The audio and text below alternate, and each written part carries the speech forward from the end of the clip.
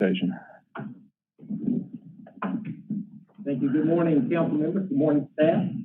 I'm Jim West. I'm Vice President and Chief Customer Officer at Memphis Light, Gas, and Water. I'm pleased to Is the microphone on? Is the green light on?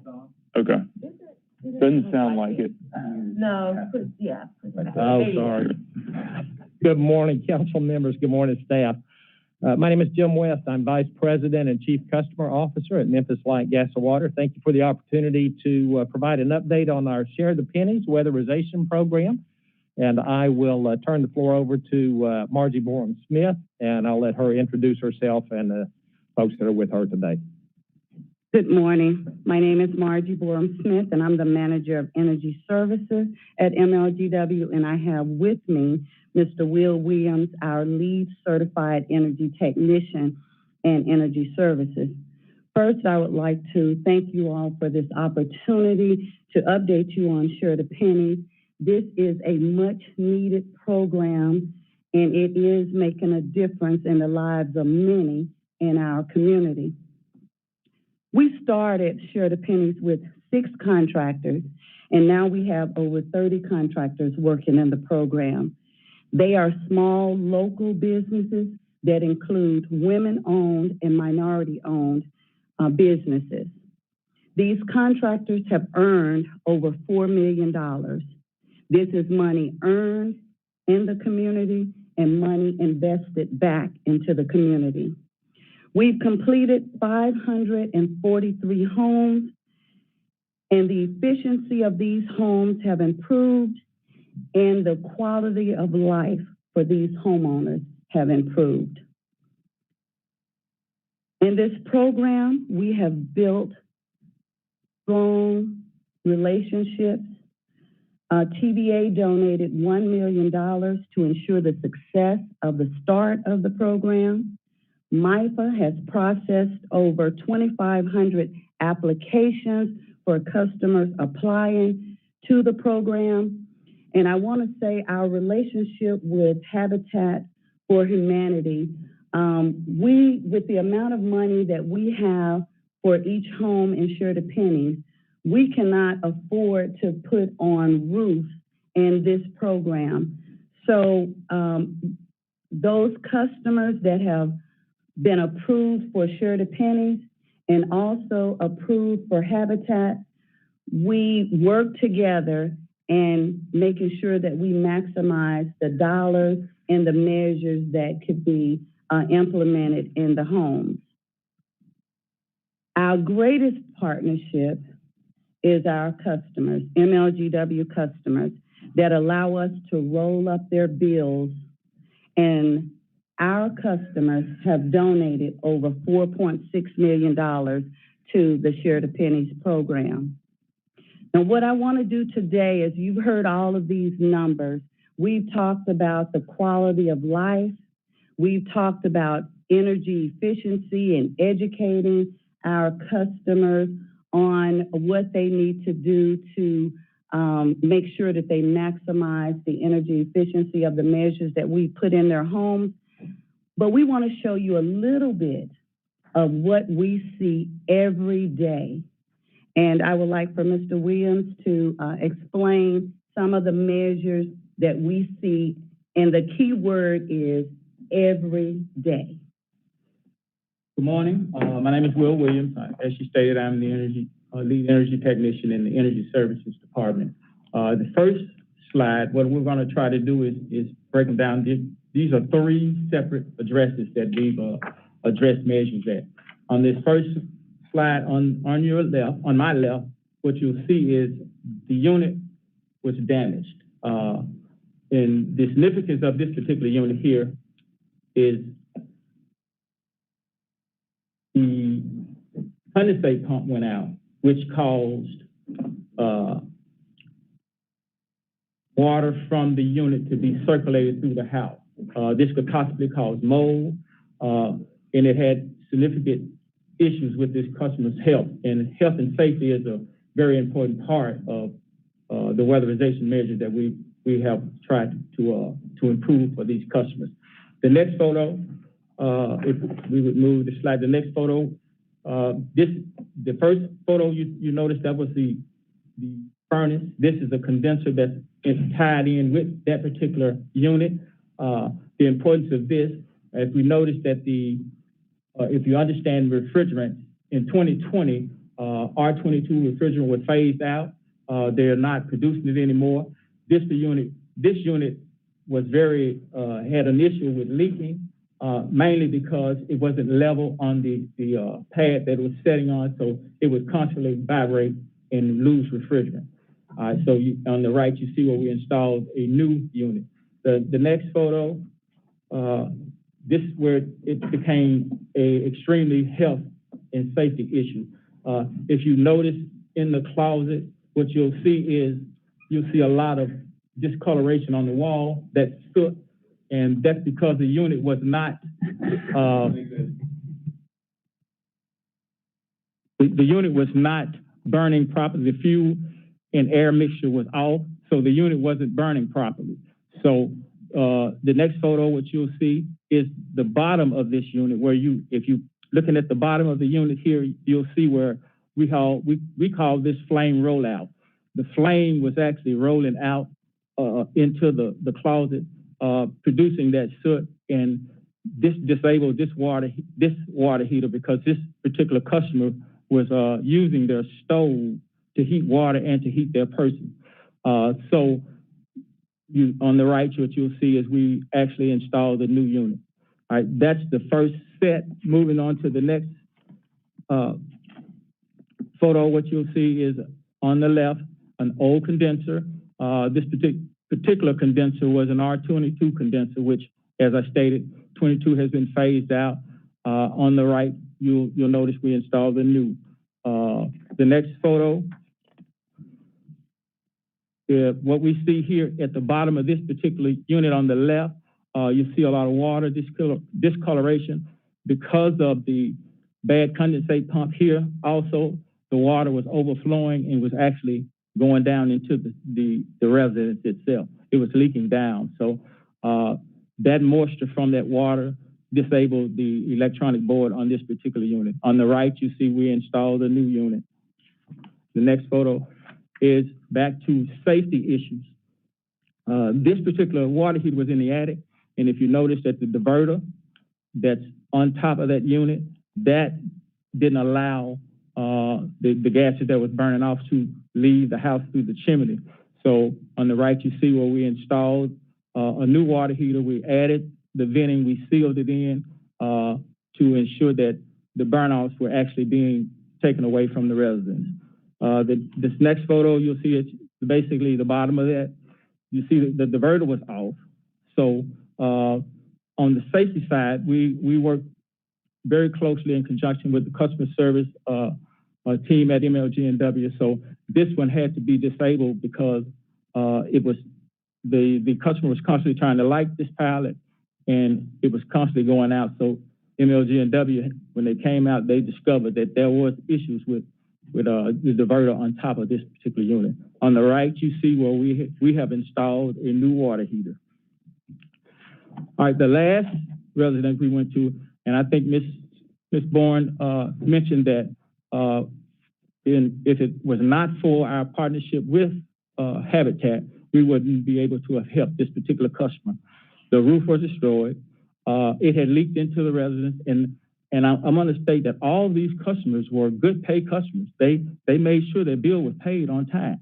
Well, water had penetrated this particular home pretty bad.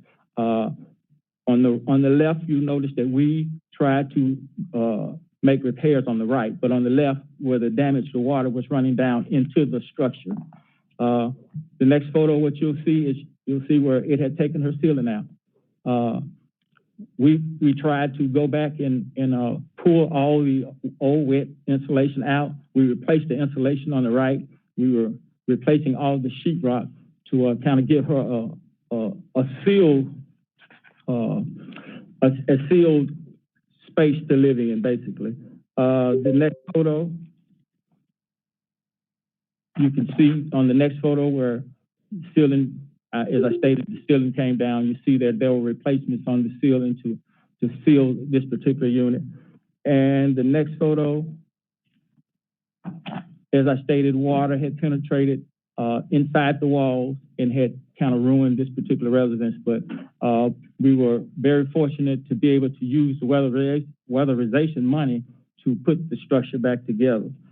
In this last photo, you can see where it was extensive damage in the walls, in the ceiling, and we were putting everything back together to basically ensure that the customer had a good residence to be able to heat and cool.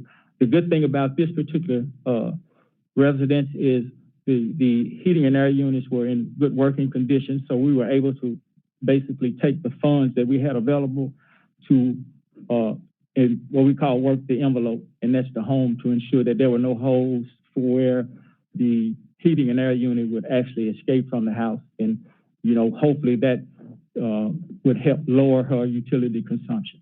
I'm going to turn it back over to Ms. Smith. You notice that Mr. Williams stated that all of this damage happened because of the roof. This is an 84-year-young, good pay MLGW customer living in this condition.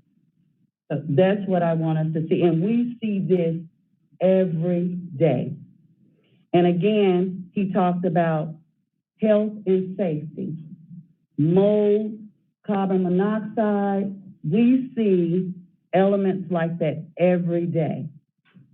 So again, we want to end with our goal is to improve the energy efficiency of our customer homes, to help them to understand how to utilize the energy and don't waste the energy used in their home. And for the Share the Pennies program, we want to make sure that we're doing the best job possible. And as you can see, we have a rating of 4.54, which states that we still have room for improvement, because this is 4.54 out of 5. So we're still striving to get to that 5. And we are going to open it up for any questions. We know that you all have a busy schedule today, and we appreciate this opportunity. Thank you. Any questions from council members? Slide 20 answered the few questions that I have. Oh, and also in your package that we gave you, I just want you to know we put some supporting data in there so that it tells how a customer can apply for the program. It shows you how the money is spent monthly. You know, all of the qualifications for this program, you have it at your disposal. So we have $1.6 million, I guess, in funding balance and the Share the Pennies piggy bank, so to speak. What is the queue of homes or applications that we're working through? Do we have, that seems like a pretty significant fund balance. Are we going to be able to spend that down? We have 305 homes, and if you take 305 times 8, it will tell you we don't have the money right now to do the homes that we have. And that's been one of our challenges, is we have to make sure that we don't outwork the donations. So we have 305 now that January 25th of this year, we opened enrollment, and those are the homes that we're working with at $1.6 million. Okay. Thank you very much. Any other? Councilman Johnson? Yeah, first, apologize for being late, but thank you still, Chair, for this opportunity. What's the process on how people are selected to be assisted?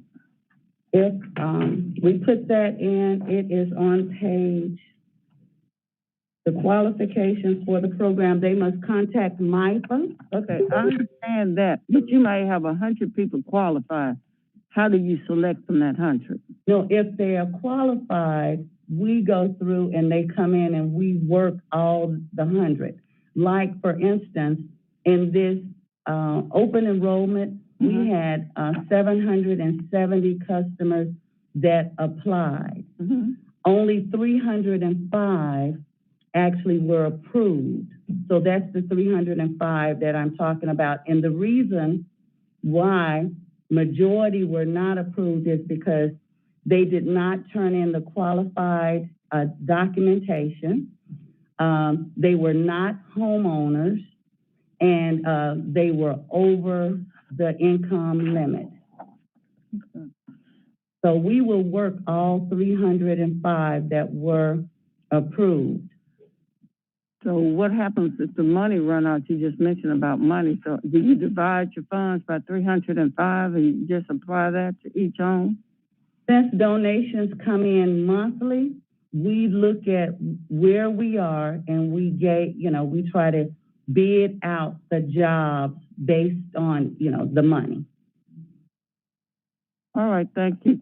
Now, I'm hoping like with your seniors, if they don't get documentation, you try to help them get documentation? We contact them, MIFA contacts them several times to try to get the information in. It is not that if we don't get it, there is a lengthy, that's why now we're in September, and they just finished the qualification of all of the customers due to the fact that we're trying to work with customers to get the information in. So there is a lengthy time span in which MIFA allows the customers to get the information in. There is phone calls made, there are emails that are sent out, and there are letters that are sent to the customers just in case if one didn't work.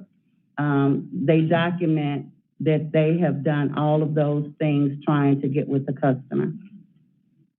All right, I thank you. I just wanted to make sure seniors worked with a little bit close because it's hard to get that information sometimes. And that is why, because of emails, we also, that phone number is important because all of us at certain ages, we're not, computer savvy, so we try to make sure we use that phone call.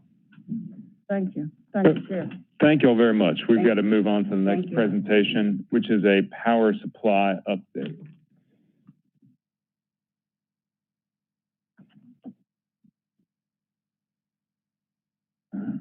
Ron and Dana, if y'all will introduce yourself for the record, and please leave a little bit of time if you can, because I'm sure there'll be some questions. Floor is yours. MLGW CFO and CAO, and I have with me Rod Cleek, who's the manager of budget, plant, and rates, and is one of the co-managers of this particular project. We've got a brief presentation here today, so I'll jump right in. On the next slide, just kind of shows the agenda, which we're going to cover the three different RFPs that are either already on the street or will be shortly.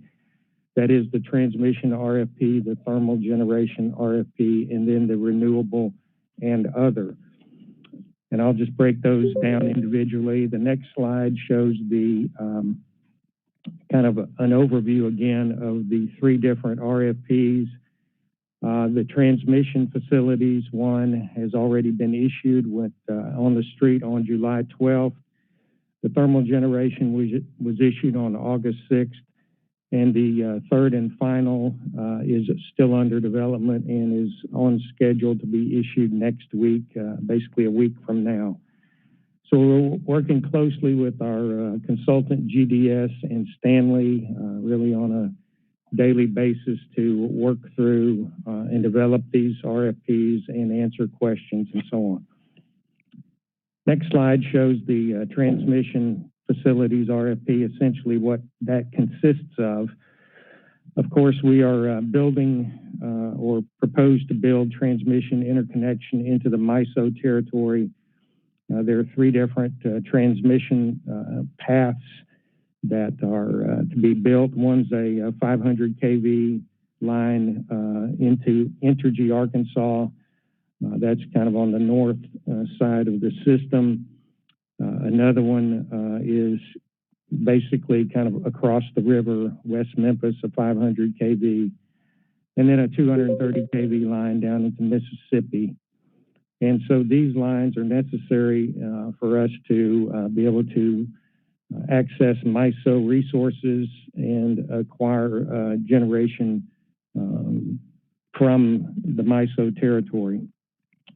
I won't go through all the schedule, but it's there, kind of broken out at a high level. The target date for commercial operation, assuming all this works out and is economic and it's a desired path to go, we anticipate January of 2028. We are expecting the RFP responses later this year, and then they'll be evaluated in conjunction. Really, all three RFPs will be evaluated kind of concurrently because all the pieces have to work together. The next slide shows our thermal generation RFP. Again, this is for power plants to be located within Shelby County. This corresponds to the analysis developed by Siemens in the IRP, which developed several portfolios, as you recall, from that. So these would be natural gas-fired plants, up to two 450 megawatt combined cycle units, and up to four 237 megawatt combustion turbine units. And so again, the commercial operation date around the fourth quarter of 2027, assuming everything pans out. The last, on the next slide, the last RFP is what we call renewable and other. This is basically local solar, which is up to 1,000 megawatts of local solar, as well as solar and other renewables on the MISO system. This particular RFP is also the place where we call it other, and that's basically opening the process up to any other alternative proposals that someone may wish to propose to us, which could include partial requirements, full requirements, or other means that they deem appropriate to serve MLGW. So again, similar schedule. All of these analyses are scheduled to, or all of the proposals are scheduled to be in basically at the end of this year, and then they'll go through an evaluation process. So the commercial operation date of all of these would be essentially in sync. Just to give you a little bit more detail on the next slide, this just kind of maps out the thermal and renewable, the scope and schedule. Again, the thermal is on the street already. The renewable is scheduled to go out next week. And this just shows the timeline for those entities to develop their bid processes, to put together their bid proposals, and then for our evaluation of those proposals. So that's kind of a high-level update. So again, we're just about a week away from sending out the final RFP, and then there'll be a period of questions and answers for the prospective bidders for us to respond to, and then there'll be I guess, a period of time where there won't be a lot of activity from our side as the bidders develop their individual proposals. So there will be kind of a pause in the action and the updates that we'll be able to provide until we get those proposals back. But I'll be happy to try to answer any questions you may have. Councilman Warren? I just want to say thank you for getting this job done. It looks like you're moving ahead to get the information we need to make good decisions, and I really appreciate it. Thank you. Thank you, sir. Councilman Johnson? Thank you, Chair. Thank you also for the presentation. May I have a copy of it?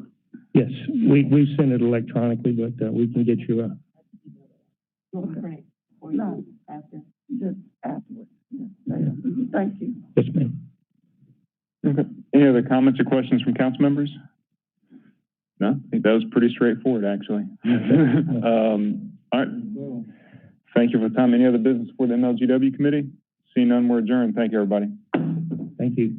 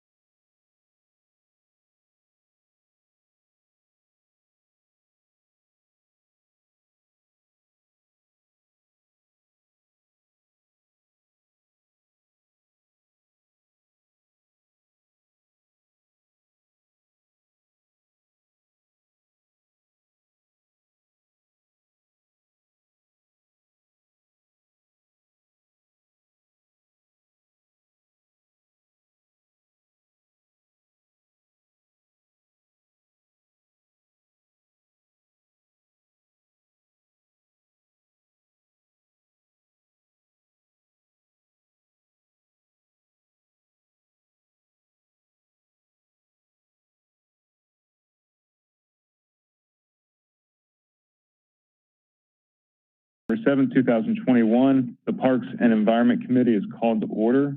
Ms. Perry, would you please call roll?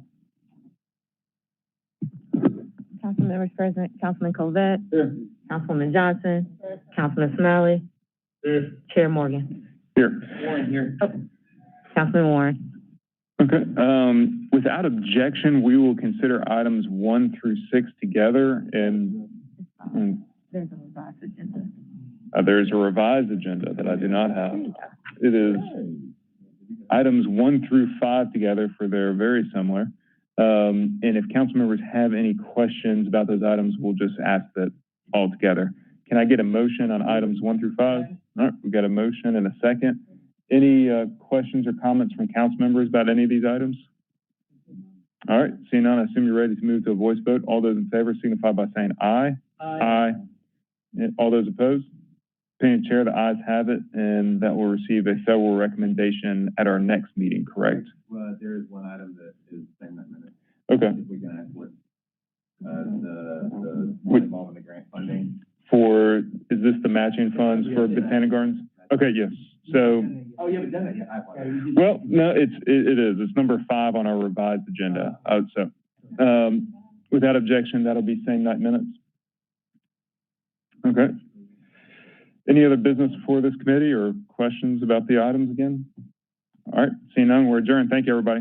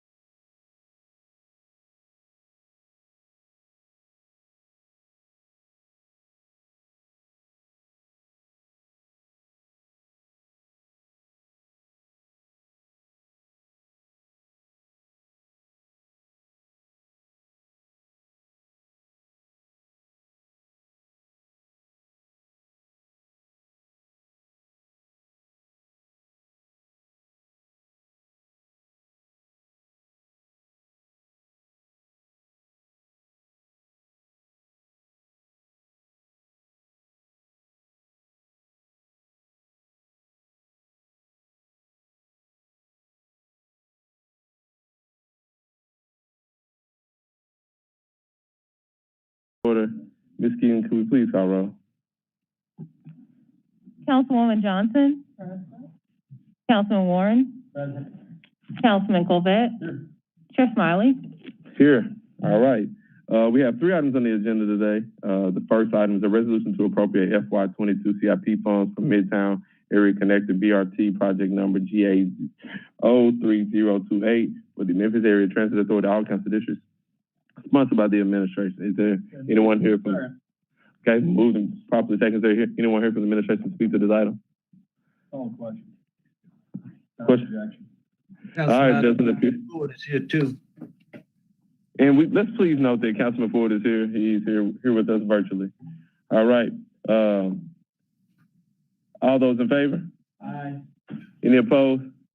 All right, it's an opinion of the chair that the ayes have it.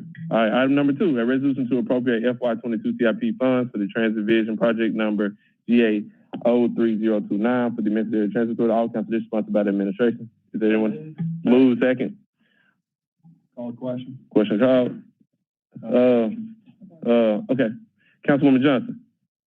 Do we not have any representation from the Transit Department to talk? This is first and I'm thinking. Okay.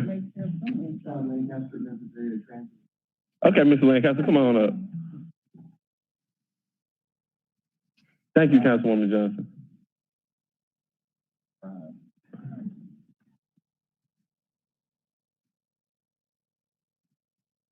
All right, Mr. Lancaster, could you state your name and where do you work on the record?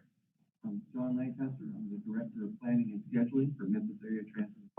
All right, could you speak to item number 2 to just update the council on, what exactly the request from this body is? Yes, these are Transit Vision funds for funding actually several different capital projects associated with the implementation of Transit Vision. We're looking at everything from bus shelter replacements to the Brooks and Third on-street transfer center, and we have other improvements planned at the Airways Transit Center. Those 3 are the largest projects. All right, is there any other questions from this body? I guess one. Okay, Councilman. So when, as we're appropriating these, when do you think you're going to complete the projects you just mentioned? Well, the bus shelter replacement is actually, we've already started that. Our Lamar outdoor advertising contract ended June 30th, and over the next 6 months, they're taking a lot of the old ones out. So we're in that replacement cycle, and we're starting the engineering on the Brooks and Third project, which that's going to be a much longer project. It's more like 18 months on the Brooks and Third, even the design, engineering, and construction, and that's a joint project with the city. We've got, signalization improvements. That'll probably be at least 2 years.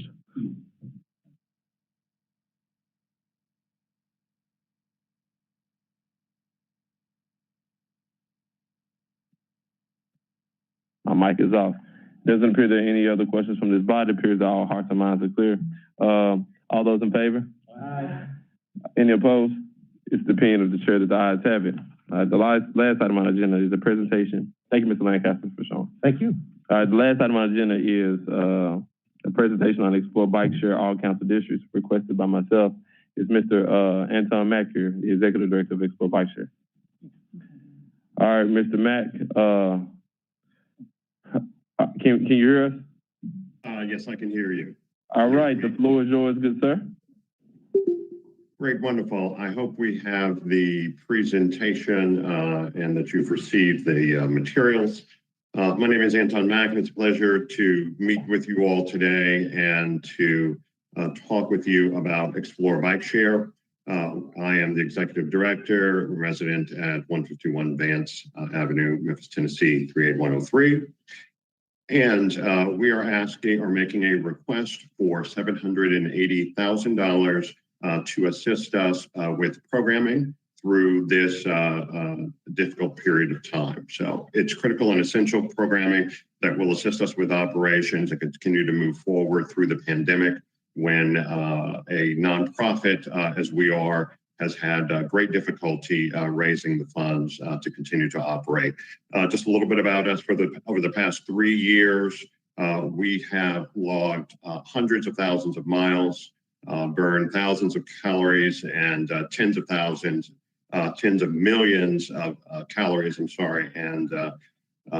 thousands of pounds of fat for the city of Memphis and for Memphians. It has been an exciting operation. We think that we're offering one of the healthiest forms of transportation that you can find, but also one of the most affordable as well, too.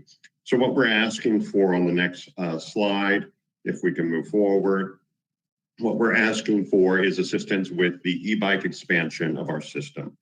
We receive CMAQ dollars that are administrated through TDOT, and they are providing with some of the key funding that we can bring e-bikes to Memphis, which allow us to ride long distances much longer in hot and humid weather. And we think it's a perfect fit and, in fact, a game changer for Memphis.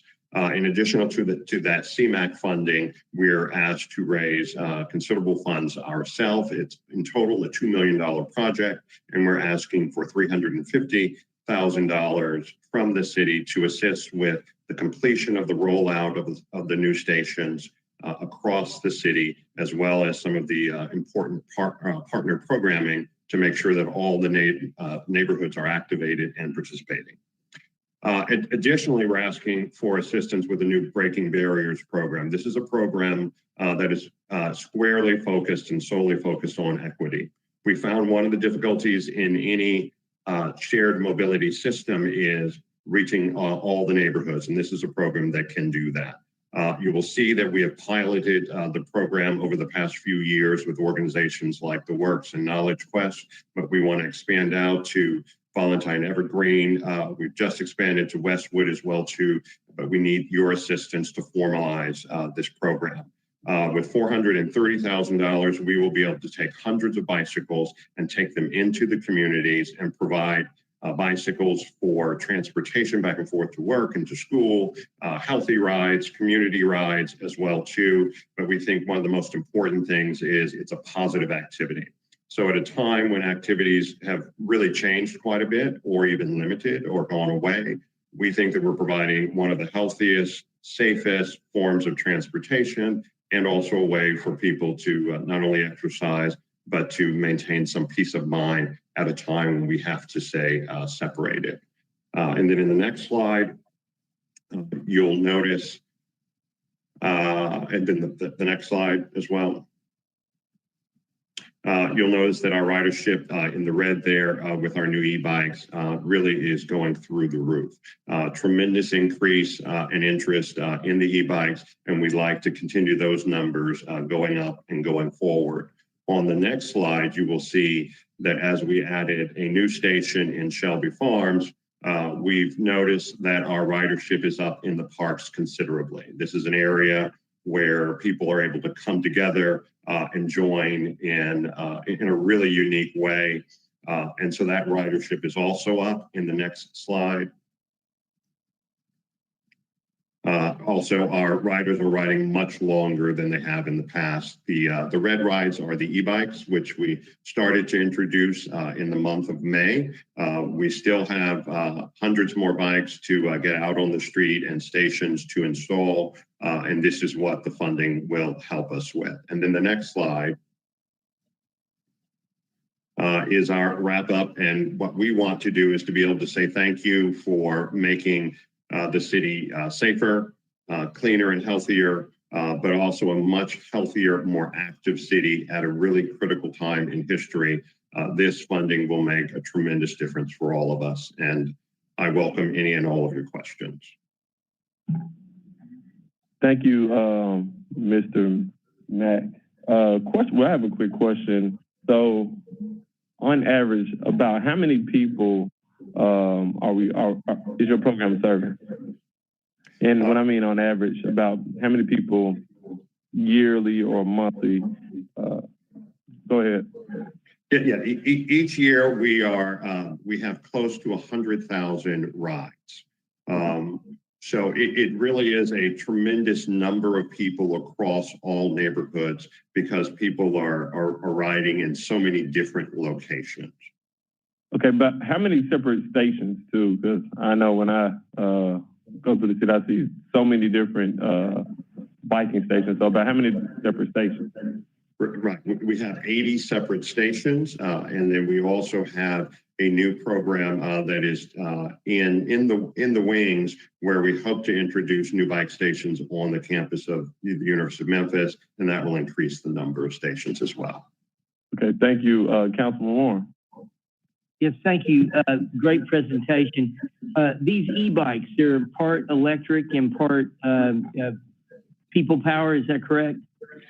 Yes, they are. They're Class 1 e-bikes. So you have to pedal for the bikes to go. They're absolutely not motorbikes. You cannot ride faster than you might be able to kind of ride at your speediest. What it's designed to do, a quiet, you never hear it, motor that's in between the pedals will engage when you're either going up a hill, just getting started, or struggling. We see new riders getting on bikes who are differently abled, who have not been able to ride a bike before because they've not had the strength, who are now getting back on bikes after 20 or 30 years, having the time of their lives. So they are electric pedal assist bikes that just assist when you need them, but otherwise, when you get going, that motor will shut off and let you ride. And on this, I guess I'm just old and I haven't been able to figure out how to do scooters and haven't been able to figure out how to do these e-bikes yet. So I'm wondering, how do we make it to where, if we're really looking at equity, there are going to be a lot of people who don't have cell phones and a lot of people don't have money to use these things. How do we get these bikes into their hands so they can use it for transportation getting to work? I know you've got a plan. Could you just explain it? Yeah, that is a great question. This breaking barriers is designed to break the most important barrier to entry, which is cost. So working with individual community organizations, we will provide bikes to them. And with this funding, we will be able to provide bikes in the neighborhood, essentially either at no cost to the rider or at a very, very limited cost based on the organization and the details that we work out with them. We know that organizations around town who are strong and active know their constituencies really well. So rather than us trying to either guess or to go into each neighborhood and understand them, we want to work with those who know them. So we know there are groups who will not be able to afford the bikes at all. So this program allows us to provide those bikes at absolutely no cost to those select individuals, and then at a significantly reduced cost. And then it's a physical checkout system, so using people rather than technology, so we won't have some of the same issues that sometimes people struggle with phones and technology. So are you working with the Hub? Is that one of your partners that you're working with to make this happen with our homeless population? Yes, we are. So I've been talking with Penelope Houston through the DMC, who has put me in touch with the Hub. And so we have not had detailed conversations, but it is exactly what we want to do, is to provide bikes for those in the homeless population. We're also talking with Judicare, a program working with those with mental disabilities as well too, who have struggled even through the criminal justice system to provide access to bikes for some of these individuals. We really want to reach as many people as we possibly can. I think this is a great program, and I appreciate your work. Thank you, Mr. Chair. Thank you, Councilman Warren. Councilwoman Johnson, the floor is yours, ma'am. Thank you, Chair, for the opportunity. Good morning, Mr. Mack. How are you doing? I'm doing well. Good morning. Thanks. How much does it actually cost to ride the bike? Well, there are two different costs in the e-bike system that we're putting in place. It is a $5 charge to get started on the bike, and then after the initial ride, it's 20 cents a minute after that. So essentially, the cost is right around 20 cents a minute. And most of our rides range between 20 and 60 minutes on average. So it just depends on the rider. They're starting to get longer now and getting closer to 90 minutes as well too. Now that's for the e-bikes, which are a little bit pricier in terms of bikes are concerned. But for the Breaking Barriers program, as I mentioned, the intention is to provide bike rides for free. So if you go to Knowledge Quest and work with that program or the works, currently you can ride bikes for free at no cost. Okay, so the nonprofit is paying the cost to you. Yes. So we are absorbing that cost, and we're always out fundraising, as you might imagine. And our goal is to raise funds to help cover those costs, but we are absorbing the cost for the Breaking Barriers program, yes. Okay. All right, thank you. Thank you for the information. Thank you, Chair, for the opportunity. Mr. Chair, follow up on that. Go ahead. So the $5 that you've got there, that gives you how much time on the bike? Oh, the $5 is for the first 20 minutes, and then again, 20 cents a minute beyond that first 20 minutes, right? 20-minute ride. Okay, so if I took it out an hour, that's going to cost me $15? Or, I mean, what's an hour with your $5? Oh, if you take it out for an hour. Is that what you said? I'm sorry. Yes, sir. So $5 for the first 20 minutes and then $1 for every 5 minutes. Is that correct? After that? No, it's 20 cents a minute for 20 cents a minute for every minute after that, which will give you at 40 minutes, $8. It's $13 for an hour. Thank you. Any other questions from this body? All right, thank you, Mr. Mack. Thank you for presenting to us. And with that, the transportation, hold up. Thank you, Mr. Mack. Thank you for your presentation. Also, there is a note from there was a same night minutes request for item 5 in the Parks and Environment Committee. It should have been a same night minutes request from item 5. Can we take a look at that? Is any person on this body opposed from that item being same night minutes? Without objection. Without objection? All right. With that, the Transportation Committee is adjourned. Thank you.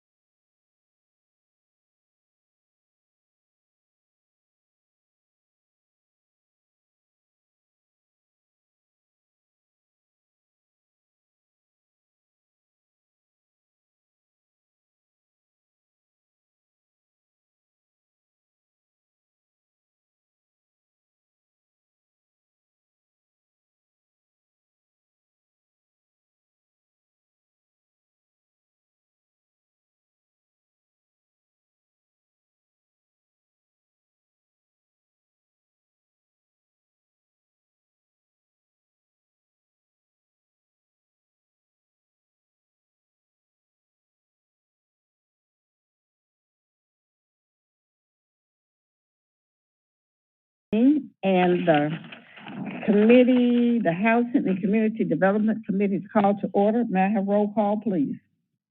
Councilman Ford. Councilman Ford. Councilman Warren. Present. Chair Johnson. Present. We have 6 items that we need to address this morning in regards to this committee. We're going to start with item number 3. Item number 3 is a resolution to accept and appropriate funding in the amount of $10 million from the state of Tennessee for the construction of the Memphis Sports and Event Center, part of the Liberty Park redevelopment project, number CD 2016. This is from District 4, Super District 8, sponsored by administration. Request for same night minutes. Who would like to address this issue? So moved. I second it. Been moving second. Yes. Good morning, Council. My name is Mary Clara Boris. I'm the Administrator of Strategic Initiatives for the Division of Housing and Community Development. And this resolution is in regards to the budget for the Fairgrounds Redevelopment Program, Fairgrounds now known as Liberty Park. Governor Lee included $10 million for the construction of this project in his budget, which the legislature approved this spring. And so we are now in a position to receive those funds pending council's acceptance of them. Fantastic. Let it be shown that Councilwoman Logan has joined us. Are there any questions? Seeing any? No questions? Can we get a vote for this resolution? All in favor? Aye. Aye. Any opposition? No. Not hearing any, that motion or resolution passes. Motion passes with that resolution. Okay, we're going back to the first item, item number 1. A resolution to accept and appropriate revenues of $72,000 from Crown Castle Fiber LLC related to its distribution antenna system in the Beale Street Historic District as a pass-through to Downtown Memphis Commission for the maintenance and improvement of said district. It's in District 6 and Super District 8, sponsored by administration. Request for same night minutes. Second. Can I get a second on that, please? Second. Who's going to speak on this issue, please? I will speak on this issue as well. Okay. Council may be familiar with the distributed antenna system, otherwise known as a DAS, that is located at Liberty Bowl Memorial Stadium. Basically, this is where a company, in this case Crown Castle, comes in, they build the system at their cost, and then they sell the rights to use the system to the various telecom and telephone carriers. And then the city gets a percentage of the revenues. So we have no expense going in, and we simply earn revenue out of the license agreement. The administration has negotiated a few other deals now with Crown Castle following the success of the one at Liberty Bowl Memorial Stadium. And basically, this allows more people to use the phone network at one time. So previously, if you were at the stadium, you might try to use your phone and you couldn't get a signal. So this takes care of that problem if your carrier has signed up with the service.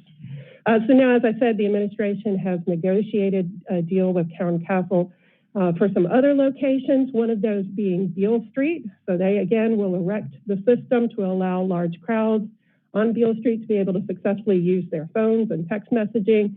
And then the city will receive a portion of the revenues, and we will pass those on to Downtown Memphis Commission for the maintenance of Beale Street. Okay. Yes, Dr. Warren. Does this particular system also cover Tom Lee Park for Memphis and May, or we require a separate system for that? That is, I believe, a separate system, Chief. That's a good question, Councilman. Doug McGowan, Chief Operating Officer, 347 Stonewall. That will be a separate system on Tom Lee Park, and we're working that negotiation now. So we do have several others of these, not just the Liberty Bowl, but there's one in FedEx Forum that we had for a while. We're doing one over at Overton Park at the tennis center that we're under construction with at Liberty Park. This will help. This really does give more people more access, more bars on your phone, if you will. So that's Overton Park, that's for the shell primarily, or for the zoo? For the entire park. So one thing I just want to mention with this, the money that's coming in, the reason it's a pass through to Beale Street, the concept behind this was just like with the Liberty Bowl, the proceeds that come from this contract stay with the facility there to help offset some of the costs. So as you know, deferred maintenance is one of the issues that we have at many of our facilities. This was a way to get revenues into the hands of the operators of those places to help with deferred maintenance. So rather than coming into the general fund, it just helps overall with lighten the load on the city for maintenance of these facilities. I think it's just fantastic. It's a really good deal. Thanks. Thank you. Any other questions? Not seeing anyone with any other questions, I'd like to take a vote on this item number 1. All in favor? Any opposition? This item passes. Item number 2. A resolution appropriating the sum of $964,857.31 chargeable to the FY22 operating budget by appropriating funds to the Division of Housing and Community Development Affordable Housing Program and Memphis Housing Authority Low Income Housing Program accounts. All council districts are affected, sponsored by administration. Same night minutes are being requested. Who will be speaking on this issue? Good morning, Chair and Councilwoman Ashley Cash, HCD Director, 110 Plantation Woods Cole. On this one, we are accepting the proceeds of about a little bit over $960,000 from the Health Ad Board. The Health Ad Board's enabling resolution essentially says 1% of all pilot fees will be split between HCD and MHA. And so we get 30% of those proceeds. MHA gets 70%, and that's that amount, the $964,000. We generally use these funds for redevelopment efforts. We've done a couple of projects in South City recently related to either arts or facade improvements, or if there's a gap in funding. This year, we're looking to do a couple of projects in the North Memphis area related to civic assets, but that's essentially what the funds are that we're requesting just to be entered into our budget so that we can allocate those out via grant. Okay. Will you think about coming back and letting us know what you actually use? Yes, absolutely. Okay. Do we get a motion on this before? No. Okay, I need a motion on this particular item. Motion first by Canella, second by Warren. Are there any questions? Seeing none, can we get a vote? All in favor say yay. Any opposition? Seeing none, that item passes. Item number 4. A resolution to accept and appropriate funding in the amount of $30,800,000 from the Economic Development Growth Engine and for Memphis and Shelby County, known as EDGE, as the conduit agency for a grant awarded under the Fast Track Economic Development Program from the Tennessee Department of Economic and Community Development CIP project number DC 18109 and SW02144, District 7, Super District 8, sponsored by administration. Request for same night minutes. Who's going to speak on this item? That would be me, Chair. Okay. So this is a fast track grant from the state of Tennessee's Department of Economic and Community Development. This grant was won actually several years ago by St. Jude. It is part of their negotiation with the state for incentives related to their expansion of their physical campus, as well as their expansion of employment that has been ongoing for a few years now. The grant was actually delayed several times because it was being increased. So we gladly suffered through those delays. And this grant is actually being shared by the city of Memphis and St. Jude. The total is $36 million. It is matched by $12 million from the city of Memphis, which has already been allocated for this project, primarily using downtown TDZ surplus revenues. And the goal of the project is to improve the infrastructure of the Pinch District to facilitate private development, be it by St. Jude or anyone else who should come into the Pinch District. For example, we will be replacing a sewer. We are in the middle of replacing a sewer line that runs underneath St. Jude's campus. We will be burying the electrical lines that are currently overhead along 2nd and 3rd Streets. and replacing the streetlights in the area, as well as making some pedestrian right-of-way improvements. Okay, thank you. Any questions? Can I get a motion for this item? Second. Second. Canali move. Warren second. Can I have a vote? All in favor, say yes. All in opposition? Not hearing any, this item passes. Item number 5, a resolution to accept and appropriate revenues of $70,000 from Crown Castle Fiber LLC related to its distributed antenna system in the Memphis Sports and Event Center at Liberty Park for the ongoing redevelopment of Liberty Park, District 4, Super District 8, sponsored by administration. Request for same night minutes. Moved by Warren.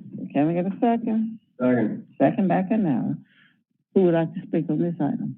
This will be me as well. So this is this is the similar to the one that we just discussed regarding Gill Street. Only this one is this particular DAS system with Crown Castle will be based in the Memphis Sports and Event Center once it's constructed, our youth sports facility at Liberty Park. And it will also cover exterior areas of the Liberty Park campus. So the one that's in the stadium right now only works within the confines of the stadium and the ring around the stadium. This will cover all of campus. And I would add that the $70,000 is a revenue amount that we do not expect to exceed this year. I think that's safe because the Sports and Event Center actually won't be finished with construction until next year. So we're just getting a few kind of like sign-up fees with them now. And then we will, over the future, in future years and future budgets, we will be working with Crown Castle to appropriately estimate the amounts of revenues expected. In the first couple of years here at Liberty Park, the revenue will go to the construction budget. And after that, as Chief McGowan mentioned, it will stay with Liberty Park to continue with ongoing maintenance. Okay. Are there any questions? Seeing none, can we have a vote? All in favor? Aye. Any opposition? Opposed? Not having anyone in opposition, this item passes as well. Item number 6, a resolution to accept the appropriation and allocation of Department of Treasury funding allocation through Tennessee Housing Development Agency in the amount of $23,227,932.63 for the Division of Housing and Community Development Emergency Rental and Utility Assistance in response to the pandemic. All council districts sponsored by administration. Request for same night minutes. Been moved by Canal, second by Ms. Cash. Yes. Would you like to address that? Yes, good morning. So we received an additional grant from THDA, Tennessee Housing Development Agency, in the amount of a little bit over 23 million, Chair, as you said. This is a grant that's given to all recipients who've already received some federal funding for emergency rental and utility assistance. It is to go towards, like you said, all council districts, individuals who have problems with who have back rent, who are facing eviction, who are facing utility cutoffs, or have not been able to pay their utilities. And this grant is now, essentially, when we accept it, through August of next year. So it's a shorter time frame. We've got about a year to spend those funds. Just to give y'all a quick update, we have allocated about $27 million, or we've received about $27 million in our ERA 1 funds, emergency rental and assistance funds from the federal government. We have spent about 18 million of those, and that is city and county together. We're administering this program as a joint program, and so this would add to that bucket of funding. Right. Any questions, Dr. Warren, you have? So this funding, is it going to go directly to the recipient or the person who owes the money, or does it go to the landlord and the utility directly? Yes, sir. Great question. So this funding with THDA is only allowed to go either directly to the landlord or to the utility provider. The other ERA funding, the $27 million that I was talking about before, it can be paid direct to tenants if landlords won't accept the funding. but the THDA money is only towards the landlord or the utility provider. And have we had any pushback from landlords accepting this money? And if so, how do we fix that?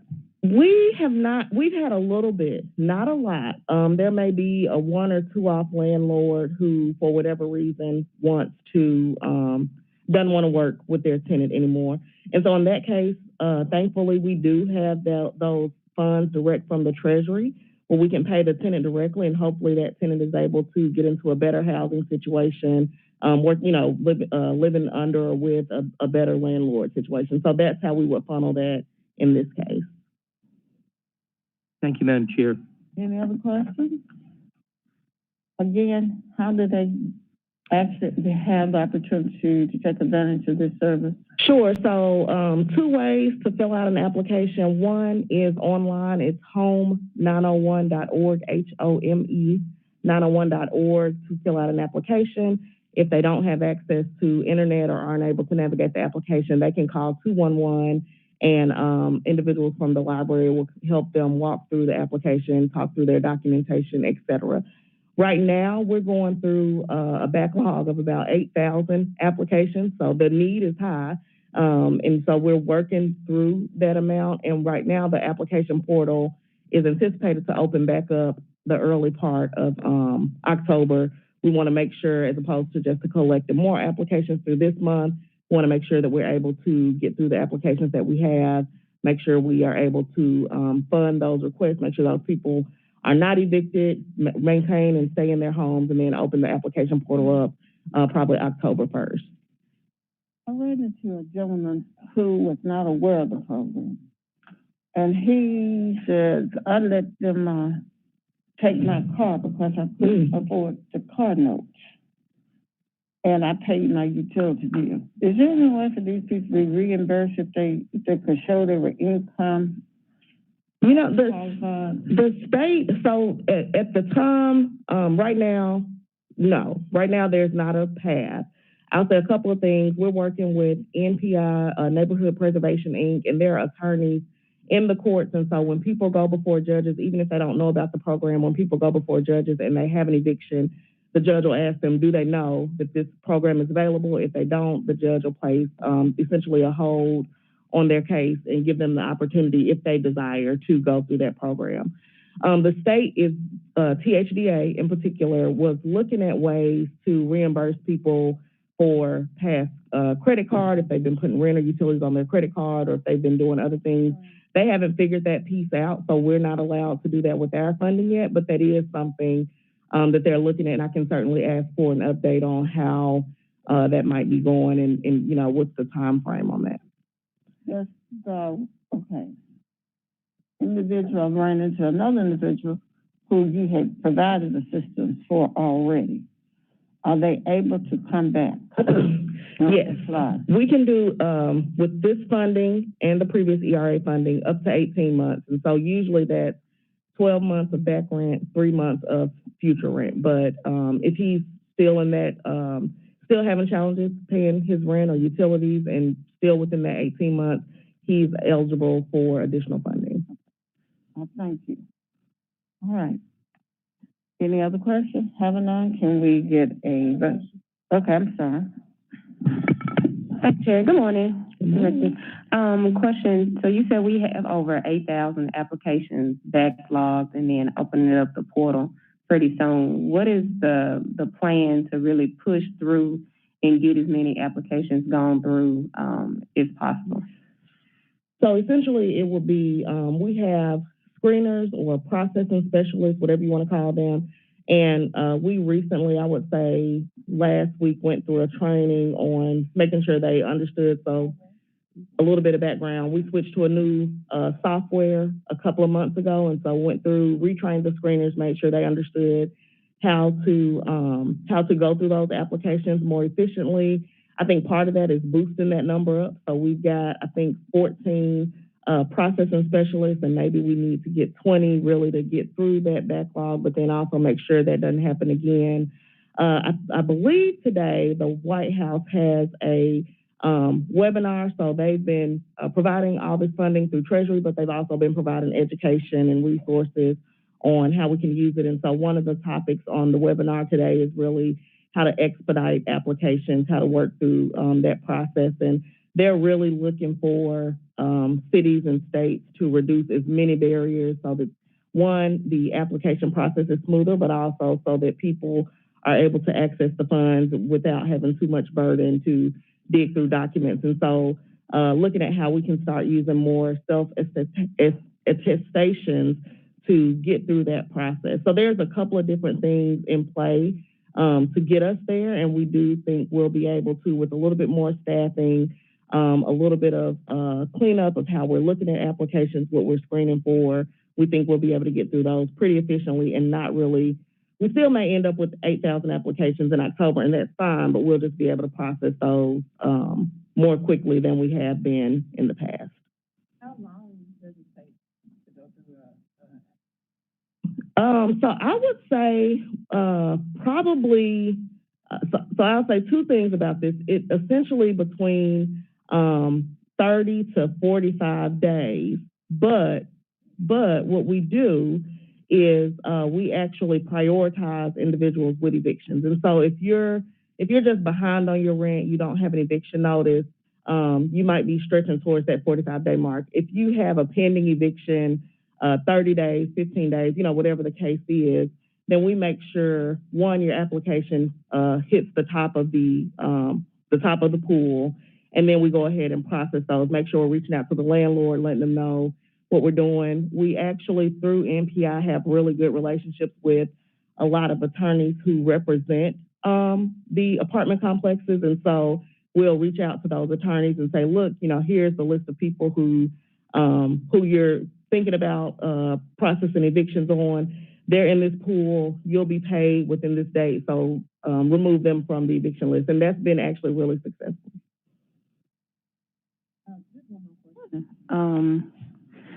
Is there, no, so I don't know the certain complexes or corporate landlords that may be participating or may have folks who may be on the eviction list, but is there a way that verification is possible that these apartment complexes and landlords aren't or have living conditions that are up to code for everyone? So, because I don't know what apartment complexes they are, but I've seen a few that may or may not have folks that may or may not be on this list. So is there a way to get them in compliance? So we do that, and right now it's a little bit of honor system, and you tell us. And so as a part of the application process, we do ask individuals, do they have does their apartment or home need any repairs? Are they up to code? And people may or may not know what up to code is, but they know if their window is leaking, something's going on.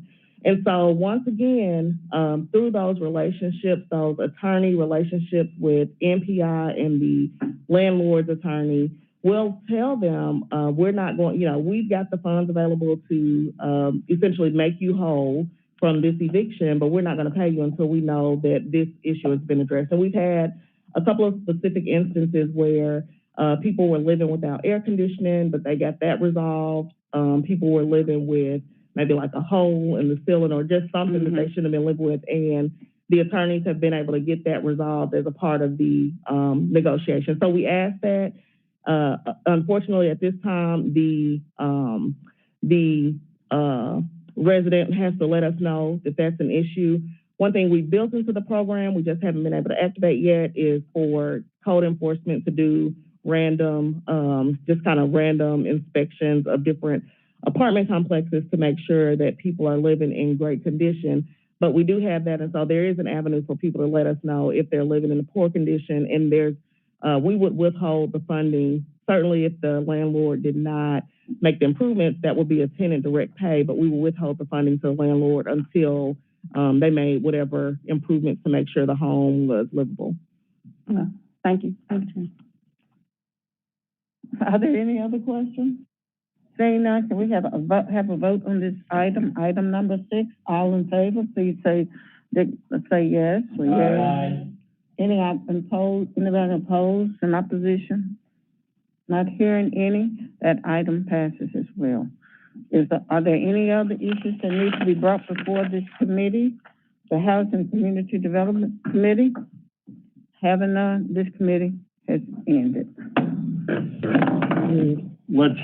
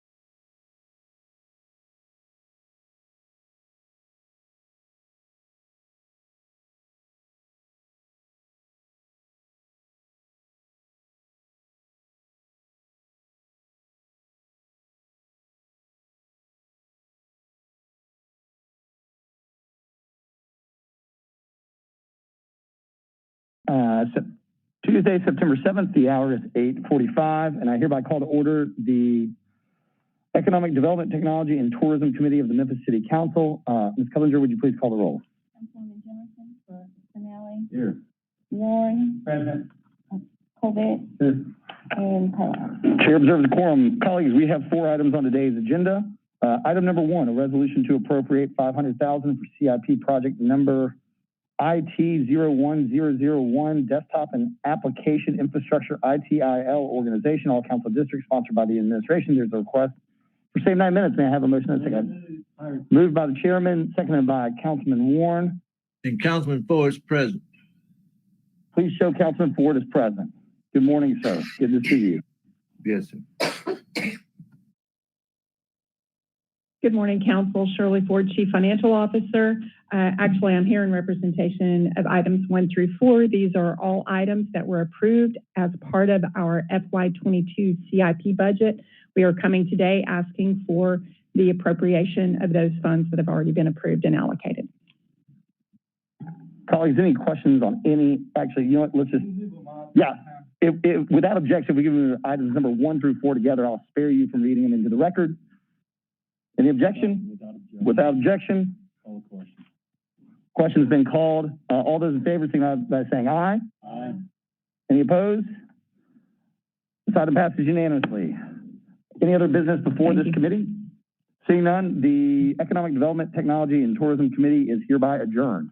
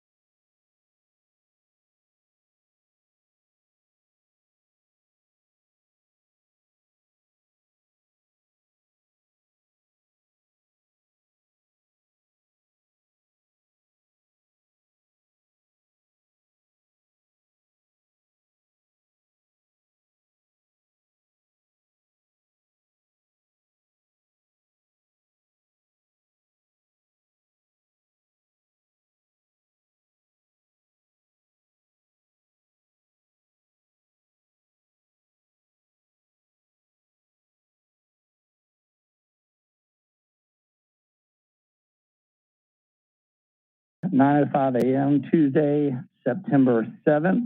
If everybody had a nice weekend, I hereby call to order the Personnel and Governmental Affairs Committee. Ms. Carter, would you please call the roll? Councilman Ford. Present. Thank you. Councilwoman Johnson. Councilman Jones. Here. Councilman Warren. Councilwoman Swearingen.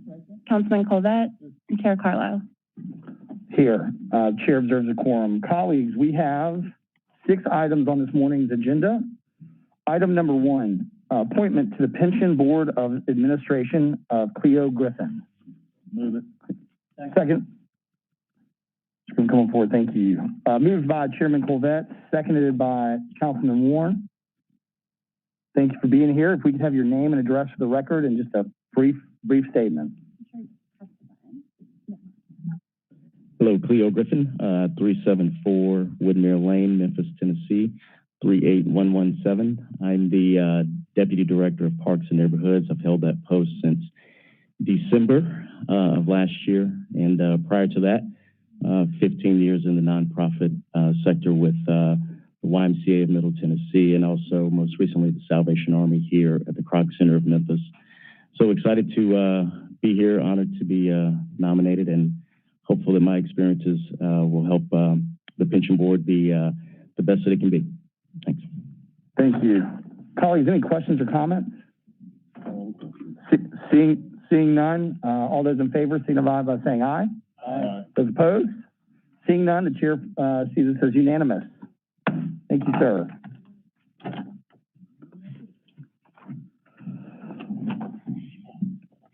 Item number 2 is going to be found in just a second. Reappointment to the Memphis and Shelby County Airport Authority of Mr. Gregory Fletcher. Move it. Second. Moved by Chairman Colvette, seconded by Dr. Warren.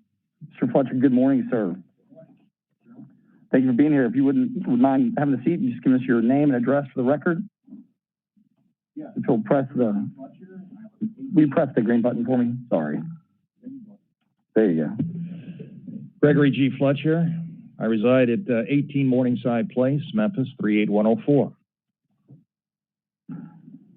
Dr. Warren, you're recognized.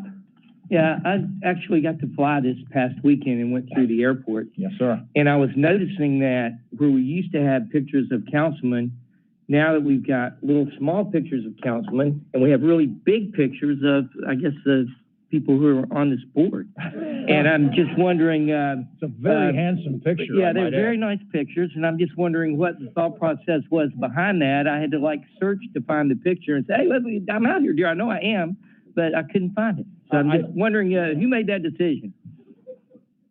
I don't know, but I will find out. But I think it's tradition. Tradition after the first year you make it smaller? I actually... I just wondered. I just do what the management tells me to do with respect to photographs. Just let them know we noticed it. I'll do it. I'll do it. Yeah. Colleagues, while Mr. Fletcher is here, I did have the opportunity to tour the new concourse with Scott Brockman, and I encourage all of you to reach out to him and see the concourse before it opens. It is a game changer for air travel and the customer experience. It is absolutely stunningly beautiful, and it will stand up to almost any airport in the country. Do you have an update on when you're expecting to open that terminal up? No, sir.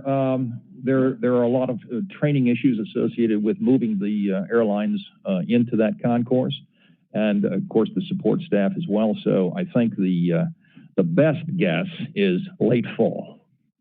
And I know that's a good construction estimate, but that's the estimate that I've been given. I understand. Well, thank you for your service on the Airport Authority, and again, colleagues, if you haven't had Councilwoman Logan. Good morning. Good morning. Thank you for being here. Yes, ma'am. I just wanted to mention I had received a couple of notes from travelers that are in my district, and if you have any say in making certain that the restrooms and the common areas at the airport are kept up to par, I would greatly appreciate that. I was sent pictures on a couple of occasions, and so we want to make sure that as people come into our city that they have a great first experience. Yes, ma'am, that has been a recurrent a complaint, and I know that Scott and his team are working on that. Some of the late night flights are particularly problematic because they get abused during the day, and it takes a while to get them up to par. So, and I think we've had some staffing issues too with having personnel available to do that. But as the traffic increases at the airport, I hope we'll be able to get that remedy. I will definitely pass it on. Thank you. Dr. Warren? Yeah, I think if you look at the bathrooms that are near the baggage claim, those are the ones that tend to be the worst. At least that was the one that was pretty bad when I came through this week. Yes, and the I think it's the C concourse as well. That's one that is a persistent complaint. So other than having somebody there 24 hours, we'll have to remedy that. I agree with you. It's not a good first image. Councilman Jones. I'd like Ms. Fletcher to tell us a little bit about himself. We've been giving him our gripes, but good morning. Good morning, Commissioner. I'm a retired attorney. I got my BA from the University of Colorado, my JD from the University of Tennessee. I served 5 years in the United States Navy as a naval aviator before I went to law school. And I practiced my entire career in Memphis, first with a small firm called Laughlin Halley, and then for 25 years with Baker Donaldson. So I've had lifelong interest in aviation, and in fact, some familial connection with the airport. My father was the director of the airport from about 1972 till he died in 1985. So I know the airport pretty well, listening to him talk around the dinner table. So, and of course, I've traveled extensively and I've observed some of the problems that you point out, Councilman. Thank you. Thank you, Councilman Jones. All right, colleagues. All those in favor of a positive recommendation, please signify by saying aye. Aye. Any opposed? In the eyes of the chair, it's unanimous. Thank you for your service. Thank you very much. All right, colleagues. Item number 3, and I see our distinguished senator, is a presentation from Senator Akbari regarding redistricting all council districts.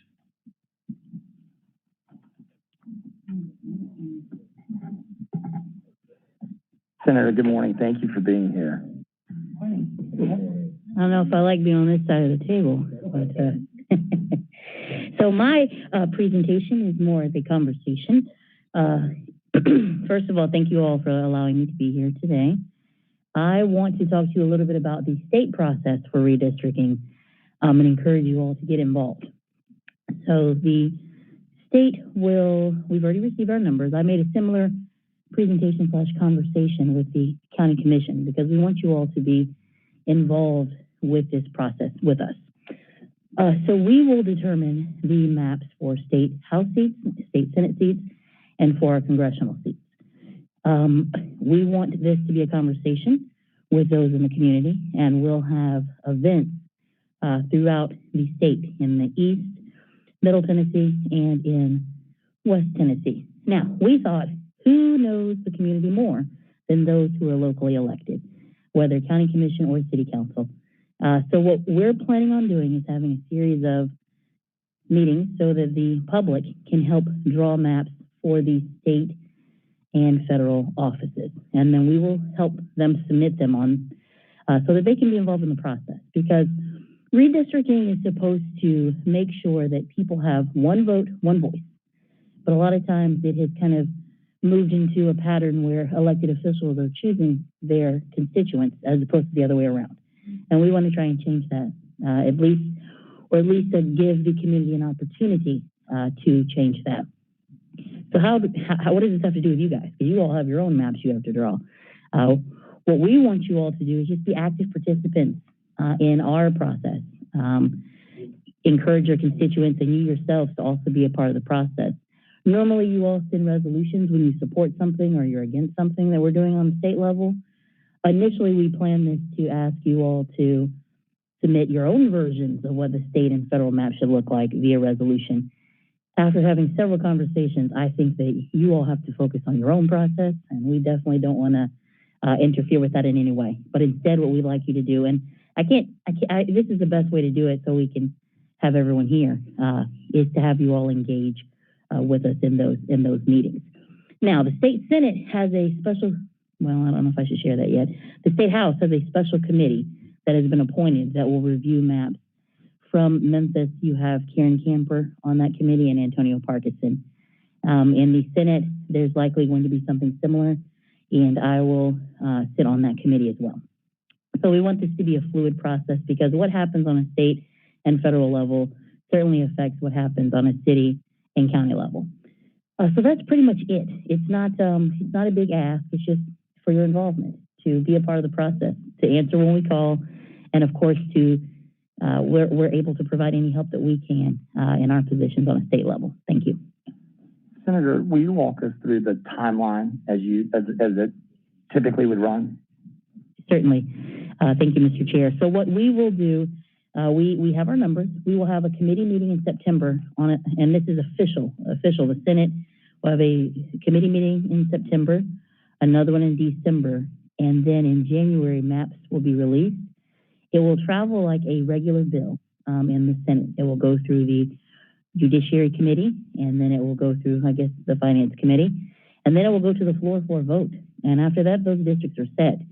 We already know that there's been significant, not necessarily a lot of population loss in Memphis, but there has not been a lot of growth compared to other areas. So, for instance, my district will need to add an additional 25,000 people so that it will be proportional to the rest of the state. I think between the 3 Senate districts, we have to add about 50,000, and there is a true risk that we might lose a House seat. But that's when all of that stuff will come out. So it's something that's pretty closely held by those who are in charge, and then once we get around to the legislative session starting, which is the second Tuesday in January, then that's when everything will be made public. Colleagues, any other questions? Councilwoman East Thomas. Thank you. Good morning, Senator. Can you just quickly explain or just review the process that the state goes through to get to the map release in January? Certainly. So it varies. In the past, the Senate has not had a select committee for this process. The House has. The House has already publicly appointed their select committee. It's actually bipartisan. There are 4 Democrats on there, and then the rest are those from the Republican Party. It's led by the party that's in charge. That's just how it goes. But we do have legal from the state that partners with both caucuses to help submit maps. Once the numbers have been released, which they have been, that's when things kind of kick into high gear. So we're actually aware of what we're dealing with. So the official process is that the maps are drawn by the majority party in consultation with the minority party. They will be presented via a bill. So it'll be like House bill, whatever, Senate bill, whatever. It officially has to go through the committee process, and then it will be voted on the floor. Because, and this is just being perfectly frank, because the numbers are so skewed as far as, majority versus minority, it definitely might seem a little unbalanced, but that's just how it goes. When it was the reverse, it was the same way.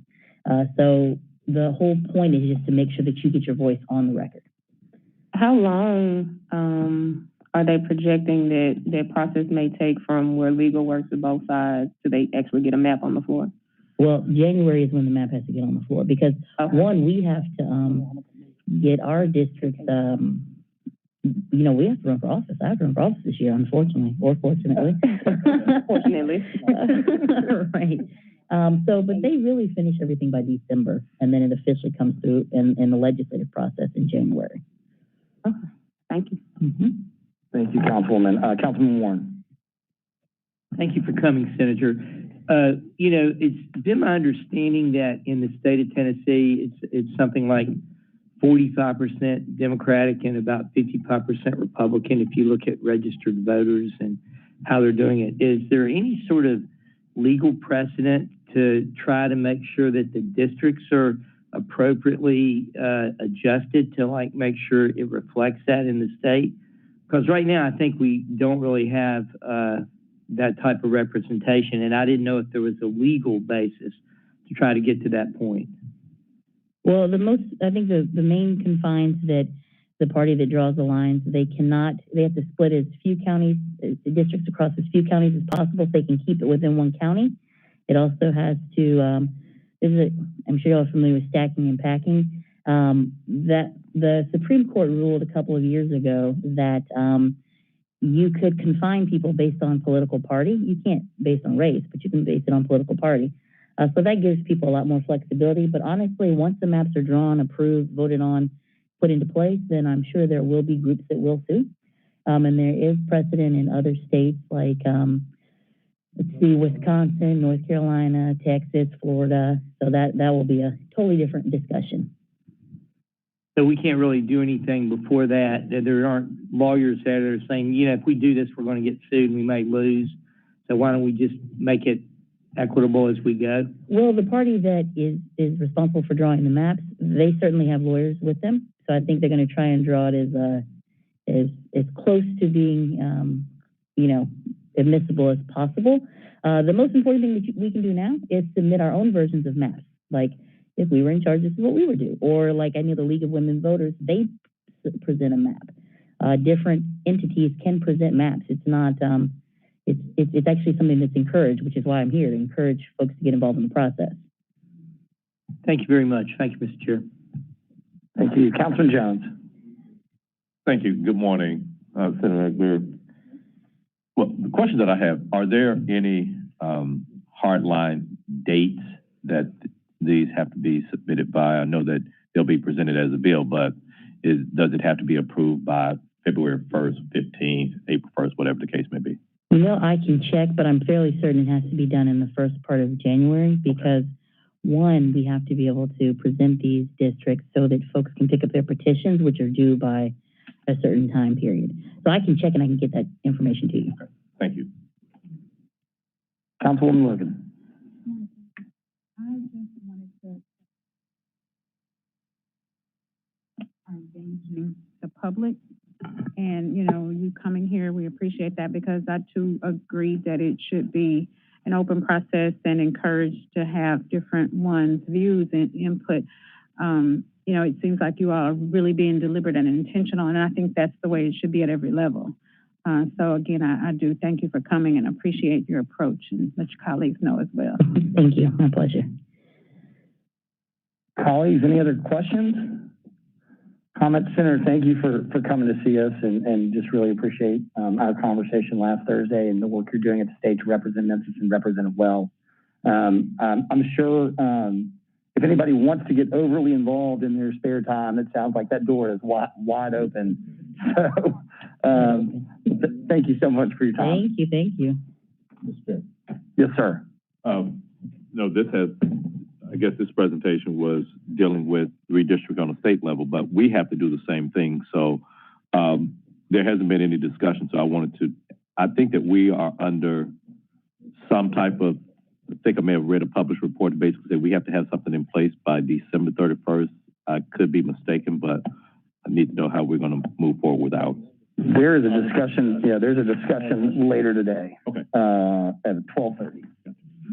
But yes, good call. Good call. All right, colleagues, we're going to hop over number 4 and go to item number 5, the 2022 holiday schedule, all council districts requested by administration. Down there causing problems.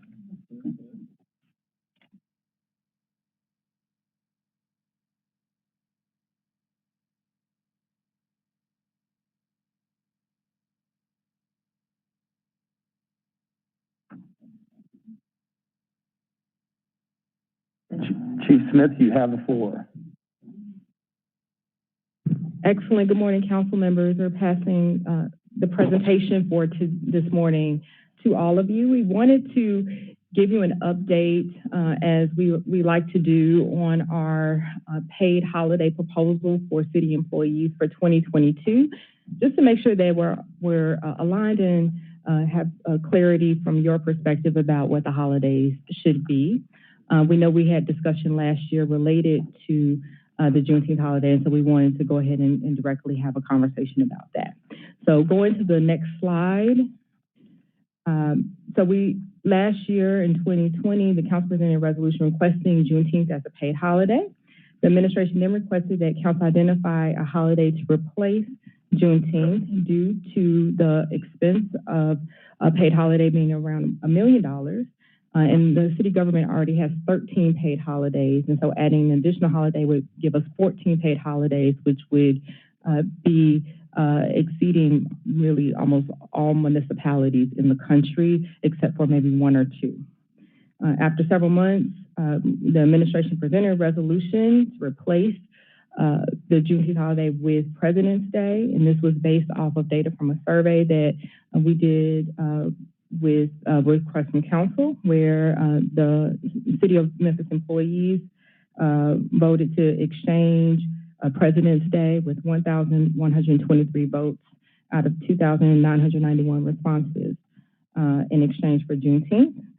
But we never heard clarity from the council on their wishes in terms of exchanging President's Day for the Juneteenth holiday. And so therefore, we have maintained the same paid holidays for 2021 going into 2022.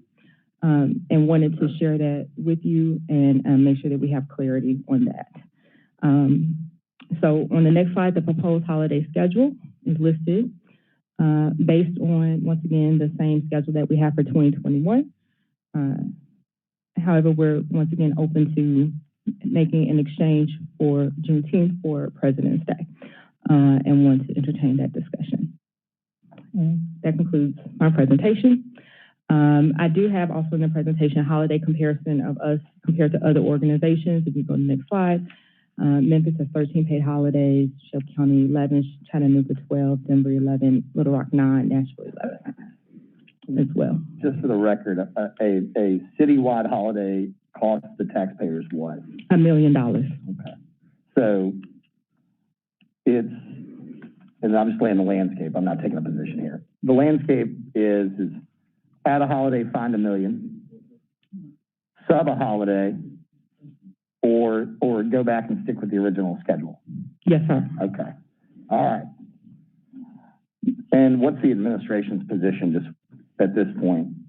I see we got is the administration's position to follow what the survey says, or is the administration indifferent?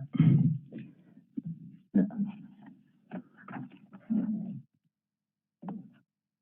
Chief McGowan. So our recommendation at the beginning when this was brought up was to exchange a holiday, and I think it's on. So was to exchange the holiday. So, but we didn't have clarity there. You asked us to do a survey. We did that. The employees, we brought the results of the survey back. There just wasn't any action. So we just wanted to keep the status quo until such time as we came to you. And we're at the position now where I think we have, I think you've laid it out, Mr. Chairman, very well. It's either $1 million to add a new holiday or swap out Juneteenth for, and I think there was pretty broad ranging support for Juneteenth among the body here to recognize that holiday. So we thought that's why we're bringing it to you today, is that opportunity for us to swap that out. Thanks, Chief McGowan. Doc. A motion to swap President's Day for Juneteenth as an official city holiday. I hear you. We have to have a resolution laid down on the floor first. We can't just make, we're just having a discussion, but I think what we can do, here is somebody can grab one of the LAs by now and executive. We can bring that, put it on executive, and we'll take care of it. Does anybody want to have a discussion about this, or we just want to wrap this up? Are there any questions for Chief Smith? See, Councilman Morgan. Just a question. Would it be possible just for entries to get the full survey results? Sure. Okay. Yeah, I guess if that could be emailed to council, that'd be great. Thank you. That's cool. Colleagues, anything else? I have a question. Councilman Smiley. And I don't want to speak for Councilwoman Issa Thomas because she would not let me. Councilwoman,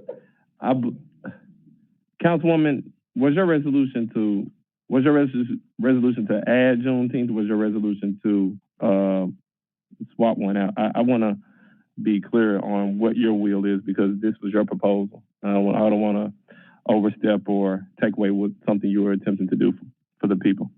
Can I respond? Yes, ma'am. Thank you, Councilman Smiley. I think that, as the record shows, the resolution was to add Juneteenth. But then the administration came with the information that we see today. Well, what is your position now? Because I will go with the will of the body, but it still sits that I would have preferred for the addition, but we'll go with the will of the body for the financial betterment of the city.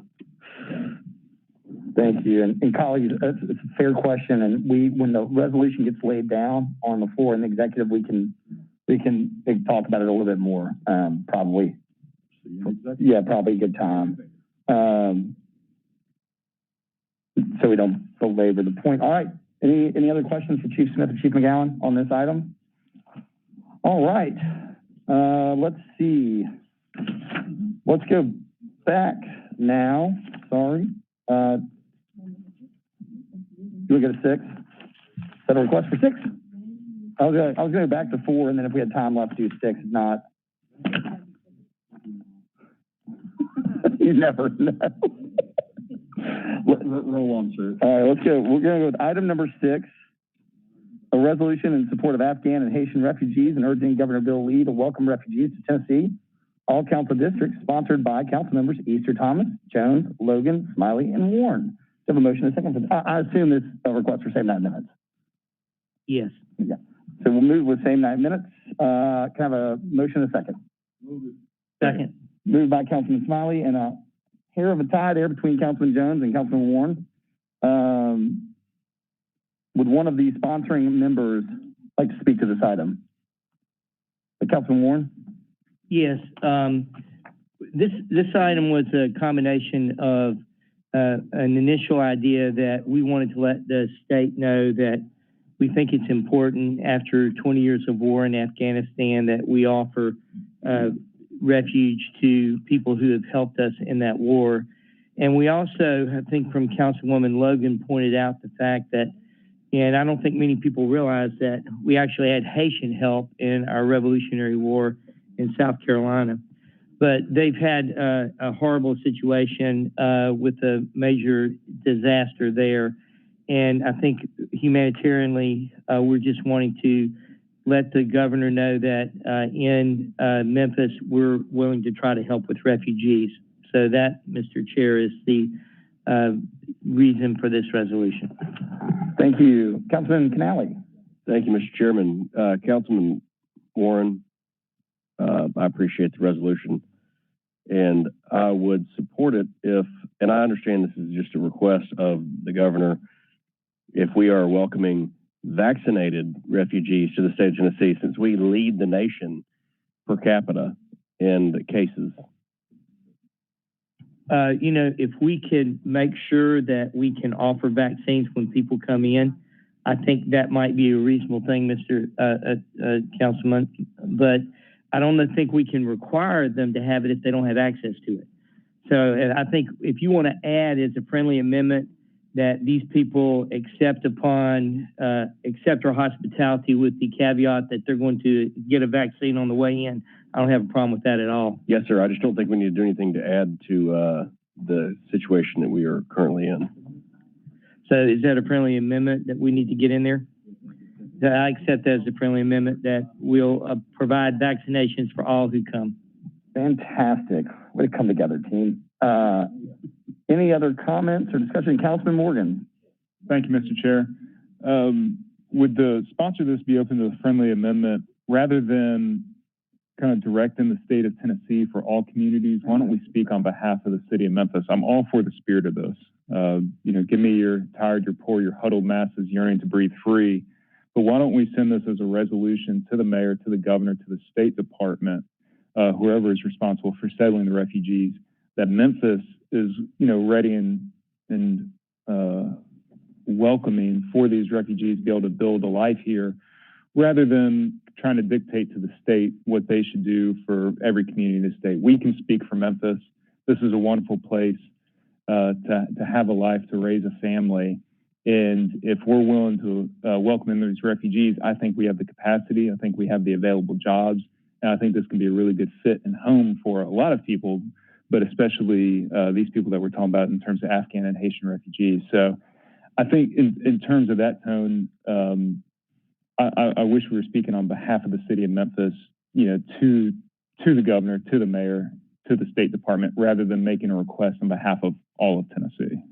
I guess part of the reason, and I'm definitely want to try to figure out how to wordsmith that to get that sentiment into this resolution.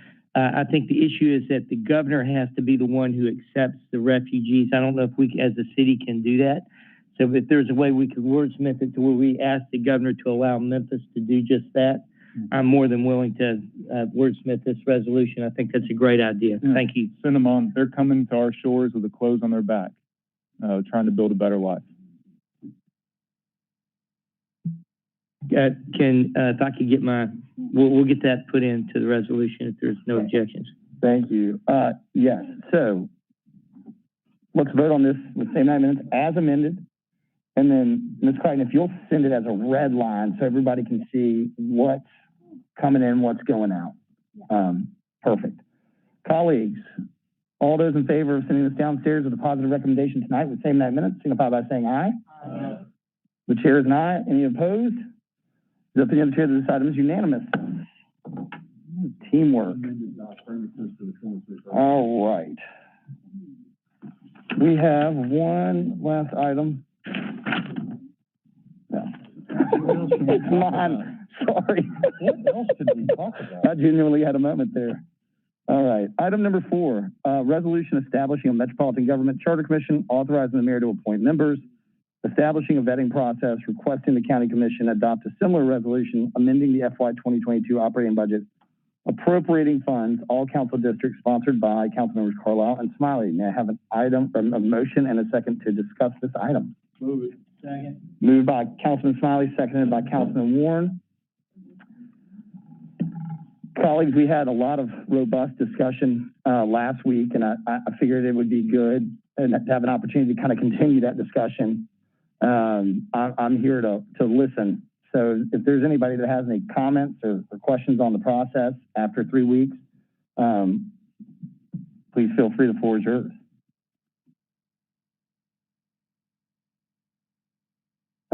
Sorry, is that Councilwoman Eastham? Yes, ma'am. Thank you, Chair. I guess my overall question is just, what are we trying to do? What is the purpose of what we're trying to remediate in government? And then with knowing that, or with the explanation of what the issue is this our best remedy? And have we looked at other governmental options? So firstly, what are we trying to fix? What's not going right that should be remediated? And through that, is this our best remedy of governmental structure? Thank you, Councilwoman, for that question. So I guess I don't know about y'all, and I really honestly want to spend more time listening today because I know last time I got super excited the whole time. But for me, what I know is we're losing population. Our economy is not growing. And I hear from a lot of people that the way that the government, they interact with local government isn't working for them. There's no accountability, or very little accountability. There is the duplicative nature, and that economic development for us isn't growing. You know, we're growing at 9%, and other cities are growing at 75%. Jackson, Tennessee is growing at 13%. Jackson, Mississippi is growing at 11%. And so we're the only ones not growing.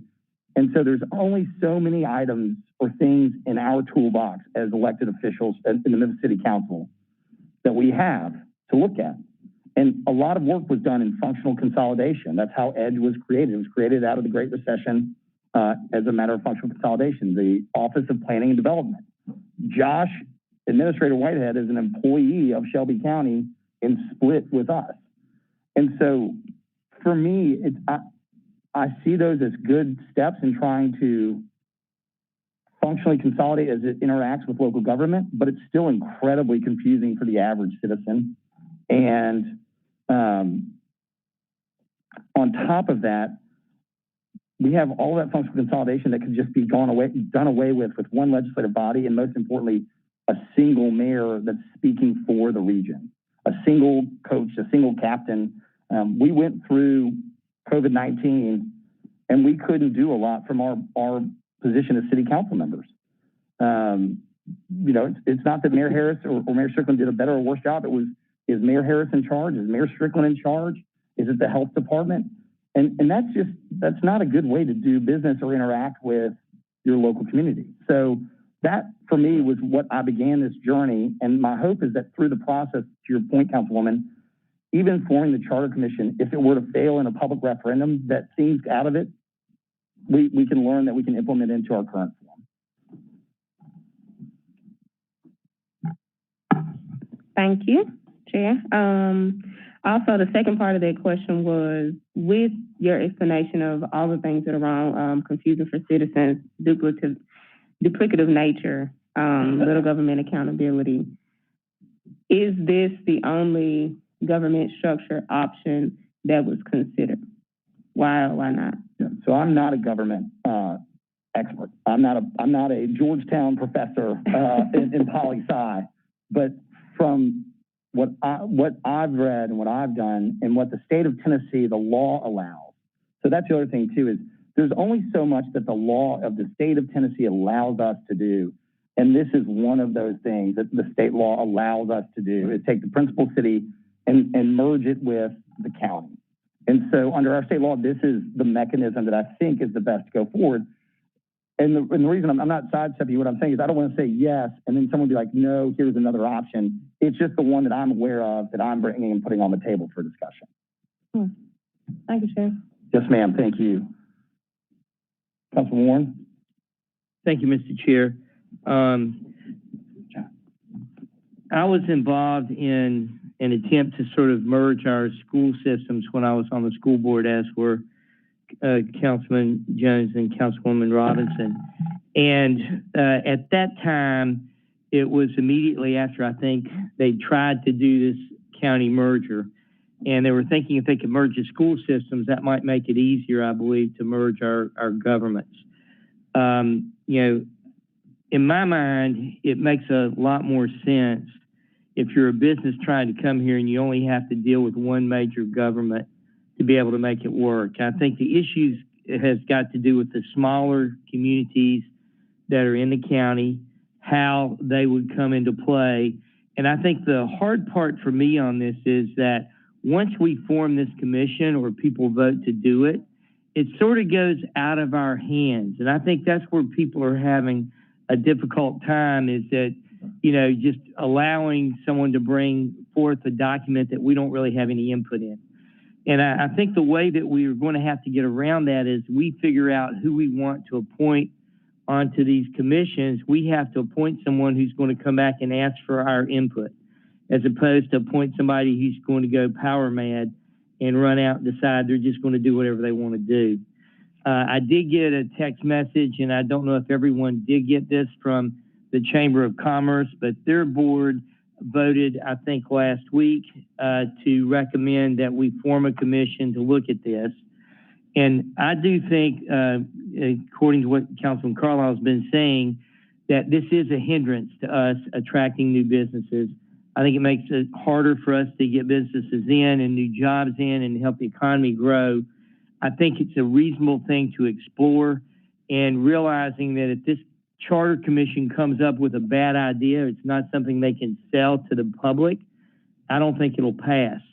So they're going to have to come up with a really, really good plan to get it to pass. But I think long term, it's in the best interest of our community to have one major metropolitan government. And if we do this, my proposal would be that we just call ourselves Memphis and not Shelby County.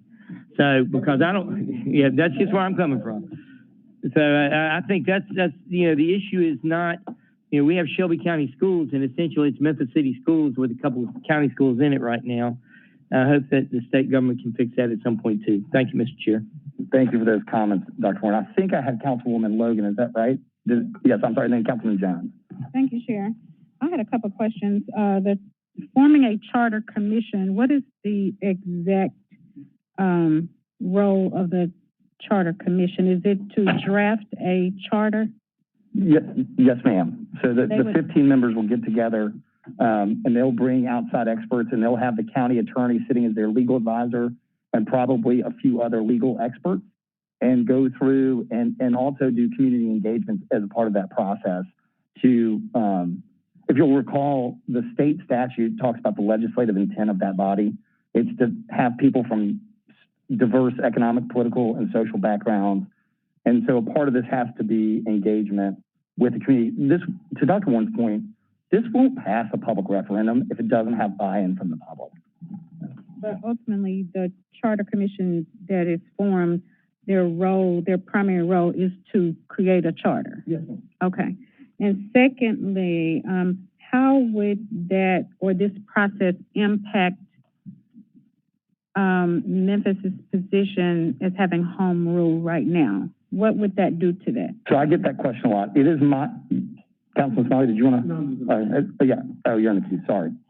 It is my understanding, and I'm happy to get Alan Wade to back me up here or tell me that I'm wrong, which is not the first time that's happened. That because the county and the city are both under home rule, the newly formed metropolitan charter would still act as home rule, meaning we would not go to the state government when changes to the charter occur, which I know is a huge concern for a lot of people. And to be 100%, it's a concern. That would be a concern for me.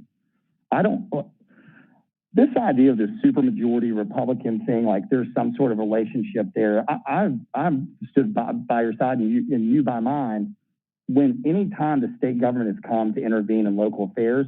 And I really don't want to be sending decisions, Republican or Democrat, that are Memphis issues to somebody 300 miles away that really at the end of the day doesn't want to care, or they think they know what's best for us. Absolutely. Like this, well, I was about to go on a whole tangent. You don't want to hear that. Anyway, so it's my understanding that we still would act under home rule. And Alan will be here later this afternoon. We'll get that question. Yeah, definitely want to get that. And the third thing is you mentioned accountability and mitigating duplication of services.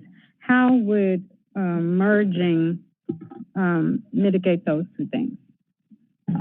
So accountability and duplication of services. Yes. So professional services will come back to the Charter Commission, right? So one of the big things on just professional services is like who's going to run the police department and what are they going to cover, and who's going to run the sheriff's department and what are they going to cover? You know, do we want the head of the police department to be appointed by the mayor or by the body? So in Minneapolis, they just amended their laws and it's appointed.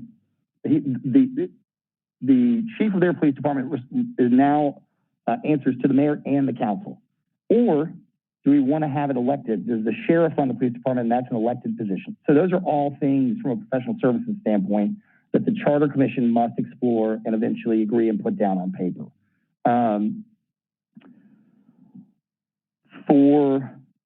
What was the first part? Accountability, thank you. Probably the bigger one.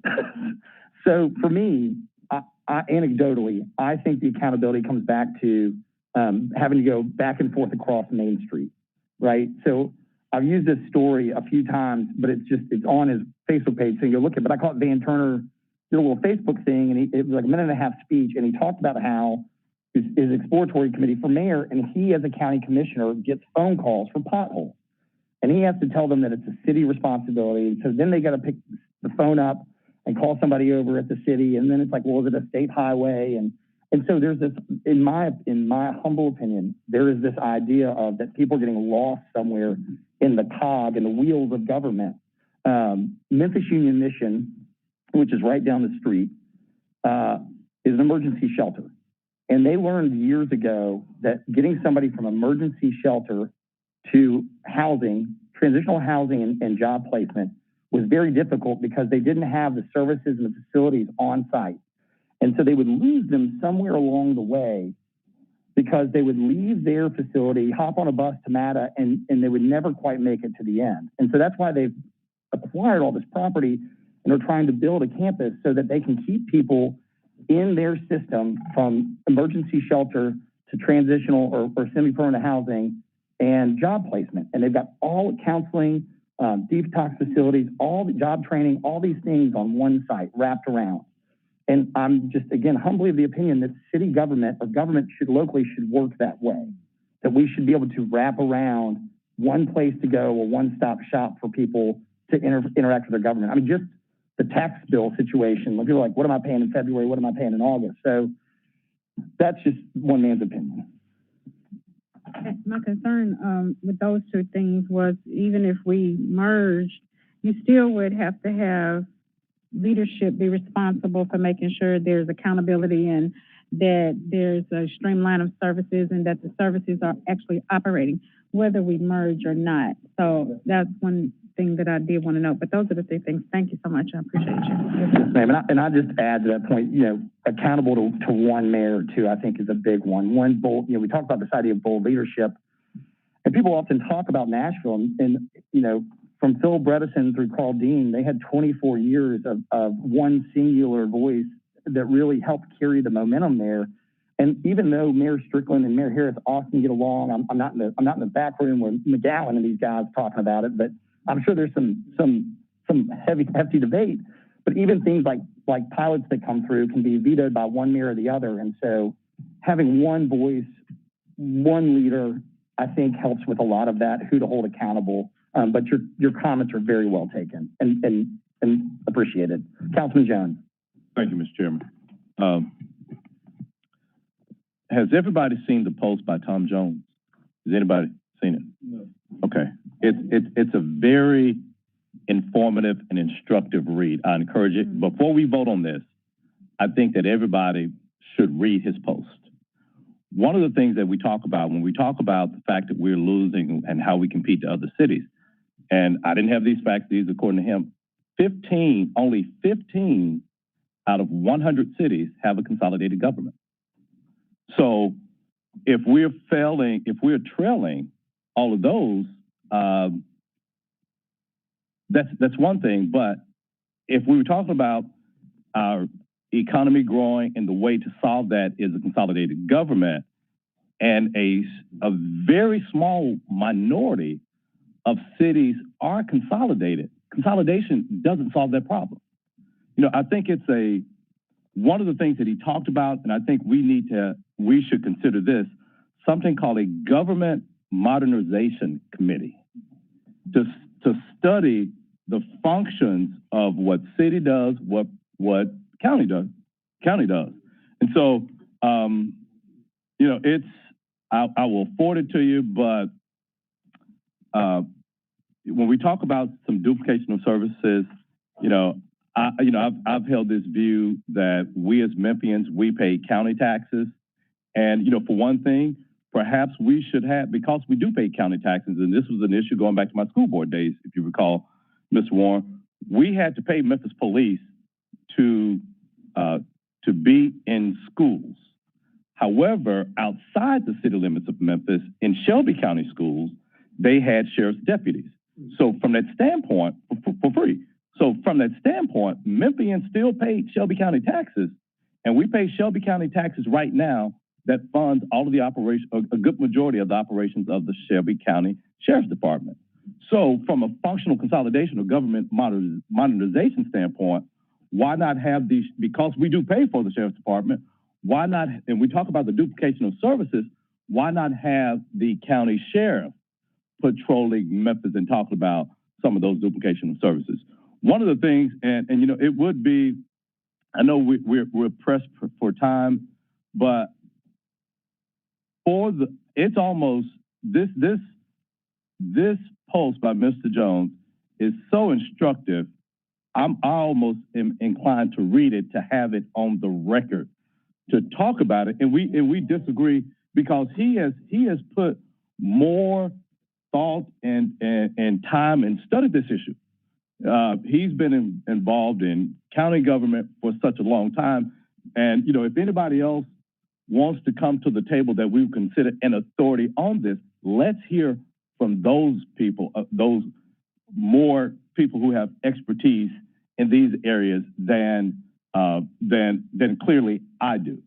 But I think that we have, it's not going to, you know, we talk about economic development right now.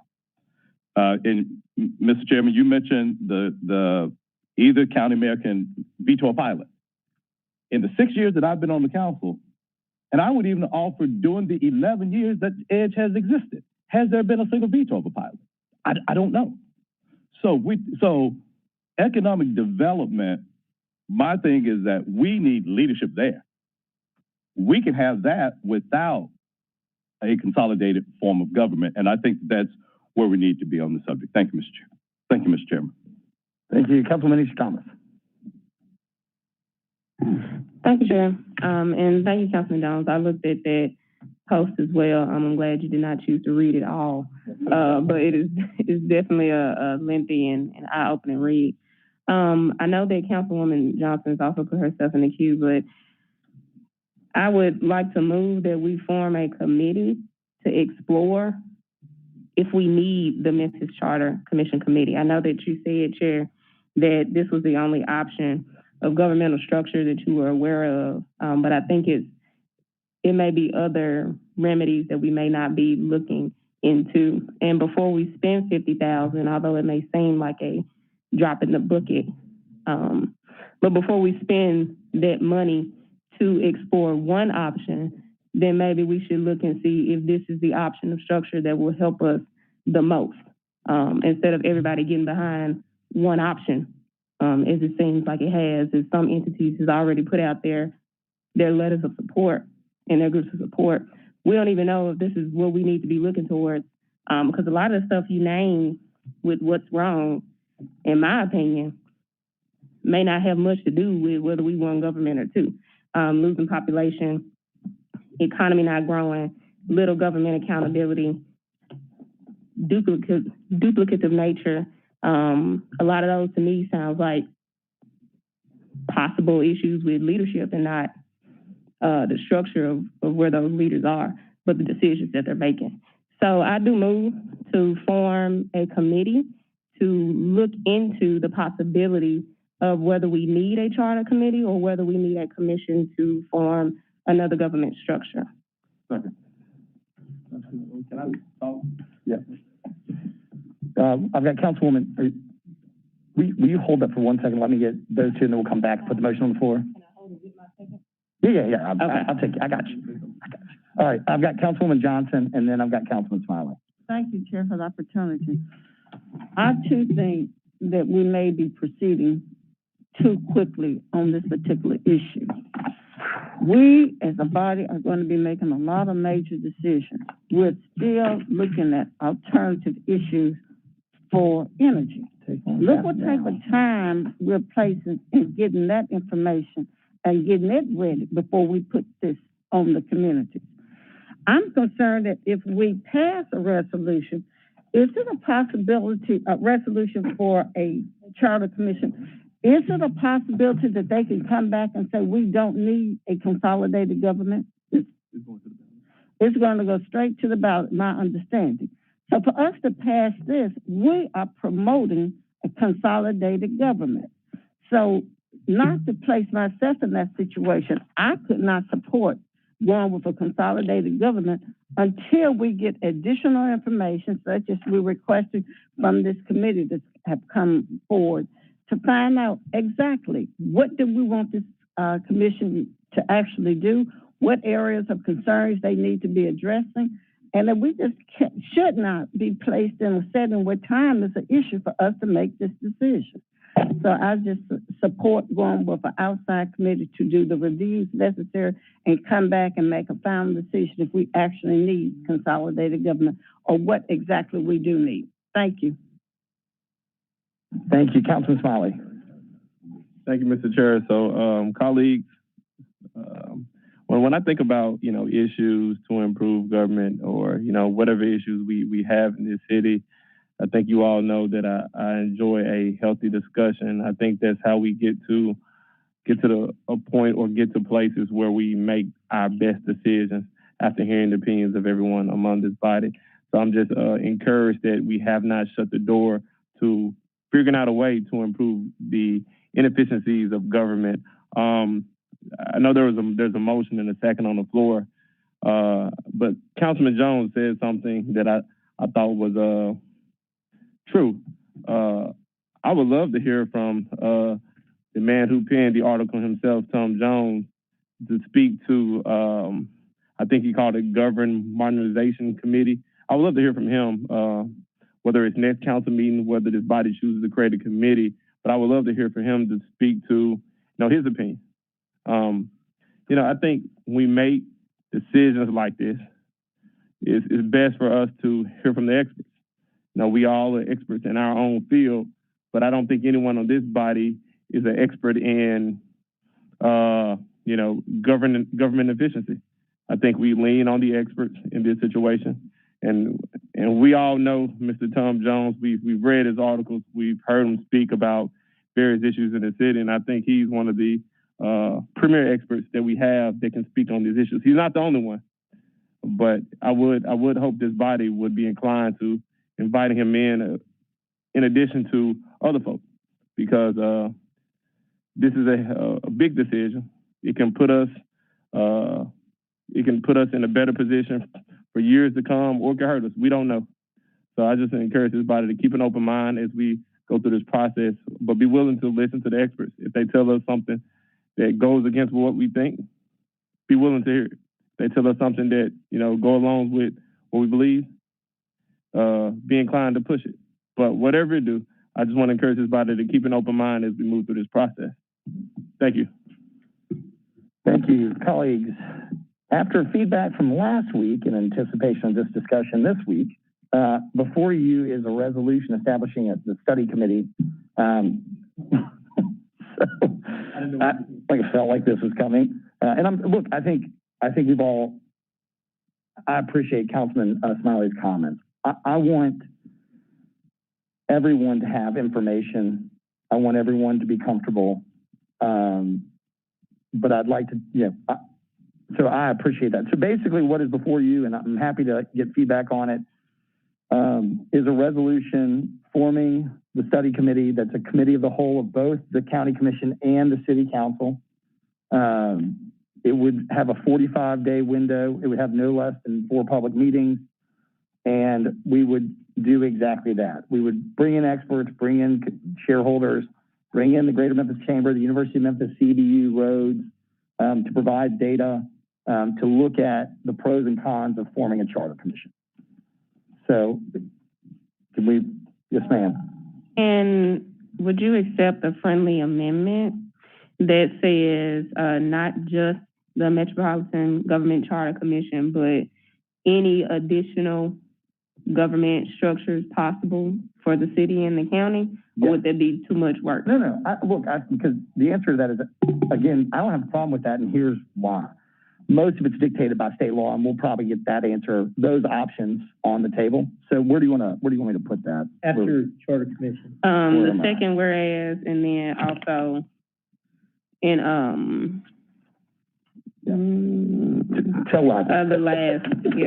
last resolve as well. And where else? All right, live. So now they're in the first resolve. We're gonna need this to come before March. We're drilled right here, hopefully. Yeah, we need it. Councilwoman Johnson. Okay, in section second from the last, you're expecting this committee to come back within 45 days and provide the answers to all the analytical questions we raised earlier today to help make a decision if we're going to go forward with this commission? Let's roll our sleeves up. 45, huh? Let's roll our sleeves up. Oh, man, please. Who you going to get to do this? You going to pay them? Well, I mean, I guess that goes back to everybody wants experts. Yeah, but you got to give experts a reasonable amount of time to collect data. Okay. We're making comments in regards to the economic setting. I'm open to a different How can you time. do that, huh? I'm open to a different time period. I don't know if you necessarily, 45 days. Maybe we need to get with the experts and let them tell us what type of time frame they need.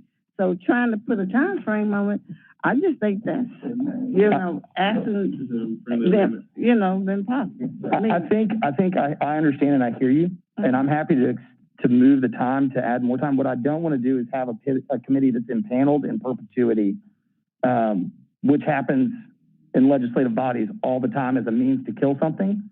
And so I think for me, if we're really earnest about approaching this, it needs to have some timeline and deadlines to hold accountable. So would 60 days, would 90 days work? I think that the best thing to do would be to get someone to come in, similar to Mr. Tom Jones, explain what he knows about the process, and let him recommend a time frame to work within that would be reasonable, and the different type of groups we're going to have to gather data from. But I just think right now, not having that level of expertise, coming up with a time frame at all is premature on our part. I mean, I understand you from a 45 days may be fast, but I've done a lot of work in the world, and 3 months is more than enough time for FedEx to come up with an operating plan. I think what I would be amenable to is writing in 90 days, and if we need to extend that, if the study committee itself needs to extend it because it feels like its work is not being done,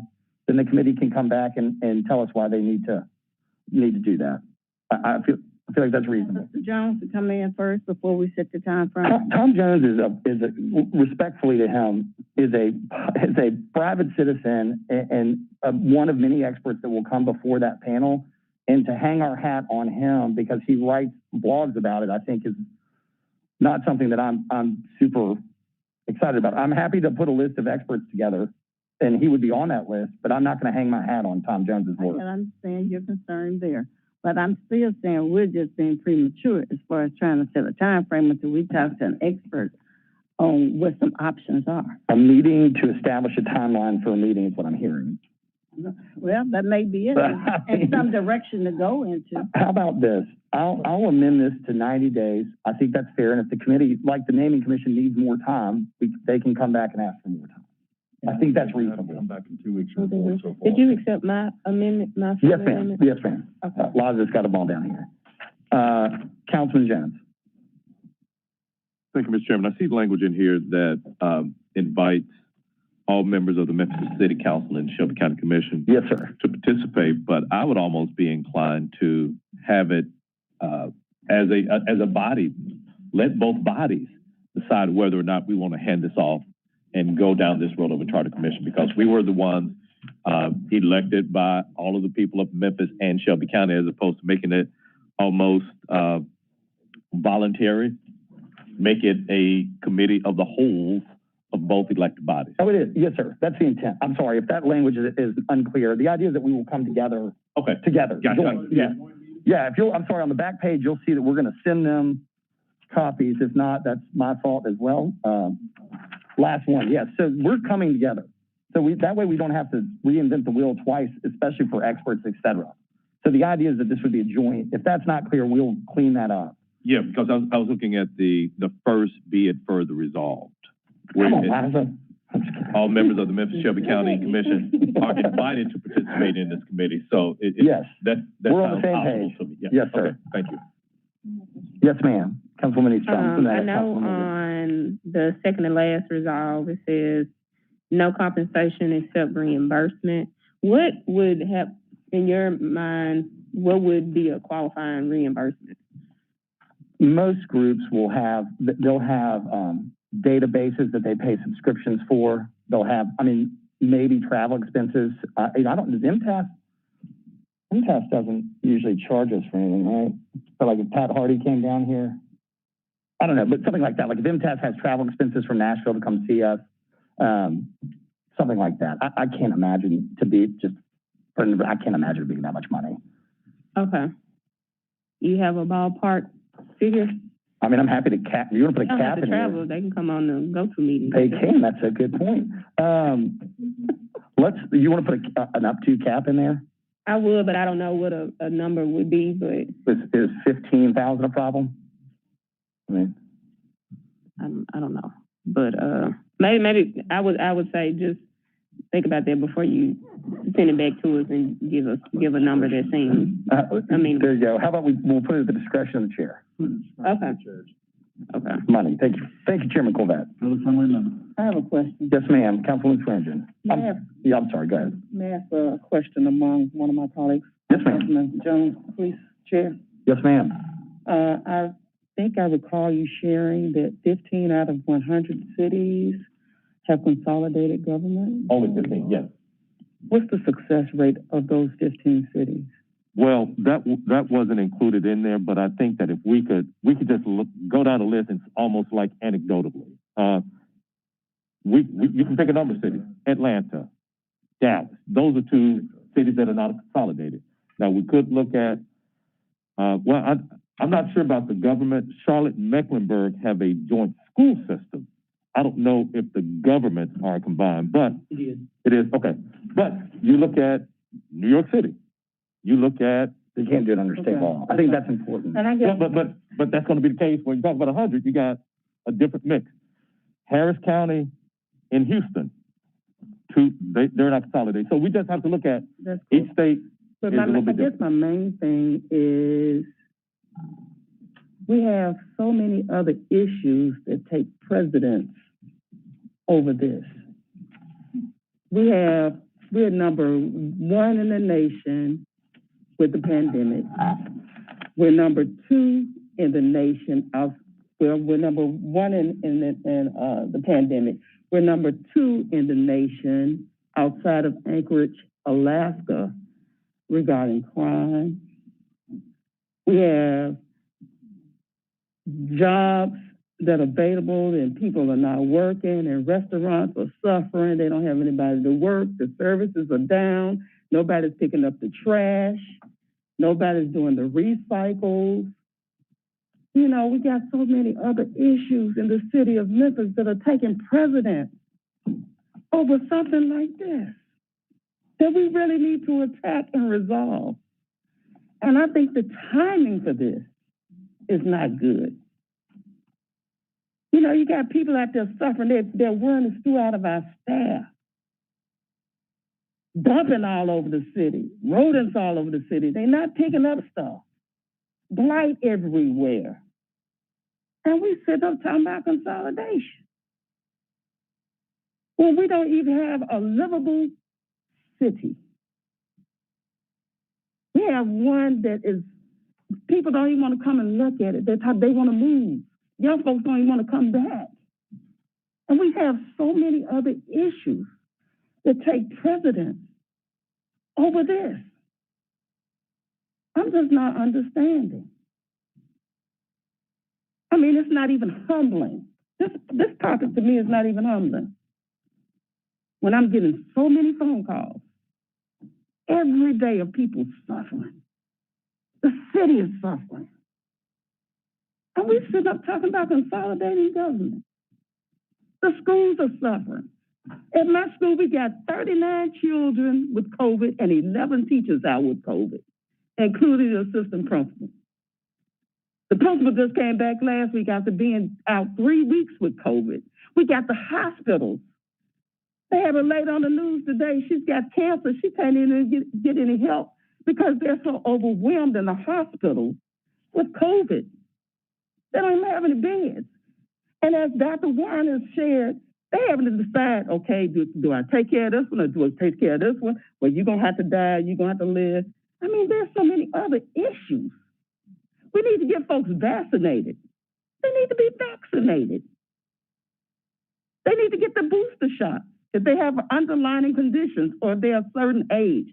We have so many other issues to be worried about. And we're sitting up talking an hour over consolidation. I just don't understand.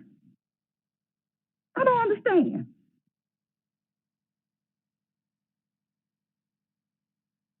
This can wait.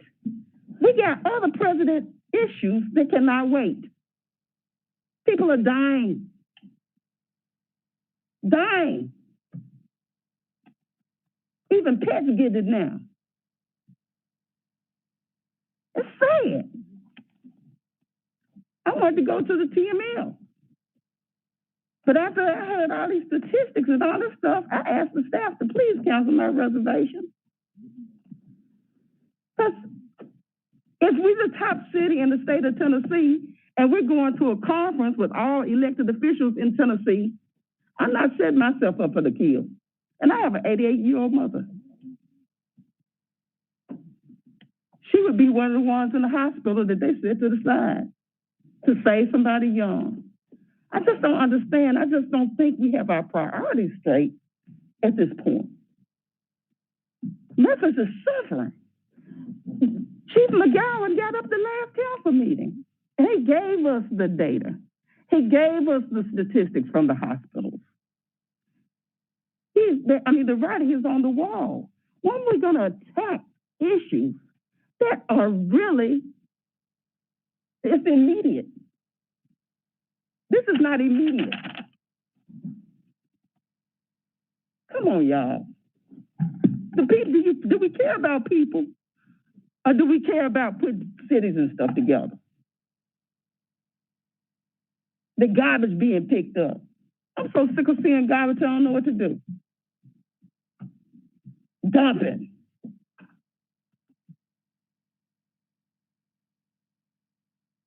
I know time is of essence, but I'm just full of passion right now. And I apologize if y'all don't feel the same. Councilwoman, I appreciate your comments and thank you for pointing out all of the things that Memphis has that are trials and tribulations. And we're not talking about consolidation. We're talking about ideas that can make substantial change so we're not the little Dutch boy putting our finger in the dike every time one small issue crops up and it snowballs. Eventually, something dramatic has got to change in the way that we do things in the city of Memphis so that all of those issues that you just brought up don't continually happen. The status quo for citizens is something that they can't take either. And I'm not saying consolidation is the answer. I'm bringing it to this body as an option. And if you've got a better option for all the things that you just named, I'm all ears. I've been here 2 years. This is what I'm bringing forward as my idea of something worth exploring.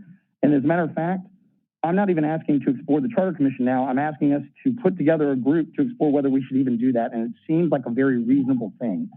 Councilman Morgan, you're in the queue. And I'd like to rebuttal whenever I have the opportunity. Thank you. Thank you, Mr. Chair.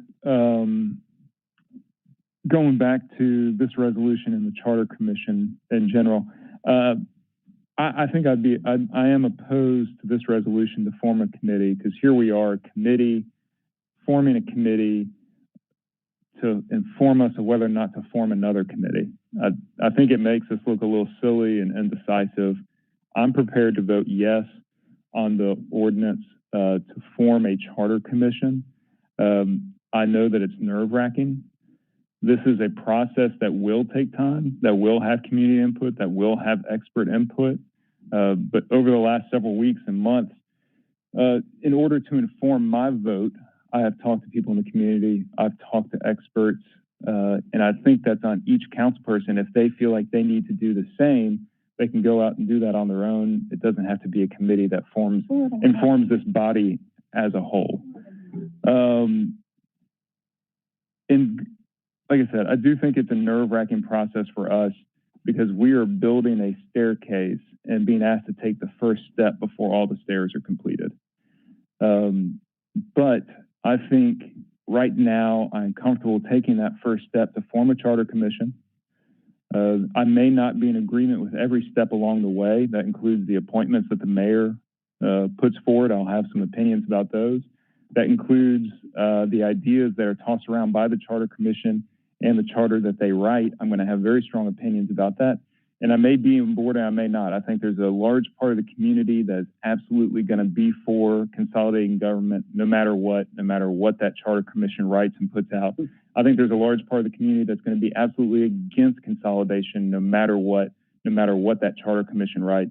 I am neither. I am in between, and I want to see the ideas that they have and that they will put forward and then make my judgments after I'm able to read them. And I can't make those judgments until I'm able to read them. So I'm comfortable with going forward in the process, but not necessarily committing fully to a consolidated government until I can read that charter, but can't read it until that work is done. We can't get that work done until we form the Charter Commission. And it will not be a quick process. This is something that's going to be debated for the next year to come. And I think there'll be a lot of opportunity for input from everybody on every side, from the community to the experts, and looking forward to that debate and discussion. Thank you, Mr. Chair. Yes. All right. All right. Okay. All right. First off, I'm sorry, my fault. I need a motion and a second on the resolution establishing the study committee. As amended? As amended. Second. All right. So I got a motion, moved by moved by Smiley, second by Dr. Warren, and now the floor is to Councilwoman Johnson.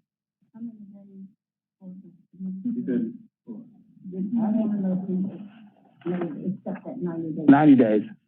Yes, ma'am. All right. We're going to move this with same night minutes, if that's okay, so we can send it over to the county and let them get rolling.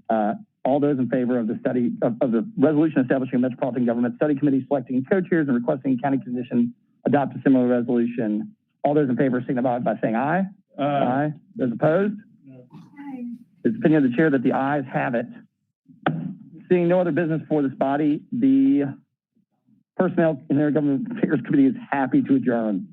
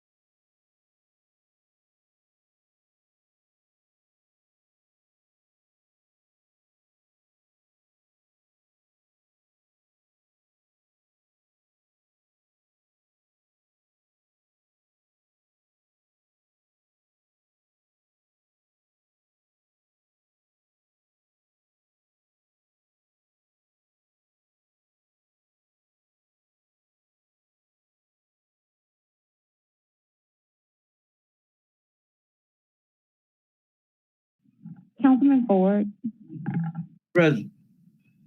Councilman Canale, Here. Councilwoman Johnson, Councilwoman Logan, Councilman Warren, Present. Councilwoman Easter Thomas, present, Councilwoman Swearingen, Councilman Covert, Here. and Chair Morgan. Here. All right, the Budget Committee is called to order. We have one item on today's agenda today, which is ARPA resolutions and/or amendments. Chief Ford, I see you in the back. I think if you can go ahead and come up and take front and center. There is, correct that y'all are requesting same night minutes on this?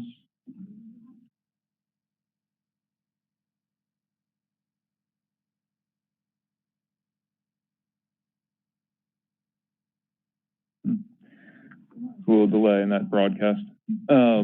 It's correct that y'all are requesting same night minutes.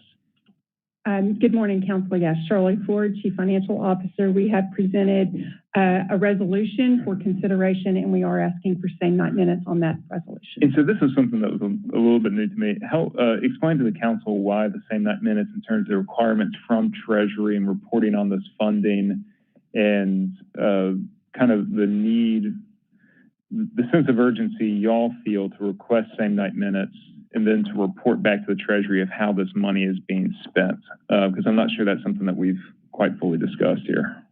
Thank you, Councilman.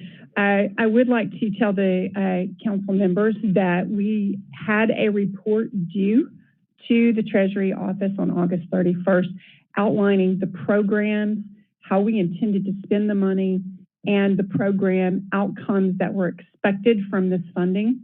We filed an extension for that program because we did not have an approval to move forward on any of the funding, with the exception of the 3 items that have been approved by council already: the employee premium pay, Collins Chapel, and the Regional 1.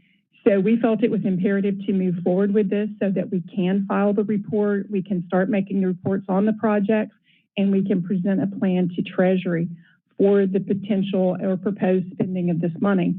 It is also required that once we have submitted our plan, we must submit this on our website so that it is available to the public as well.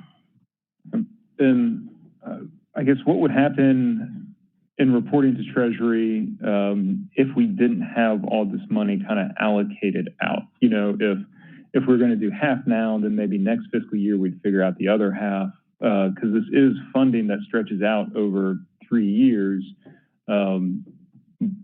What would the guidance from Treasury be essentially, or is it unknown? That piece of it may be somewhat unknown. The report that we are supposed to file encompasses the entire funding. If it is the desire of this council to not allocate a part of that funding, then we would just record in our report that it had not been decided and that there was no plan or project for that spending. Okay. Thank you. We'll go to council members. Any comments or questions or amendments? Councilman Jones? In response to that, Chief, are there any repercussions or any penalties if the council, if we report to Treasury that there is no current plan to spend those? Thank you, Councilman. As of this time, I do not know of any penalties.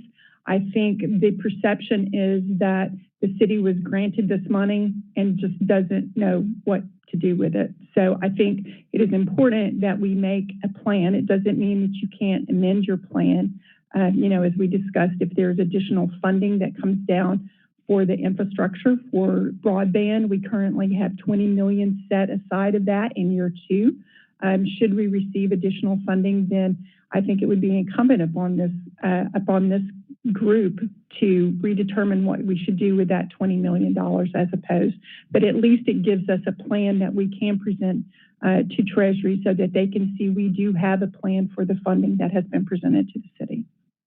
So we were, if past prologue, we were sort of at this juncture, and I'm talking about from the standpoint of what COVID-19 cases were this time last year, and it looks like we're just on an upward trajectory. So, you know, from what's currently proposed before us, you know, we don't have anything in here for helping businesses, those people in the tourism industry. So as things seem to be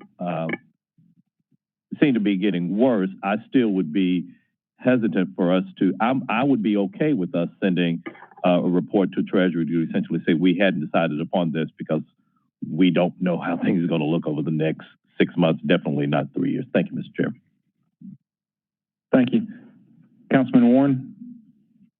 Yes, just a question. You know, one of the things that we've been looking at are programs, or at least I've been looking at, to try to help our kids without without becoming a recurring theme as far as education is concerned. And, you know, in this particular budget, we have got a significant amount of money going to the Boys and Girls Clubs, primarily looking at after school and intervening with our kids to try to help our older kids with graduation. There's another organization that I'm aware of. It's called Communities in Schools, and they brought a proposal to me to actually deal with the other schools that aren't really involved with the Boys and Girls Clubs. And I would like to see if we could not use some of the money that we have from ARPA with the idea that what we do is we take it from our revenue replacement. And if we're able to go back and we get our money back from our I guess, technology advancement, when it becomes to broadband and we get more money back from broadband, we replace that money back into the revenue replacement. That particular program is about, for 3 years, it's $2,192,058 a year, and that covers 22 SCS high schools that currently aren't covered in the mayor's project with the Boys and Girls Club. The other thing I'm interested in is called an Equity to Prosperity program, and that's a 3-year program that's looking at 2- and 3-year-olds prior to pre-K. It's a project that is going to be going into Southwest Memphis, and it's in an area that doesn't necessarily get a lot of other funds, but definitely needs it. It's associated or affiliated with Jeter K-12, and what it's doing is taking 2- and 3-year-olds and providing additional education with certified teachers in a program that I think the county is interested in providing a basic income grant. The idea behind this program is you take kids who are 2 and 3 years old, put them in an environment where they have less adverse childhood events, they have improved brain development because of that, and they get to pre-K and to kindergarten ready to learn, and with the idea that by grade 3, they're actually going to be reading at a much higher percentage. The basic income requirement I think the county is looking at doing is that they're actually going to pay the families who are very poor $500 a month to actually get the kids to this pre-K and make sure they're there. This program is going to cost $3,784,908. And I would like to see if we could take those two programs and use this ARPA money that we currently are doing a revenue replacement for to support those programs, looking at how we can actually help our children. We're not in the business of education, but this is a way we can help our kids outside of that area. So I would like to know from the chair when would the appropriate time be to move that, if this is a time where we should do it later when we're trying to do amendments for this. No, you can. It's appropriate to make a motion now on that if you'd like. I would like to make that motion to fund these two programs out of the revenue replacement budget to the amounts that I just mentioned. Okay. Can you say those amounts again? So you're subtracting, yes. and which? Subtracting, it would be, this is a 3-year program. It's the Community in Schools program is $2,192,058 per year. And the Equity to Prosperity program is a 3-year program, and that 3-year cost for the part that I would like us to fund is $3,784,908. I have also requested from the state funding in their program that they have, I think $780 million for. So we have state representatives that are trying to get that funding, and should they be able to obtain additional funding, I'd like to replenish that on the Well, Equity to Prosperity program. Okay, but that's not to the motion. So, do you have those numbers? $2,192,058 for the community and school. Is that spread across 3 years, Over 3 or is years. that each year? That's $2,192,000 per year. And the other is spread over 3 years, and that's $3,784,908. It's a little over 1.2 million or 1.25 million a year. Okay, so the total cost is somewhere between 9 and 10 million, or about? Total cost for those would be about $10 million. Okay. And you're trying to reduce that from revenue replacement year one? Year one, and taking that from year one. Okay. Is there a second on that motion? Okay, so now we have a motion, a second. Councilman Canale on the motion, and then Johnson on the motion. Thank you, Mr. Chairman. Councilman Moore, what's your funding source when these 3 years expire? These particular programs, I would be having to go for grant funding thereafter. It's also, we're looking at, as we determine, I guess we would be funding that out of our budget as we move forward. Okay, I don't know that there's $10 million in our budget to fund this in the years ahead. I would hate to support something for the first 3 years and then see it go away because there was no funding afterwards. I don't know that you would do much good in the 3 years that you funded if you didn't have a dedicated funding source in perpetuity after that. I guess what is our funding source for the Boys and Girls Club in perpetuity? Right now we're talking about spending ARPA funds, which are funds that we have for one-time uses. I understand what they are, Councilman, but I'm saying that you're talking about something that's going on in perpetuity for children, and if there's no dedicated and you have not found anyone to commit to fund this $10 million in the years ahead, I don't know that you're going to do much good in 3 years. Well, thank you, Mr. Chairman. Okay, Councilman Johnson on the motion. Yes, my question to, I guess, this body. Have we ever heard from these particular organizations? Can you use the microphone as well? I'm sorry.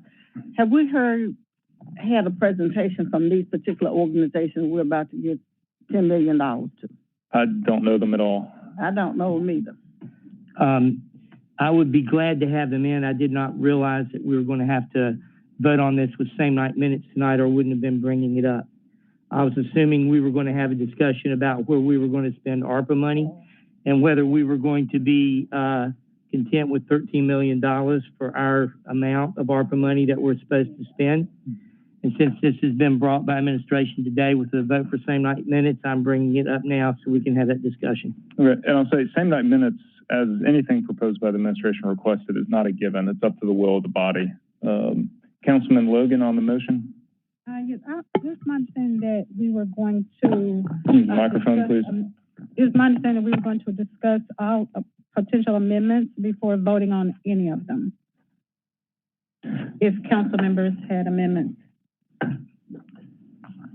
Could very much use up all of the funding with one council member, and there may be some other proposals that are, accepted by the council, the body. Okay, if you would like to put that into the form of a motion to hold this until we can hear all potential amendments, I think that would be in order and fair. Okay, I move that we hold the motion until we can hear from all potential proposals by council members. Okay. I'll second that. All right. Let's say, I think we can do that without objection. And before I go back to the queue on just the ARPA funding, what's been presented as administration in general, go back to the administration. Yeah, and I also would like to present as well. Okay. All right. I'm going to restart the queue, and it's going to Councilman Easter Thomas, then yourself, then Johnson. Did I see you? Okay. Then Johnson Jones. Okay. But for now, we're going to go to the administration. Thank you, council members. I would just like to note two things. As you propose to pull money from revenue replacement, we are only allowed to measure revenue replacement 4 times during this funding period. And each time has a different exponential, and it is anticipated, obviously, that as revenues rebound and the budget stabilizes, that the revenue replacement amount theoretically would reduce each year through this formula. But I will tell you, in year 1, once we pass the measurement period for year 2, you cannot go back and recalculate and apply to a prior year. So you get to calculate the formula 1 time. You must present the formula in its entirety to the Treasury. So you only get to calculate the formula December of 20, December of 21, December of 22, and December of 23. So once that formula is calculated for that period, that's it. The other thing I will remind you too is with the money that we received from CARES, we did spend a significant proportion of that money out into the public and for some of those services that Councilman Jones, those great services that Councilman Jones has mentioned. The difference in some of the funding that is permitted with ARPA funding versus the CARES funding is it is allowed for revenue replacement and budget stabilization, which was not allowed with the CARES money. So there are some varying differences between the allowed uses of that money. Thank you. If I could just add also to Councilman Warren, just something to think about.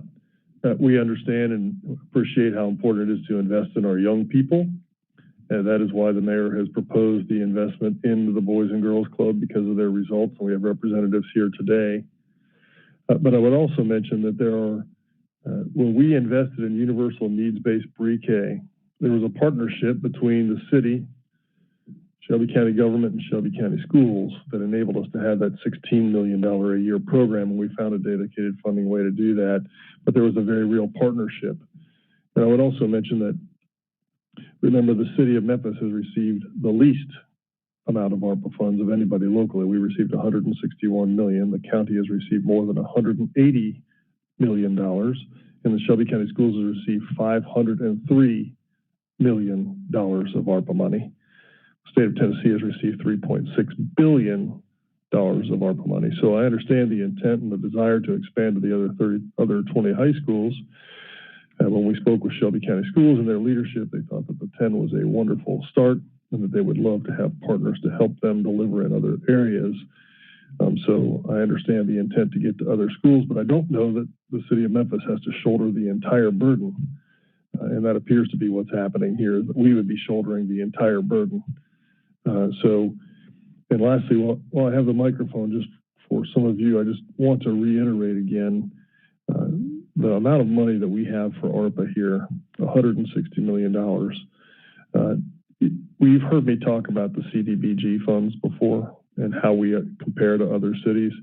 Here's another example. You've probably heard from the city of St. Louis. They have a $130 million direct investment in their community from their ARPA funds, all directed directly at the community and neighborhoods. That's because they received $450 million of ARPA money, despite having a population that's less than 1/2 of ours.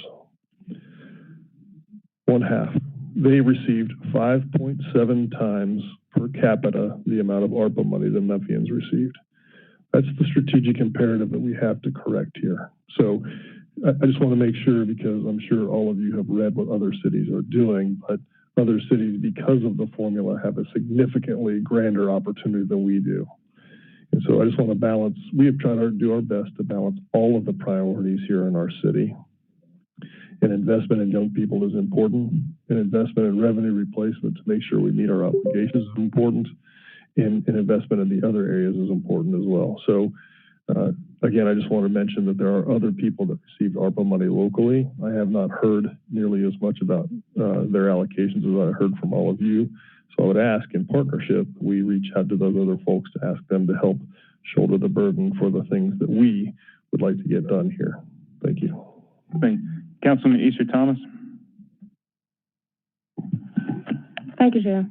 I would like to move to amend that we include, or transfer, rather, $3 million for the grocery initiative in North Memphis, as it will remediate as far as the ARPA guidelines, public health emergency, promoting access to resources to improve health outcomes, investing in neighborhoods, and also promoting healthy childhood environments.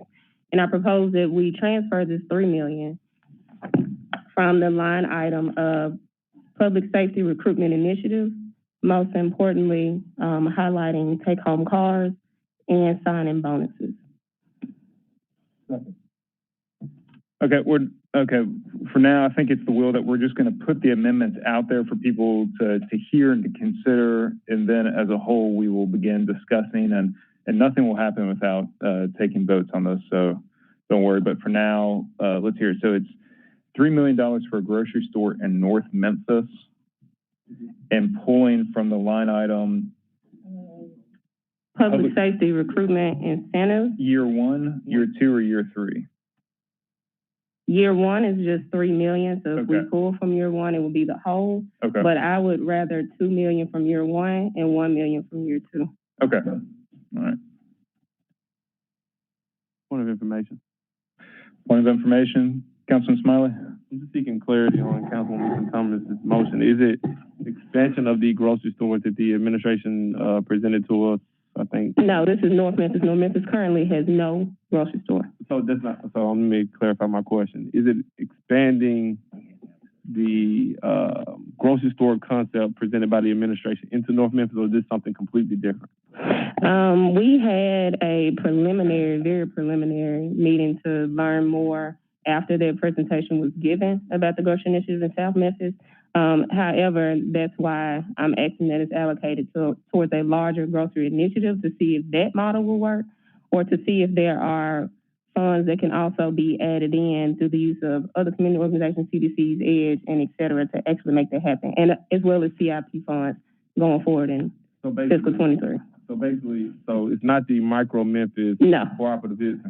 No. You don't really care who the grocery store is, what the grocery store is. You're saying just provide funds so that there can be a grocery to implement a grocery initiative in North Memphis. Yes, sir. Okay, got it. Yes, so no facilitator for those funds named yet. That's to be determined. Okay. Going on to next in queue is Councilman Logan. Thank you, Chair. Colleagues, I'd just like to put before you that since the beginning of the pandemic, there's been an uptick in, can you all hear me? There's been an uptick in homelessness. And I'd like to propose that we look at satellite hubs. The uptick in homelessness was addressed by the Hospitality Hub and other service providers. And through that agency collaboration, there was a pilot that came out of it that was extremely successful. It was a pilot designed to meet the complicated demands of coherent case management for individuals and families working to comply with federal rapid rehousing protocols in the midst of the pandemic. That pilot was the Hub Studio project, and the continuum of care that is in the city, all of them came together to make that happen, and it was extremely successful. Many of us have seen the proliferation of homelessness and panhandling in our communities, and I've had so many businesses and citizens call to say that we need to really put something in place long term. We've had short term things in place, but to have something long term is something that we yet to have come up with until now. This project addresses blight, homelessness, panhandling, mental health, and wraparound services for the unsheltered, those in transition, and homeless. And the concerns from the business community because of the homeless population in front of their stores, blocking people from shopping and other things because of their belongings with them. It also addresses having a place for rapid rehousing and having all of that in a community that allows for on-site public restrooms and facilities, on-site counseling and therapy, on-site workforce training and job search, all under at one facility, which is a studio village. So therefore, I would like to propose that a resolution to allocate $4.6 million from the American Rescue Plan Act to build a satellite hub for the homeless.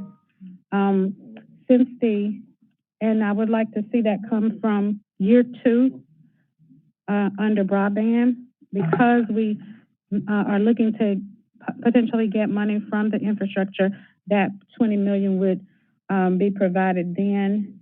I do have a resolution for that, which you all will receive in just a moment. Since the beginning of COVID-19, the city of Memphis, I am reading it, whereas since the beginning of COVID-19, the pandemic, the city of Memphis has seen an uptick in the number of homeless individuals, and although there are a number of services aimed at servicing the homeless population within the city of Memphis, these services are mostly centered within the city core in the downtown area. And whereas the COVID-19 pandemic has amplified the need for homeless services provided outside of city core, and whereas the city of Memphis ARPA allocation plan allocates $27.2 million for housing and community development initiatives, and whereas the housing and community development may use these funds for homeless initiatives as it would provide healthy living environments, now therefore be resolved that the city of Memphis allocates $4.68 million for the construction and first year of operation of a satellite hospitality hub within the City Council District 1.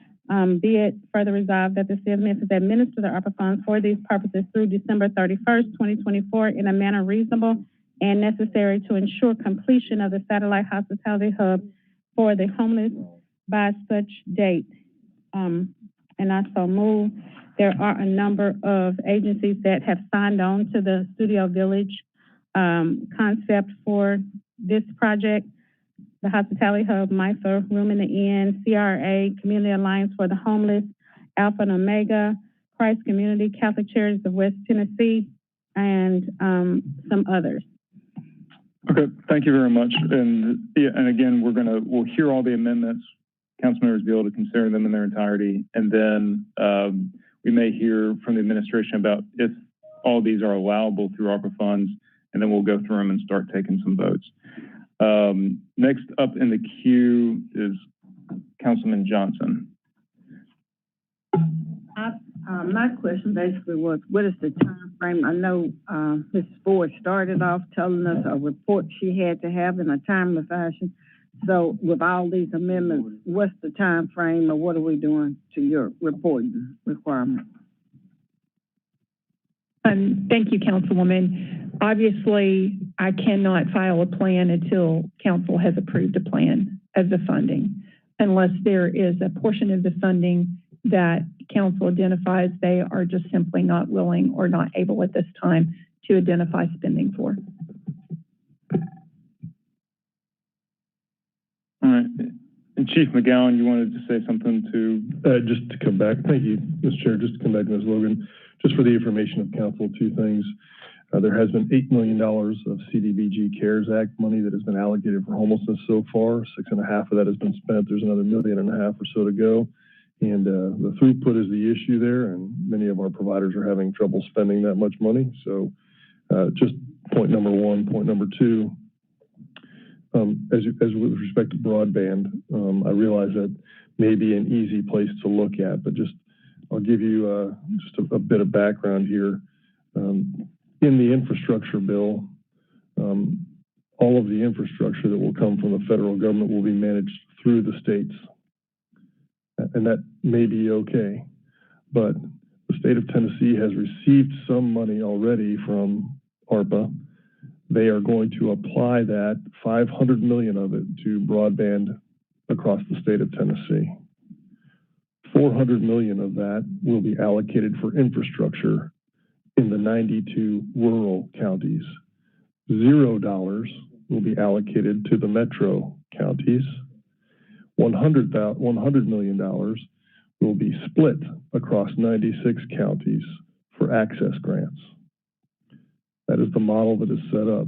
My fear is that model is very easy to replicate when you get more money from the federal government, meaning that we will have no federal dollars allocated from the state for infrastructure here in Shelby County, which is what we desperately need in order to meet the digital divide, not just access grants. Access helps, but we need permanent infrastructure. So one of the reasons I've asked for a wedge of preserving some numbers of millions of dollars in broadband is so that we can actually build that infrastructure here. You know, we have 7.5 in the Accelerate Memphis program. We had 20 million here, which we think gets us a pretty good start when it's combined with what this county might be able to join with us on. So I just don't want folks to say there's infrastructure, so therefore we can take money from that. Okay, look, we've got so many members in the queue. I think with more ideas for amendments to come, let's try to get through all those, and then as we start voting on these one at a time, there can be more discussion about that particular amendment in terms of the spending on homelessness or grocery stores or where it's pulling from as well. But let's try to get through this queue of council members first on these amendments. So, Councilman Jones. Thank you, Mr. Chairman. Ms. Ford, I know that these original proposals and suggestions came to us around June. I'm particularly interested in the TDZ funding, the hotel motel, because we've had perhaps May, June, July, August. How have the revenue projections come in over that period of time? Are we ahead of where we thought we would be compared to last year? Are we along the same lines? Are we below that? So what I'm getting to is this whole revenue replacement fund. I'll start with that, Councilman Jones. Thank you for saying that. We have asked the state Treasury to give us a report on a month-by-month basis. They give it to us once per year. So they have our request so that we expected that question, and they have not been able to give it to us on a monthly breakdown. So they aggregated at the end of the year. And I think it's just a staff capacity issue to calculate that across the state. So we don't necessarily have a projection from the state on how our downtown TDZ revenues have been doing since the pandemic. We get it once a year. So do we have anything as far as what would be comparable? I know we have some type of funding that we receive from the state that comes in on a monthly basis. What have those projections been? And are you talking about sales tax? Sales tax, yes. Sales tax have been trending very well. They continue to trend very well, which we are very fortunate in. As part of the revenue replacement, some of the biggest deficiencies that we saw, obviously, for last year. Remember, we measured this as of December 20th of 2020, okay? So that included half of your one fiscal year and the beginning of the next fiscal year, because it's measured over a calendar year. So the TDZ money is measured from July 1 through June, and we don't get it until the September, right? So we don't even know what that piece will be, coming up probably in the next 3 weeks. However, on the hotel motel, it was very obvious because of the hit on the industry last year that there was a huge deficiency there. The money that we are asking for in year 2 is primarily anticipation of shortfall in TDZ revenue, sir. Okay, so I would be inclined for us to, when we look at the revenue replacement for those two, if we will have a number in maybe 3 weeks, setting that to the side from the standpoint of the whole concept of revenue replacement. I think that was our responsibility during budget to allocate and to set aside money for ongoing expenses as opposed to having it sitting in the city conference and stuff like this. So with that in mind, I'm proposing that we set aside $5 million for what would be round 2 of the City Council of Memphis Stabilization Fund. This would go to small businesses, restaurateurs, hotel operators, whatever the case may be, similar to what we did previously. Also, that would be to the tune of $5 million. $3 million for what would be an artist emergency fund. These would be people who are in the arts. There's and I can provide a presentation to everybody, but there's about 50 to 60 different organizations that Arts Memphis has, and it's a consortium to sort of help organizations and individuals in that. I would also add $1.2 million, which would be Welcome to Memphis. Welcome to Memphis was people who worked in the restaurant industry directly with different grants. I think the amount that we may have set aside may have been $300 to $400, maybe $500 for people who work in that industry. And then additionally, one of the things that I talked about in this whole idea from a hotel motel revenue standpoint, let's talk about those organizations that get people to Memphis, that drive people, that drive tourism, that attract people to Memphis. So I would recommend $500,000 to the National Civil Rights Museum and $250,000 each to the Orpheum, Sun Studios, Stax, and the Southern Heritage Classic. So that total, colleagues, is $10.7 million. I would throw in the caveat, though, if any of these organizations have received, there's something called a shuttered venue. I know that there were a couple of organizations that I originally had on this.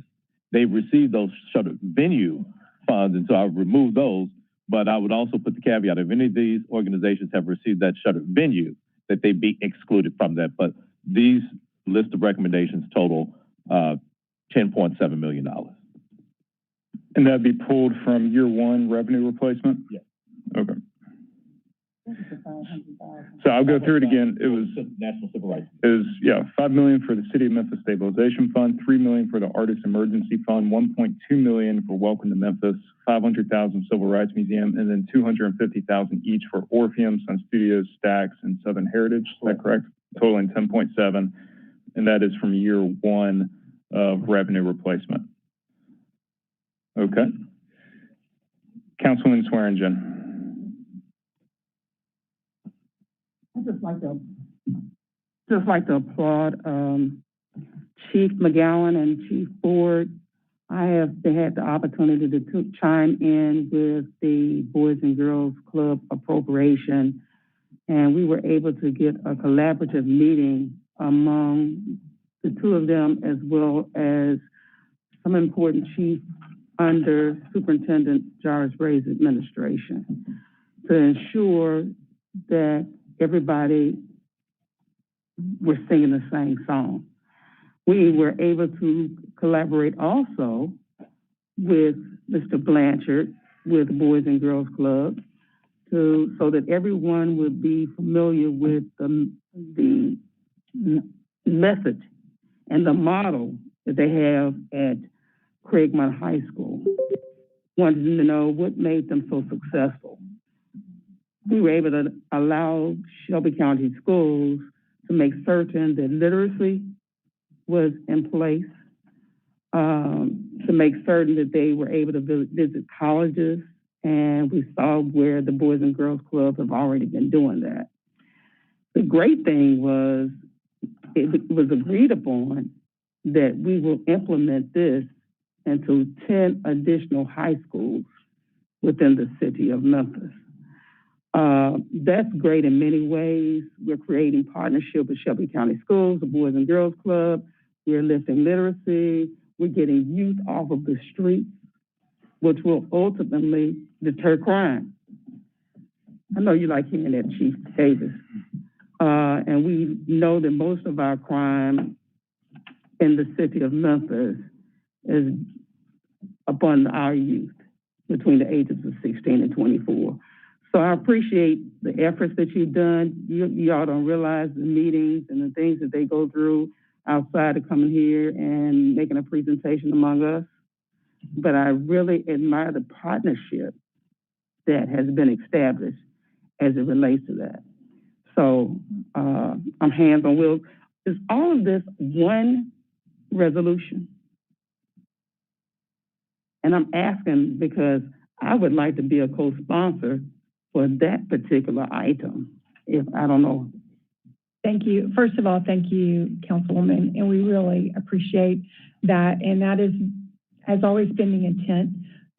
One of the directives of the ARPA funding and the interim rule was where you could to please partnership and collaborate with other agencies that also received ARPA funding. And that has been our intent, to kind of look holistically at the programs that we could do with what I consider very meager amounts of money for ARPA funding based on some of the other cities' funding. So thank you very much for that. And we presented this as a holistic resolution, obviously as the will of this council, but we appreciate your support for the Boys and Girls Club initiative. And it does demonstrate what can be done when we sit down together and pool our resources and collaborate. So thank you, Councilwoman, for that. Thank you, Mr. Chair. All right, thank you. Councilman Smiley, then we'll go to Warren and Colbert. Thank you, Mr. Chair. Well, I guess initially for me is just a point of clarification for the administration. I know the initial proposal that was before this body, I think I already know the answer to this, but I'm just going to ask the question. Maybe you will surprise me.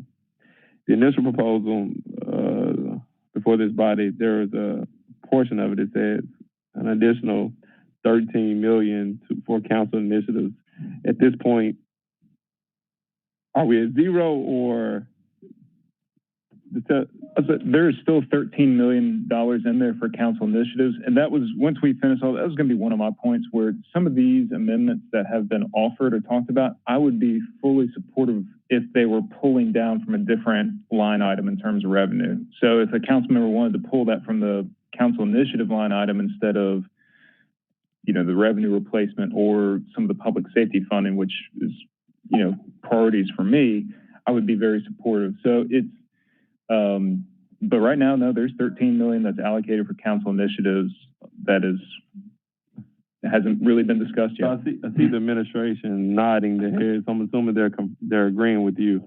So I'm gonna let you speak. Then I'm asking another question.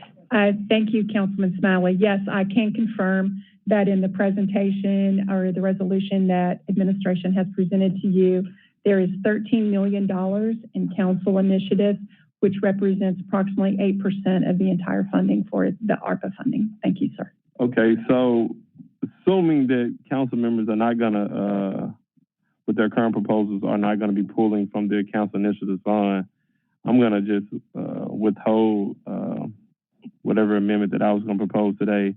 I'm gonna wait till we get to the point of, you know, addressing how the council sees fit to allocate $13 million, because I just think, you know, we're in a position now that we can help a lot of people, but we are also, you know, the more amendments we make, we're slowing things down to get help to people that need help. So I'm supportive of every amendment that I heard today. I think all great ideas. Kudos to each council member to propose amendments. But I'm going to hold mine for later so we can get this show on the road, and then we can work about how we're going to address the additional $13 million as a body and make sure it's impacting people. Thank you all. Thank you. Councilman Warren? Yes, I just had a question for Chief Ford. If we approve the ARPA allocation resolution today so you can send your report in, does that stop us from being able to amend that later and have you send an amended report in if we decide we want to spend them in different areas? Councilman, thank you very much for that question. When we propose our plan, it must be presented with all of the programs outlined, with the program outcomes and how we intend to execute on those programs and how that addresses the impact from COVID-19. So there are very specific reporting requirements. So once we have to put that plan out it has to be visible to the public. So it has to be posted on our website, has to be available for the public to see what we are spending that money on. So yes, is that for public comment so they can talk to you about it, or just no? This is just so that they can see. Okay, and so and that's the whole point of that piece, was being transparent to the public about what the city was spending this money on. As to amending the plan, you know, we've talked about if we had additional funding sources that we could reallocate funding. As to the plans that we have here, most of them you can see span over years, and it would be, I think, disingenuous to propose this plan to say that we're going to spend this money on a 3-year plan and then to come back a year later and amend that plan and say that you're not going to do it. You can do that. It is the will of this council, it's the will of that body as to how this money would be spent. So you can change your plan, but just know that there are a lot of pieces that have to be put into place to execute on these plans.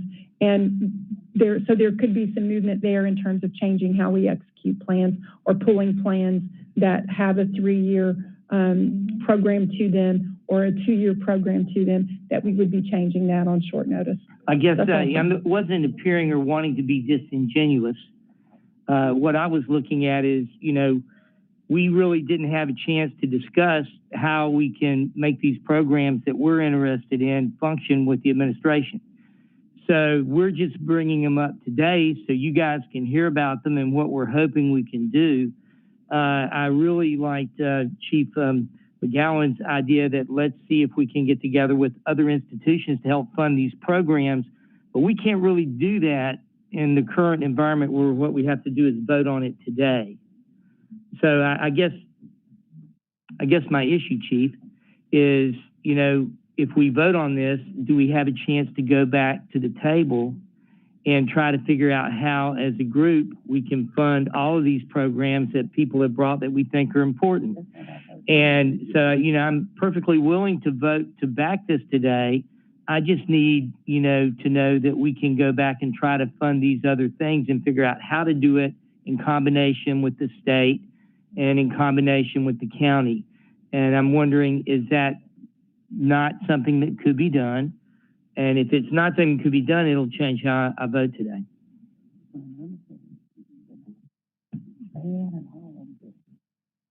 Thank you, Councilman. I think what you say is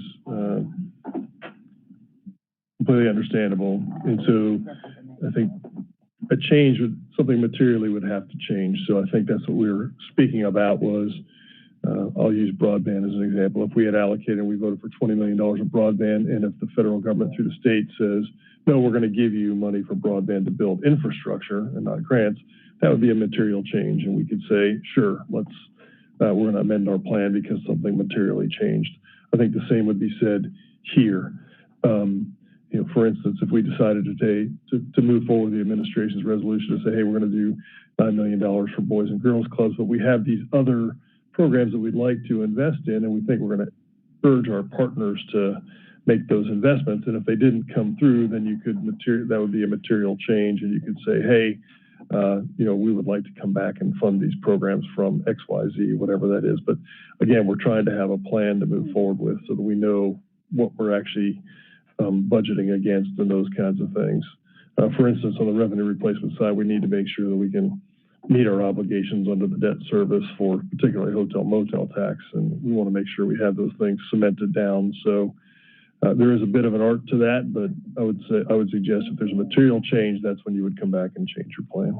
I guess as I'm looking at it here, it's sort of like we've had a bunch of really good ideas that have come up from numerous council members here, things that they would like to see done. And I don't see where the wiggle room is here that we've been able to negotiate, because we've got, 8%.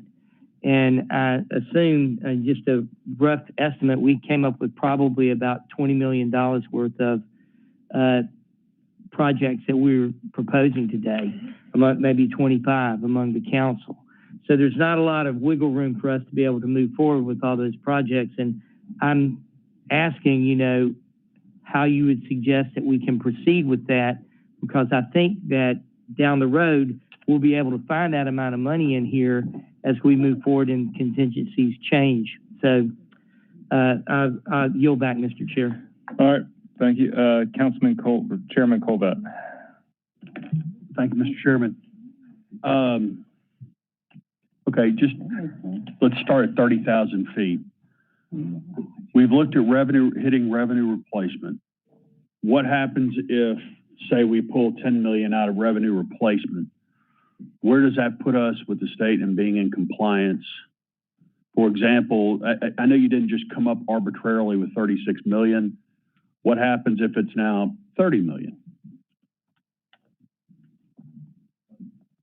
So as I've shared with council several times, as we've gone through this calculation, we were hoping to have some information from the Treasury on a final rule to see if they were going to change any of the components or any of the calculations related to the revenue replacement calculation formula.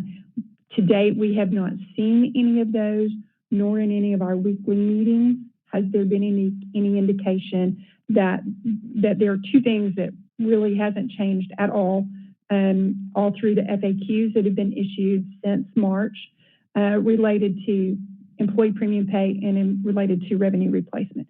So I think those guidelines and rules are going to stay very much in place. So if your question is, can we take $10 million from revenue replacement and fund it with other things, that can be the will of this body. That doesn't change the formula calculation that we could have had a potential to replace $36 million into our budget stabilization initiatives. So that is strictly up to council how you want to address that. I will just again say, we've had this money for quite some time. Administration presented a proposed plan to you, which is basically the same resolution you are seeing here with some minor tweaks between broadband and the home repairs. Everything else, we have continued to present to council. We have pleaded with council. We have shown you, we've had the people here to talk to you about it, that we feel this is the most holistic approach to this funding. Obviously, the voting for this funding resides with this body, but you could eliminate revenue replacement. You could entirely eliminate revenue replacement and spend it on anything that you want, as long as it's within those guidelines. That, of course, is not our recommendation, since this money had the availability for budget stabilization for municipalities across the United States. But to clarify that, it's because you're floating how much out of the reserve fund right now? That's my question. We budgeted, as you, and I know it's been a while since we've had budget discussions, but our FY22 budget has proposed use of $24 million out of our unassigned fund balance. What did we hit? What did we hit the year before that? Actually, we allocated 30 something, but we are in the final phases of our year-end closeout audit, and into our audit. It appeared at the end of the year that we were not going to have to use any of our assigned fund balance because of the uptick in the sales tax revenue that was unexpected during the pandemic. Okay. All right, that takes me through that. What happens if, say, the federal government somehow, we spend $1 million on XYZ or $500,000 on XYZ? The federal government determines that that is not COVID compliant. What happens? We would have to refund that money. But, I would say to council that administration is absolutely committed to working with you to determine that anything you wanted to spend this money on met the guidelines and the regulations and the parameters of ARPA funding. That would be incumbent upon us to share that information with you. As the Chief Financial Officer, I do have to sign off on these reports. So I can assure you I would not be comfortable signing off on something that was not in compliance with the parameters of the spending guidelines as they have been presented. Okay. And let's go to the 13 million, or basically $1 million per council member for COVID relief. And council members can basically just come up with Southern Heritage Classic, Orpheum, Boys and Girls Clubs additions. Basically, we can come up with whatever we want, up to $1 million. That is correct. That is the allocation we have so far. Again, we would be committed to working with each council member to ensure that their initiative met the guidelines of eligible spend. Absolutely. Never dreamed I'd ever have $1 million. Anyway. All right. Let's say, for the purposes of argument, and because I'm just trying to think of how to get all this together and potentially kind of find the pots of money in the baskets to put it in. Let's say I wanted to build a homeless shelter. I know I still have $1.5 million, but I'm picking an idea. I want to build a homeless shelter in North Memphis, maybe even North Cordova. can I potentially, if I can't do that through the ARPA funding, I can put that potentially and begin the CIP process that on that for the next budget? Can I not do that? Potentially, i.e. solve the problem from a different direction. As long as it meets the guidelines for GO bond spending for CIP. Which depends whether or not we own the shelter versus a third party we can't spend CIP on. Okay. Okay. So, listening to Councilman Smiley, and I think you hit a lot of the salient points. I don't know quite yet what I think about every individual amendment, though. But I think we have a very balanced approach. I remind our colleagues that you have 3 super district members that you can also talk to about potential additional help with your funding. I know I'll be talking to you guys. It's just nice to know that. $1 million makes you very popular, baby.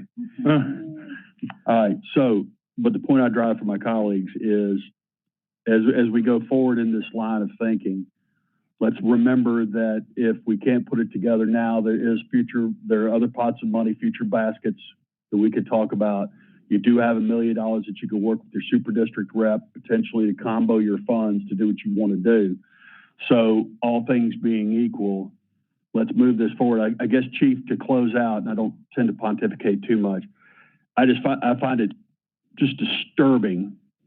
I guess I'm happy in a way for the school system, Shelby County and St. Louis. They got so much money, but I'm just disturbed that Memphis it's a lot of money, but I still feel like we kind of got the shaft. But all things being equal, colleagues, let's finish this thing as best we can right now. I yield back. I apologize for going so long. Okay, thank you very much. And yeah, and colleagues, let's try to get through this. Every minute we've taken now is a minute from either lunch or attorney-client. We've got staff and other folks that need to eat as well. So we're going to go to Councilman Carlisle, Swearingen, and Logan, and then I think we need to go to the amendments and start having some votes. Well, to that point, I mean, there's just stuff everywhere.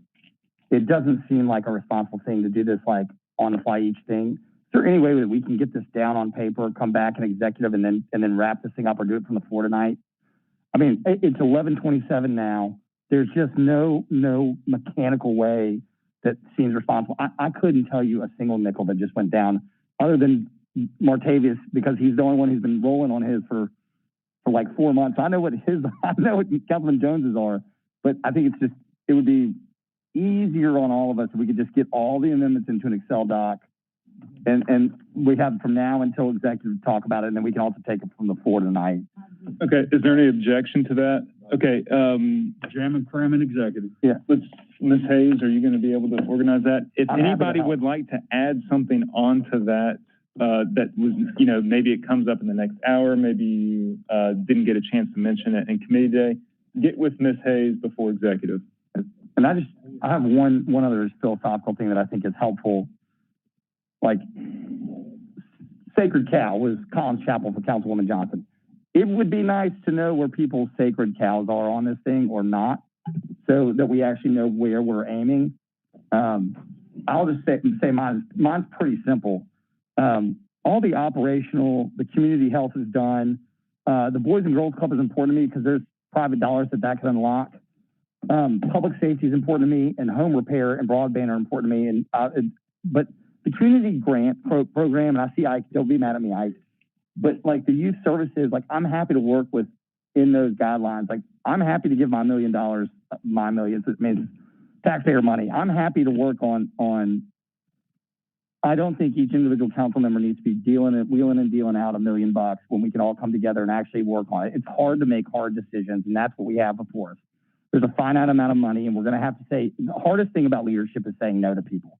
And we're going to have to say no to somebody because we can't do everything. So anyway, I just say that just as everybody takes the afternoon and we come back together to try and figure out where some of these things are so we know where we're actually trying to amend and move and cut from. For me, it's certainly the community initiatives and some of these other things, but I just wanted to put that out there as we kind of start to go down this road to make, hopefully later this afternoon, a little bit easier. So thank you, Chair. Yeah, and Councilman Carlisle, you touched on some things that I was going to try to wrap up towards the end to get people on the same page. Because again, I have sacred cows as well, and we have $13 million set aside for council initiatives. And as far as I'm concerned, I consider this whole thing, once passed, essentially a council initiative. same way I consider the city budget went past the city council budget. I think there are some things, including the city operations, most of the public safety spending that are absolutely sacred to me. There are things I would like to have. There are things that'd be nice to have. And there are things that, you know, if other council members don't feel strongly about them, neither do I. So any information that we can get to Ms. Hayes to organize that, please do before executive. And we'll try to take it as quickly as possible and be efficient. And we may just have to go down to the floor from there. And on the floor, everybody has the right to make a motion and be heard on that motion. Councilman Swearingen and Logan, we're still in the queue. Do y'all still wish to be heard? Okay, we'll go to Councilman Logan first. I just wanted to make a point, and I agree with the direction that we're going, but I do want to say that as we look to how we're going to spend this money and how we spend the taxpayer money, all of us are representing the constituents, and we see the things that are happening in the individual communities every day. And I think it's important that we hear what people are saying. I know Councilwoman Swearingen mentioned this morning some things that are persistent in our community and we seem to be overlooking. And I would hope that we would really give attention to these things that are being proposed, because apparently if we bring them forth, it's a real issue and urgent matter in the district or in our areas, whether it's a grocery store, whether it's homeless or whatever it is. We're bringing these things because there are really issues in our community and we haven't been able to resolve them day to day. We haven't been able to resolve them to this date. And so it's very important that those come on the forefront, because they're not being resolved, whether it's the trash pickup or whether it's the people living on the streets. These are real issues. And so I don't want to see us spend all of the dollars on administrative costs, but then the people in the neighborhoods are still suffering, you know, with the same issues. And so I do appreciate us having time to go back and look at all of the issues and then come back this afternoon. But please hear what we're saying on behalf of the people. Yeah, and very quickly after your point, solid waste is not an item that has been discussed in this ARPA funding, and it's certainly something that's been affected. We know we have a staffing shortage and a labor shortage that's been exacerbated by COVID-19, and whether or not we could use ARPA fundings to invest in technology or equipment that would allow us to operate without, with the same amount of labor force, you know, and so we could deliver those services by buying and investing in new equipment and be those one-time purchases that Councilman Jones was talking about rather than these ongoing expenses. But that's again, part of the discussion later. Councilman Swearingen? Thank you, Mr. Chair. I'd like to just place something on everyone's radar. Councilman Smiley and I had the opportunity of meeting and collaborating with some members of the Shelby County Commission, the faith base, as well as the administration here with the city of Memphis. We have a serious issue with vaccinations, and everyone were in agreement that we need to put forth a better effort. We met with Dr. Ted Lyon. He and his wife, who is also a doctor, have a mobile vaccinating unit where they are visiting schools, churches, organizations, and they're just going from place to place, and they were speaking of how vital this is. It's called SHOT RX, and I would like for us, they're in need of funding.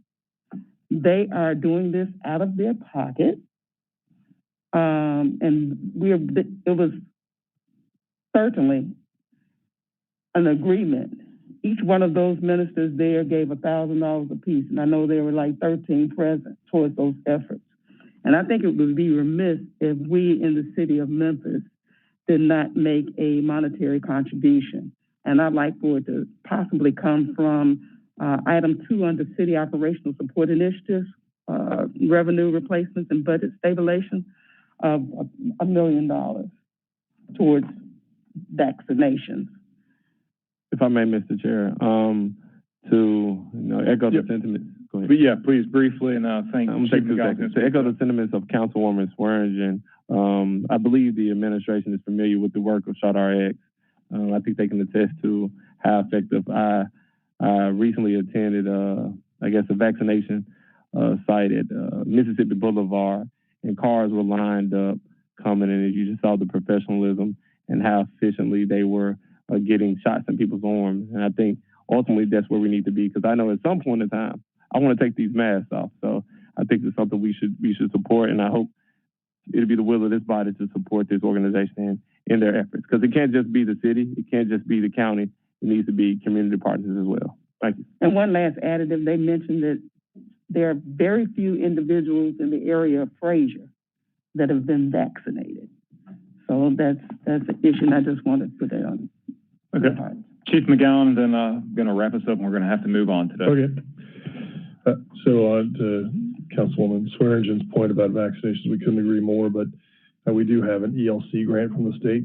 It's $15 million. We've only spent about $7.5 million of that. The other $7 million is directly for vaccination efforts. So to the extent with ARPA here, we do still have some resources there. And we understand full well the vaccination rate in the Fraser area. We've knocked on 20,000 doors in that neighborhood. With our door-to-door campaign, we got 150 people vaccinated through that effort. Our own paramedics are up there doing vaccinations door-to-door 7 days a week. So, but anything to get more people vaccinated, we've done so far 858,000 vaccines here in this community. We're more than 50% vaccinated. Just a quick factoid, that's more than 100,000 vaccines in the next closest county, but we are the biggest county here. So there's still lots of efforts going on here. We do need to get more things happening. The last thing, Mr. Chairman, before you close out, I did hear, and I'll just say it out loud because I know that it's probably on folks' mind and undercurrent here. As you said, I'd like to hear, we'd love to work with y'all to get to a solution on this ARPA funding. But I'd like to hear, and I know some people have the opinion that $13 million is part of the whole pot and we ought to fund these initiatives out of that. I know there are members that believe, no, we ought to preserve that $13 million to have a separate grant program going forward. So I'd like to hear what the ideas are for separate individual things that didn't come out so that we can figure out whether or if we pull down from that or not, so that we can potentially come to something that works. Thank you. Yeah, if you're going to relay something to Ms. Hayes, I'll have her work with y'all to make sure everybody has the same information in terms of what's being requested, try to share back and forth. Did you say 20,000 doors were knocked on and resulted in 150 vaccinations only? Sure. That was our door-to-door campaign. Now, the 20,000, don't take that literally there. The 20,000 doors we knocked on was information. The last month and a half of that was vaccines on demand, so you probably had 5,000 doors that resulted in 158 vaccinations. The good news is many people were already vaccinated. The people that weren't, though, was about 80-20. I'm just never going to do it. So people getting over the hurdle there. But what I meant to say, there's a lot of effort that's gone into meeting people where they are. So, but we can't agree more. We need all hands on deck to get people vaccinated. Okay. Thank you very much. We didn't have time for it today, but I've requested a discussion in 2 weeks about the city's employee vaccine policy and the incentives that we've offered so far, what we've paid out, and kind of the legal boundaries of what we can request, what we can require. And so hopefully we'll be having that discussion in personnel in 2 weeks. All right. Thank you very much. We're adjourned, everybody. We're going to do public safety very quickly.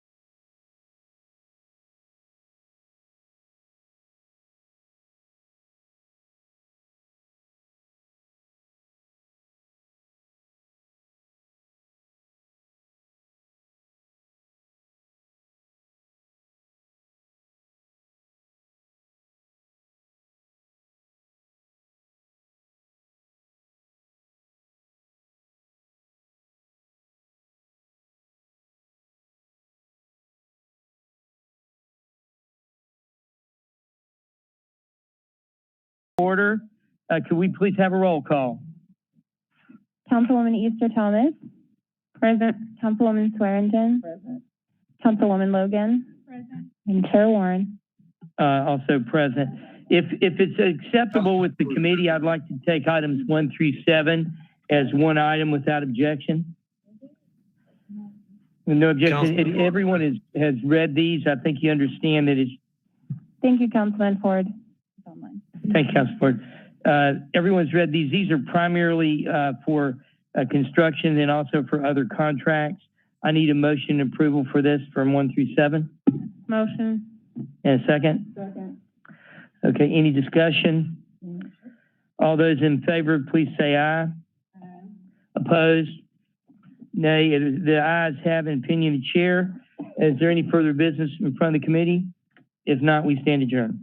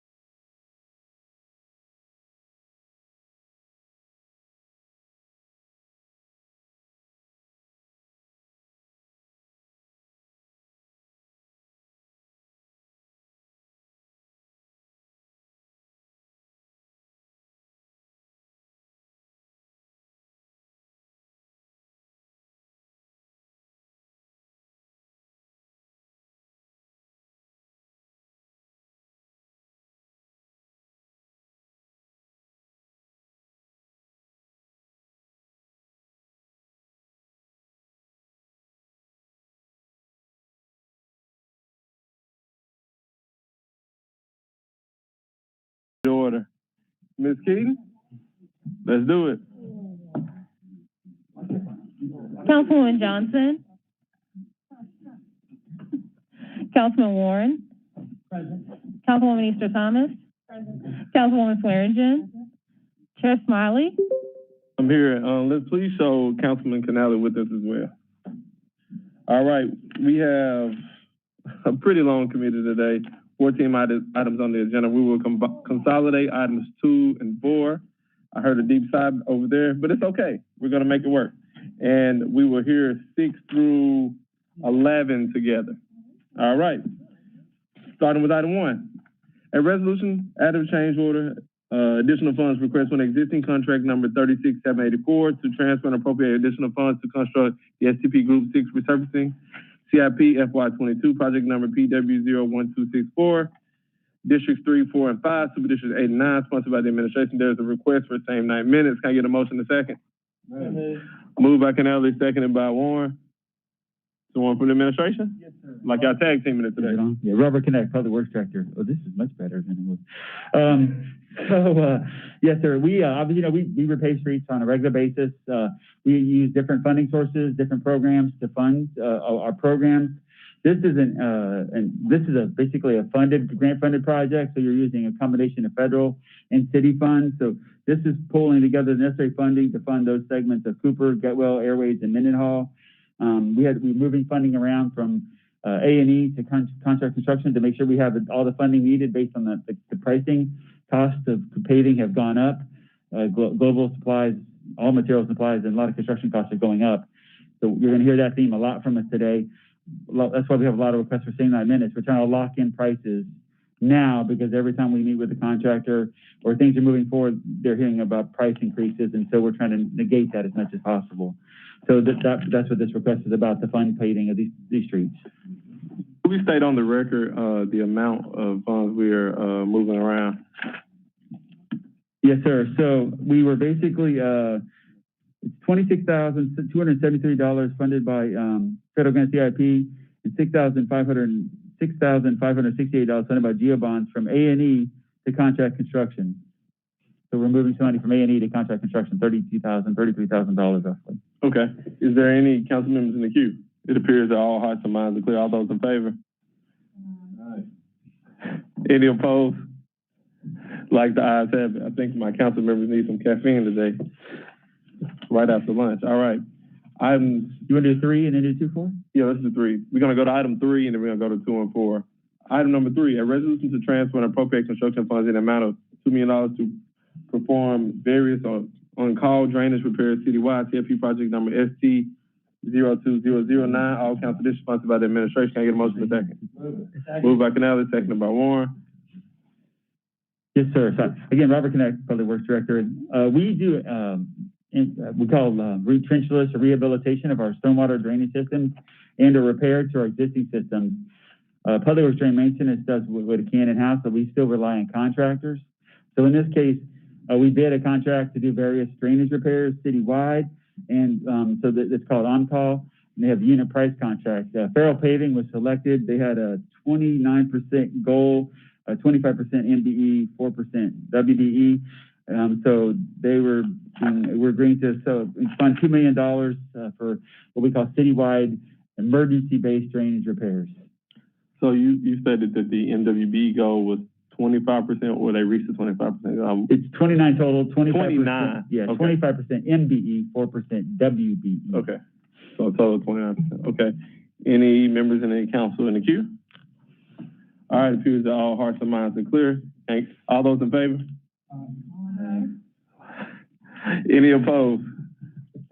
So is the opinion of the chair. The ayes have it. All right. We're going to hear items 2 and 4 together. So I'm going to read them both. A resolution to appropriate funds in the amount of $2.195 million for constructions of MC Styles WWTF Maintenance Building Modification CIP project number SW04009 FY22 District 7 Super District 8 sponsored by the administration. Please note that there's a request for the same 9 minutes. Item 4, a resolution to appropriate funds in the amount of $5,607,162 for construction of the T. Maxon WWTF Administration Building South Plant Expansion CIP project number SW02033 September the 7th, 2021 committee schedule for FY 2022 CIP project budget District 6, Super District 9, sponsored by the administration. There's a request for 9 minutes. The floor is yours. Yes, sir. So we are actively modernizing, upgrading, or building new structures or systems for the South Wastewater Treatment Plant, which is both Stiles and or Maxon. So if you're what we're allocating funding for is to replace to construct a new maintenance building at Stiles, which is the North Wastewater Treatment Plant, and that is roughly it's roughly, I had the numbers from me, $2.195 million, with that includes the contingency. There was a goal set of 48%. It's 42% MBE and 6% WBE. Again, this is to fund to construct a new maintenance facility. And then the other one is to construct a new admin building at TE Maxim, which is the South Wastewater Treatment Plant. The administrative building holds all the management and personnel related to operations side. The building is, those buildings are 40 years old and in dire need of replacement and or in construction of a new facility. So we're going to build a brand new facility right in front of it. That contract was set for 50% MBE, 50% goal, 43% is MBE, 7% is WBE. Again, this is just about upgrading and replacing facilities, and it's $5.6 million, which includes the contingency allowance. So a quick question for you as it relates to admin building. Are we, I guess, building the admin building for spacing purposes, or the fact that the previous building, the current building, is in dire need of repair? The second, sir. It's a dire need of replacement. How much would it cost to repair, or is it not worth it? Yeah, because we build labs and other technologies included into it, it's more feasible to just replace it than it would be to otherwise to rehab or replace or do a complete rehabilitation. Okay. Any other council members in the queue as it relates to this? Councilwoman Issa Thomas, the floor is yours. Good man. Thanks, Chair. Thank you, Director Connect. I just want to say thank you for giving us those minority and women business percentages. I haven't heard that from anybody in the administration these past 2 council meetings. So thank you. You've been excellent, right? It was a resolution. But thank you. I just want to say thank you. You're welcome. I think she's been excellent, pretty consistent. Thank you, Director King. Any other council members in the queue? All right, it appears that all hearts and minds are clear. All those in favor? Any opposed? It is the opinion of the church, the ayes have it. So items 2 and 4 are approved with same night minutes. Item number 5, a resolution seeking approval for transfer of sewer assets in unincorporated Shelby County, the Chapel Hill Water Treatment Plant located at 9856 Lou Drive to Shelby County, sponsored by the administration. There's a request for same night minutes as well. Motion and a second, please. Moved by Warren. Anybody else in council? All right. Seconded by Councilwoman Easter Thomas. Director Connect. So we are basically... Is this Chapel Hill near Arlington? Yes. So there's a lot of history tied to these types of scenarios. The Chapel Hill is a small little batch wastewater treatment plant that was built in 1971 or 72. And this is before the city even owned and operated its own wastewater treatment plants. What was happening is the Clean Water Act was coming online, and a lot of these locations were having to make decisions about where wastewater was going to be treated and how. In the case of Chapel Hill, numerous activities and agreements were put into play where ultimately the city of Memphis took responsibility to own, maintain, and the Chapel Hill facility. Now we've, through time, and as you know, we're no longer expanding and no more growth. And in discussion with Shelby County Public Works, we've agreed to transfer assets from the Dogwood Village facility out there, which is within our service boundary. It's connected to our sewer system, in exchange for the Chapel Hill facility, which is not even in our services. It's its own little treatment plant. It's an unincorporated Shelby County. It only serves those residents out there. So it was seen as an advantageous switch and swap transfer of assets. So as it relates to the Chapel Hill treatment facility, so it only serves the Chapel Hill community, or does it serve, because there's like a few people on the streets around the corner, or is it just Chapel Hill? Yeah, it serves that little subdivision out there only of, I think it's like 200 homes. It's like 4 or 5 streets. Yeah, it's only a couple hundred homes. Yes, sir. Okay. Would there be, how much would this cost the city, or is it just, wouldn't cost us anything? We're just transferring assets. So we're replacing one set of assets with another. So, we have, the only thing we had to do was, it was 50 years old, so we did have to do some repairs and upgrades to the station because it was in poor condition. It needed to be rehabbed and upgraded. And they're giving us a new facility. Dogwood Village is a newer facility out there in exchange for it. All right. Anyone in the queue? Okay. Councilwoman Johnson.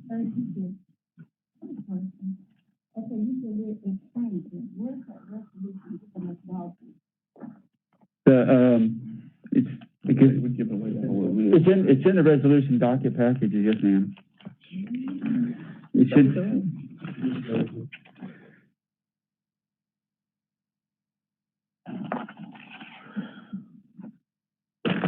I have to grab it out.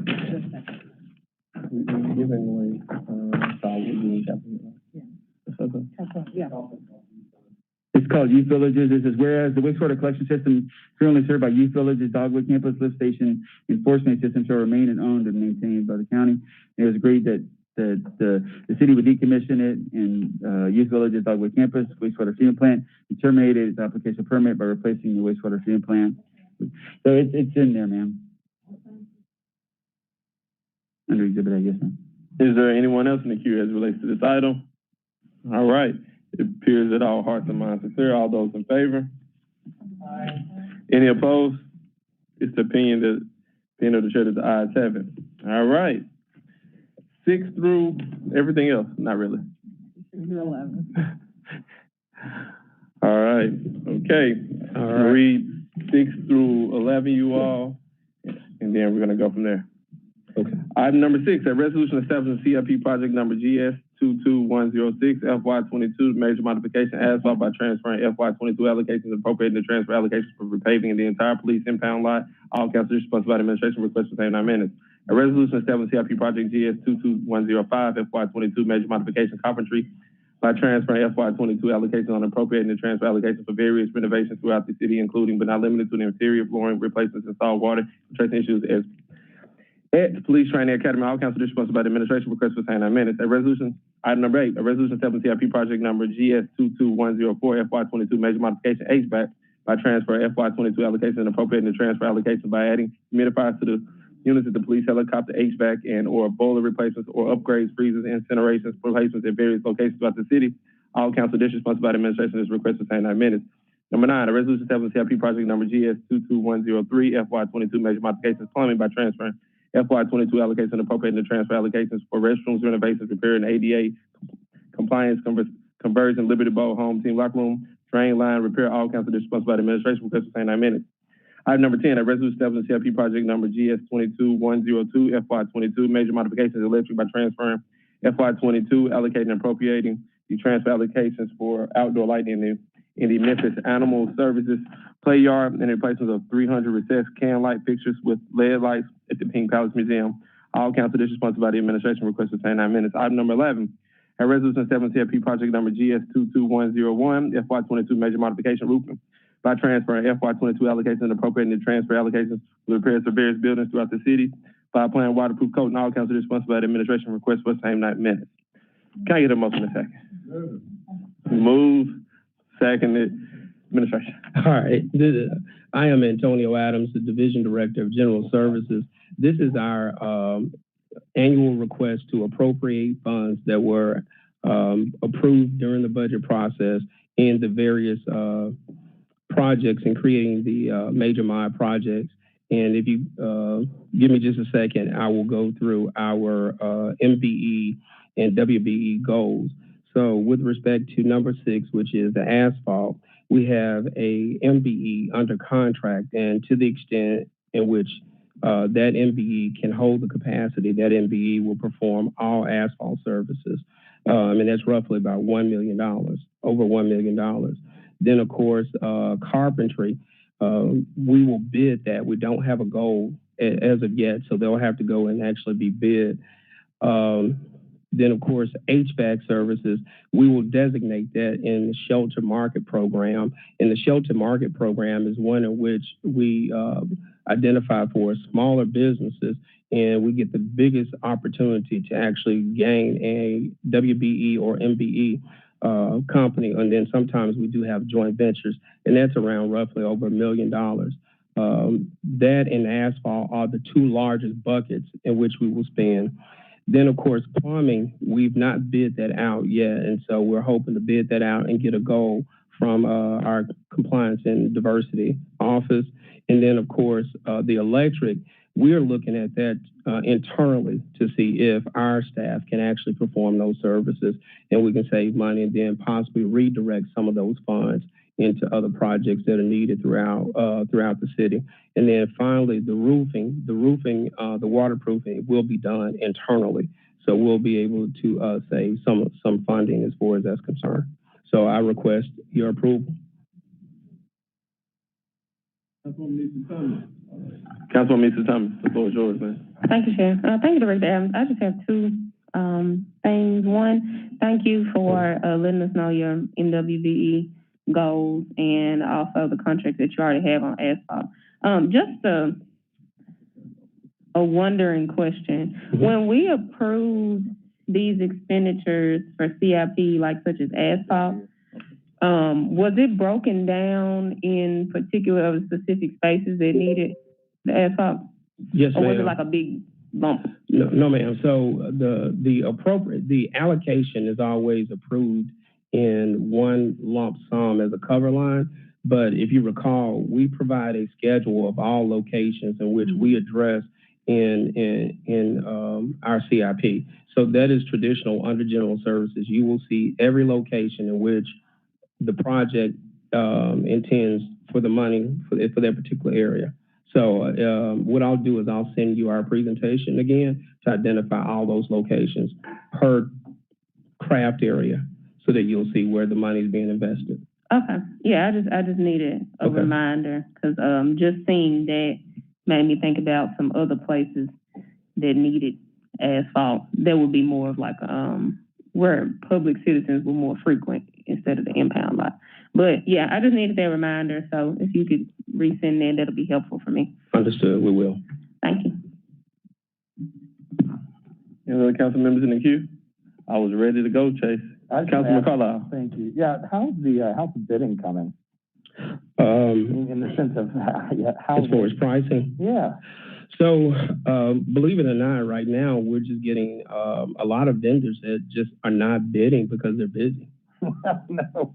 Quite honestly, we just got, and that's a good kind of problem. I always say that's a good kind of problem. Now, if they're busy, when we send out the second iteration of a bid, what tends to happen is we have increased pricing. So we're trying to we're kind of flexible as far as that's concerned. In FY21, I'll tell you what we've decided to do is start packaging up various buildings and then packaging up various, like HVAC, we'll package up community centers. Yeah. And then we'll put that particular package out. We split them out so that we get the best opportunity for MWB businesses so that they can get their bonding, they can get the licensure, get enough to actually be able to afford to do the project. Now we're just saying that they're busy, so we package it up, and we've met with a lot of success as far as our MWB numbers in FY21. Awesome. I know that we need to move along, but I'm curious, is there anything from a policy or procedure standpoint? There's nothing more assured than getting paid by a governmental entity versus like a private developer. But sometimes the issue can be when and how they're paid. Are there anything that we can look at or need to look at that can help attract more bidders? So from a pay standpoint, this administration and the previous administration really focused on paying net 30 and paying even shorter than that, to the extent that I am as a director, my performance is based on how I pay. And so I'll say this, general services, and I'm proud to say this on my staff, we receive the most invoices citywide. and we pay in the top 3 of every division since I have been director. That's awesome. Thank you. That's very helpful because I know a lot of times for small general contractors and subs, they can't afford to do the work because they can't afford the float. So that's great to hear. That's very inclusive. Thanks, Chair. Thanks, and thank you, Director Adams. All right, thank you. Any other council members queue? Okay, it appears that all minds are clear. All those in favor? There's a lot of half. There we go. Very much so an aye. I appreciate that. And all right. just to let you all know, I'm teeing this up. I will be bringing the cladding project, as I know it will be more discussion with respect to that project that will come before you all next council meeting, that resolution to appropriate those funds as well. I think he interrupted because he didn't want to hear if there was anyone opposed. Any opposed? All right, it's opinion of the chair that the ayes have it. Okay. 12, 13, and 14. Item 12.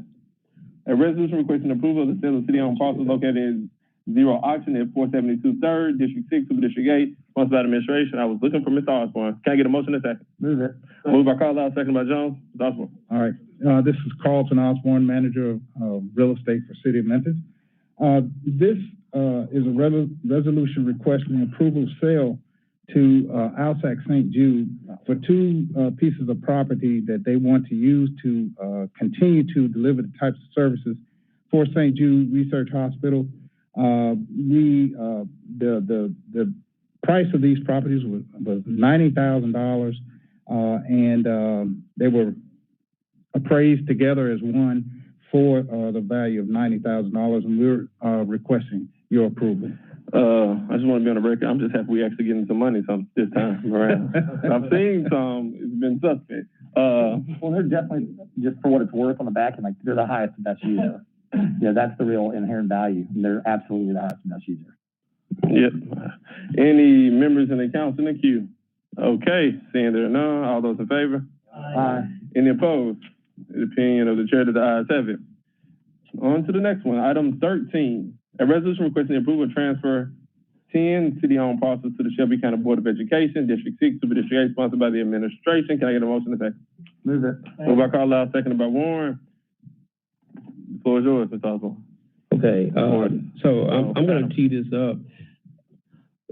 These 10 parcels are part of a larger list of parcels that we included in a settlement agreement with the Shelby County School Board. And these particular parcels are the ones that have little to no negotiation. These are direct parcels. We have all the documents, all the deeds, all the research has been done. So we're bringing these 10 to you all now. There are remaining parcels in which we're doing surveys so that because there are instances where we, the city, want to retain an easement, or we need to subdivide the parcel because it's shared with a park, etc. So these all relate to, and you'll have these all relate to those parcels that were identified in the settlement agreement. All right, Councilman Carlisle, the floor is yours, good sir. Thank you. So, jointly owned assets, correct, to some degree that we're realigning through agreement. Correct. And this is the start of that. This is the start of that.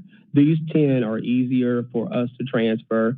The other remaining parcels will have to make sure that we register properly and appropriately, and then of course we subdivide and make sure we survey. And we'd agree that the value is net zero, basically, in the sense that it's a fair land swap / realignment. Yes, sir. Yes, sir. Yeah.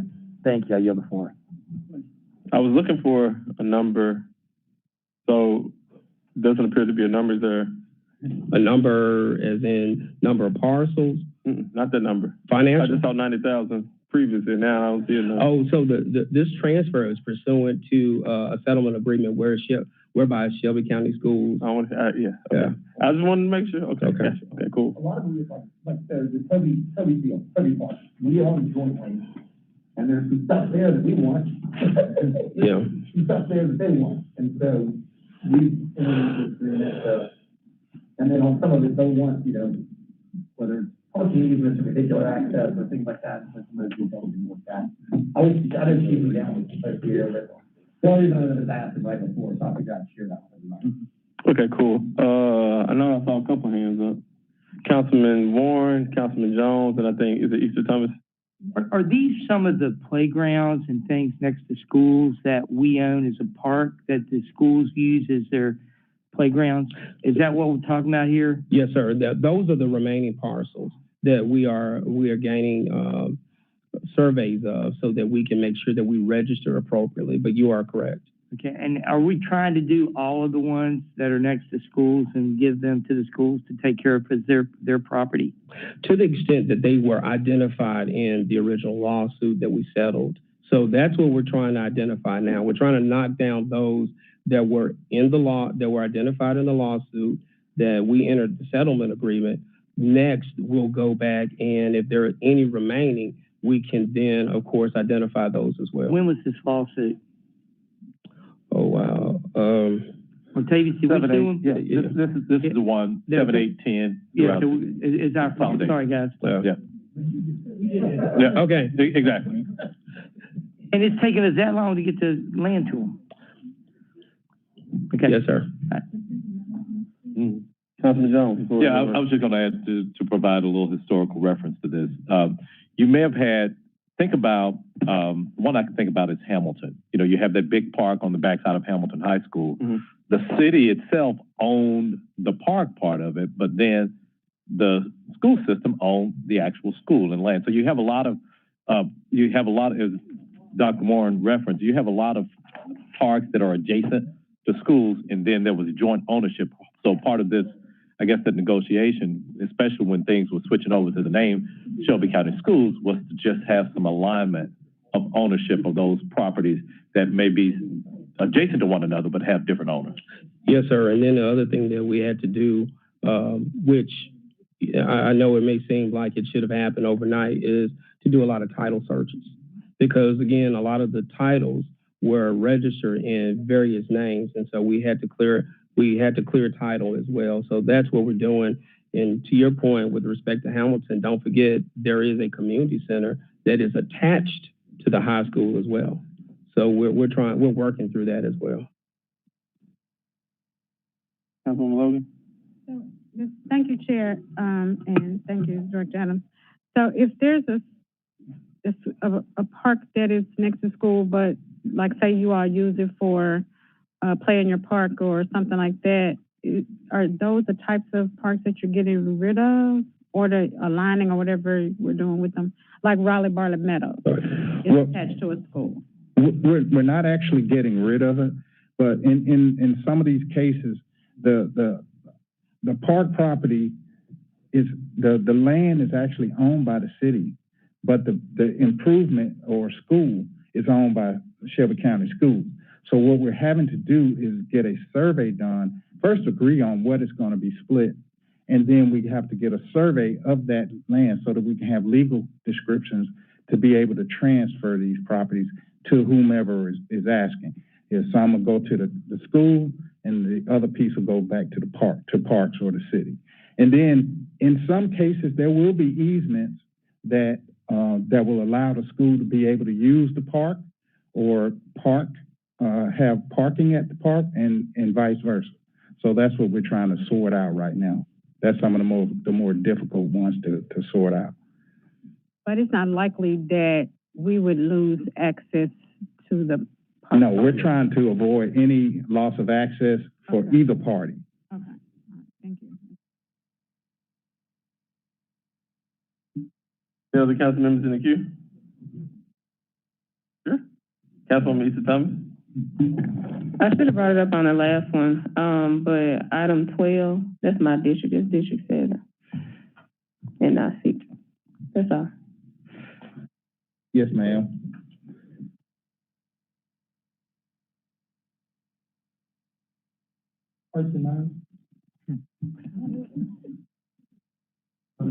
All right. All those in favor? Aye. There we go. Y'all join me. Okay, any opposed? All right, there's opinion of the chair, the ayes have it. All right. Item on the agenda today, if I'm not missing anything, item 14. 311 presentation. Thank you, directors. All council districts requested by Councilwoman Logan. Director? All right. Glad of you to join us. The floor is yours.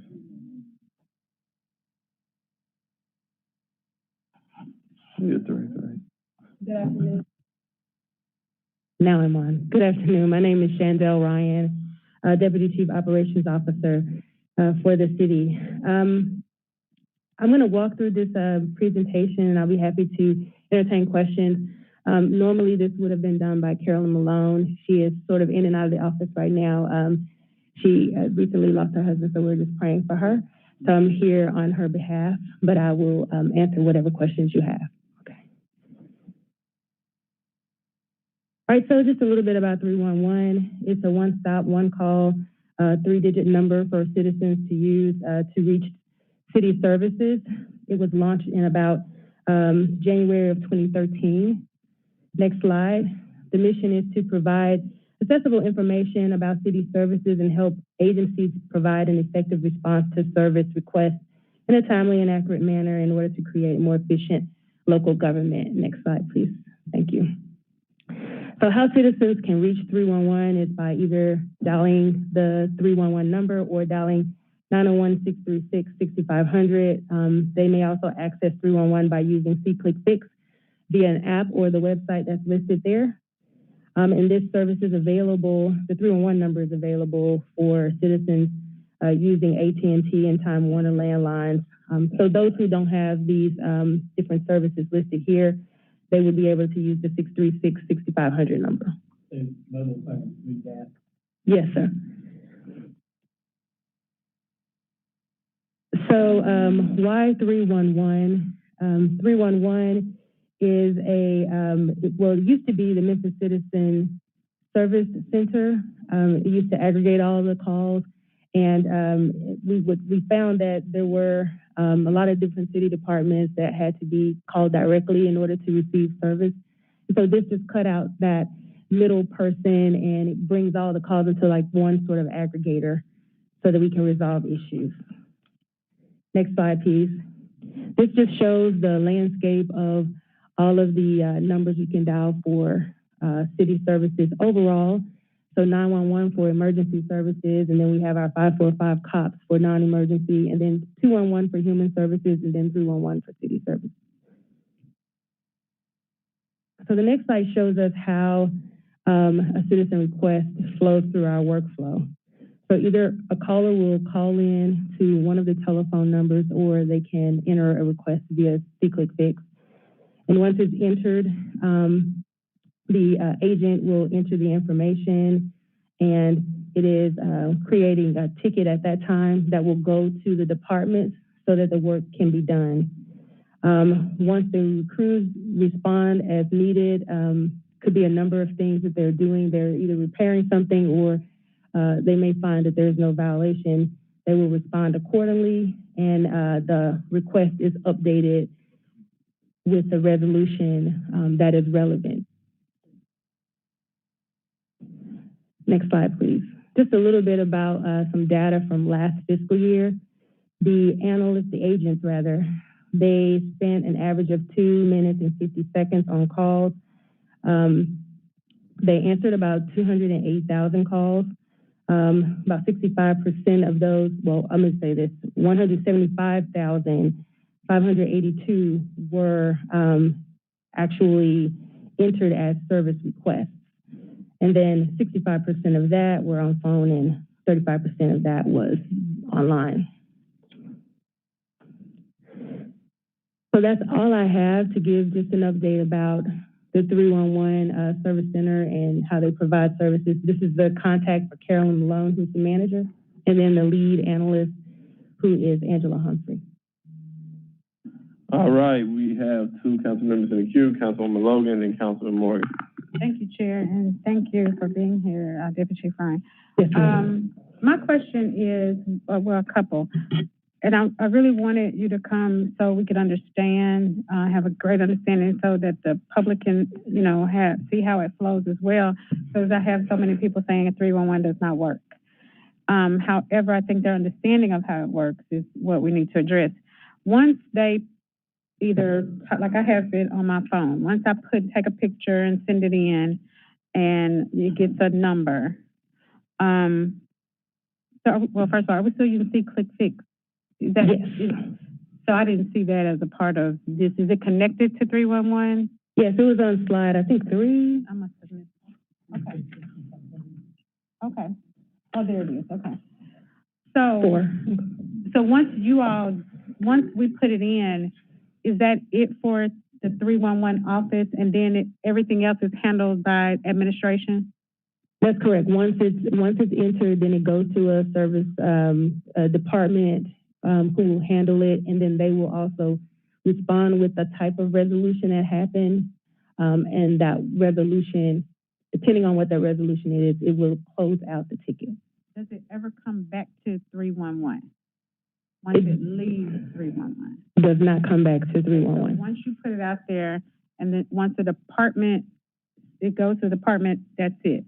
Because I think people think that it's 311 throughout the entire process. I understand.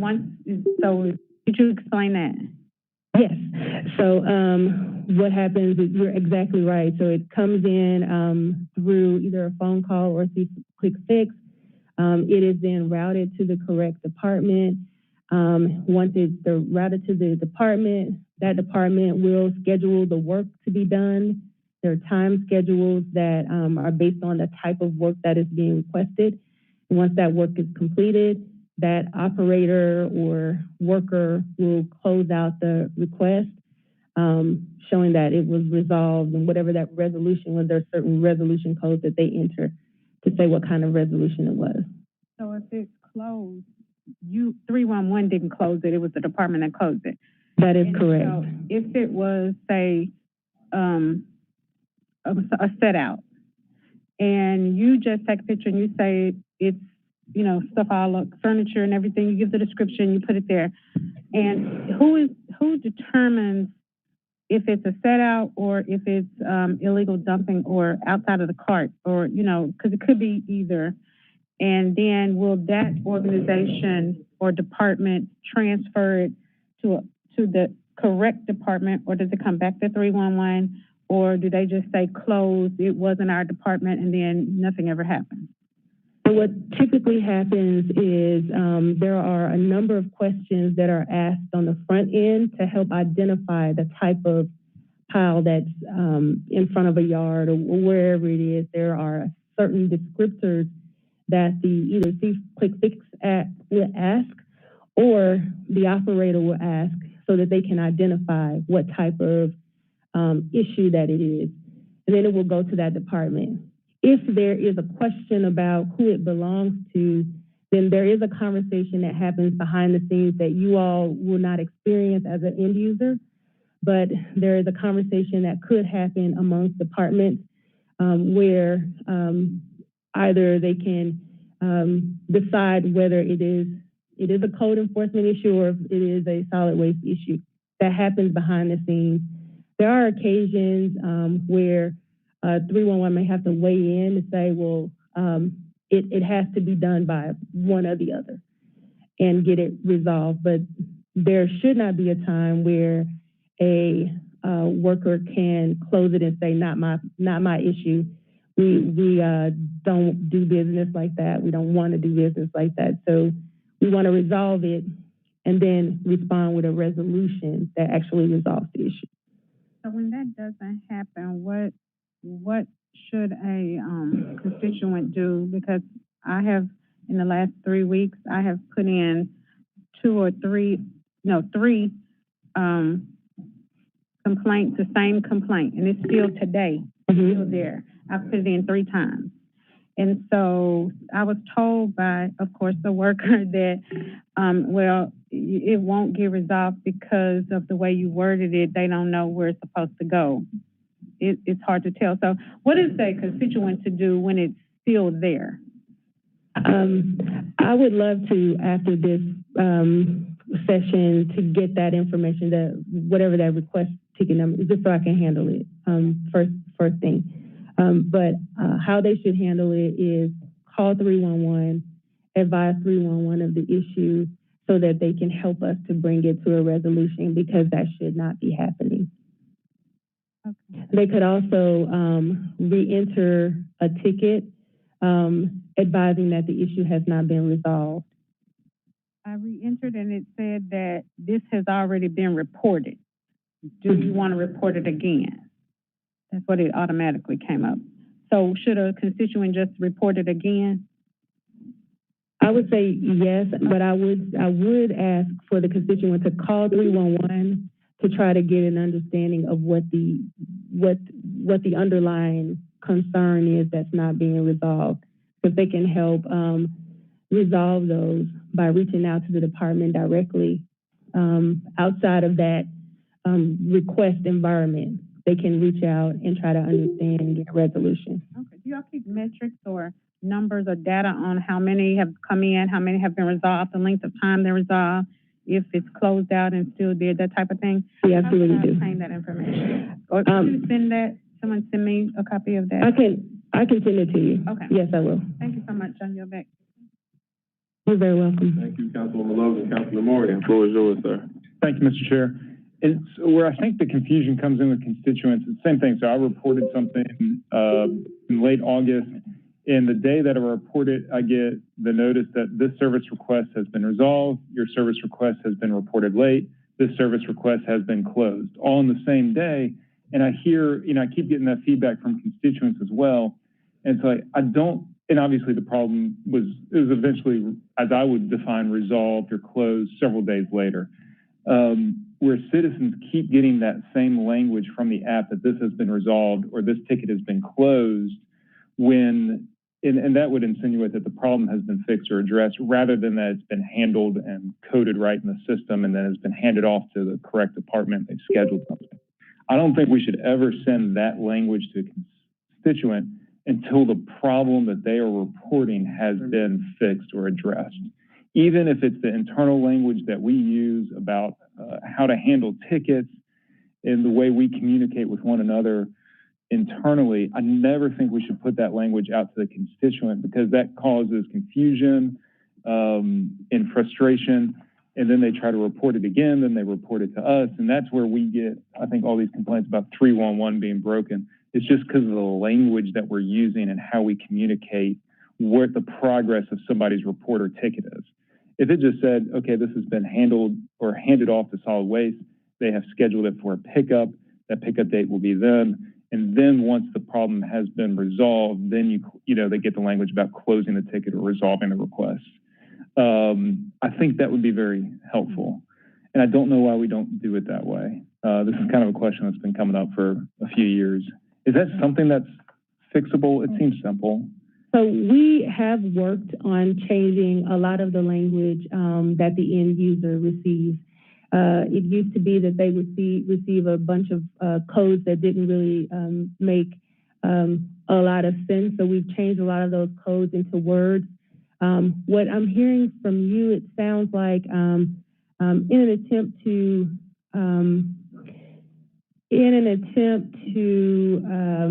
streamline some of the responses, there are some automatic messages that may be sent out. For example, if it is 12 noon and today is your collection day for garbage, and you're just used to seeing someone at 12 noon, the system won't allow a request to be entered until after the day has closed. So until after 5 p.m., it will give you an automatic message saying, this is reported too early. Please report if it's missed by tomorrow. So there are some of those automatic closures that happen. We continue to improve the communication that comes back to the end user.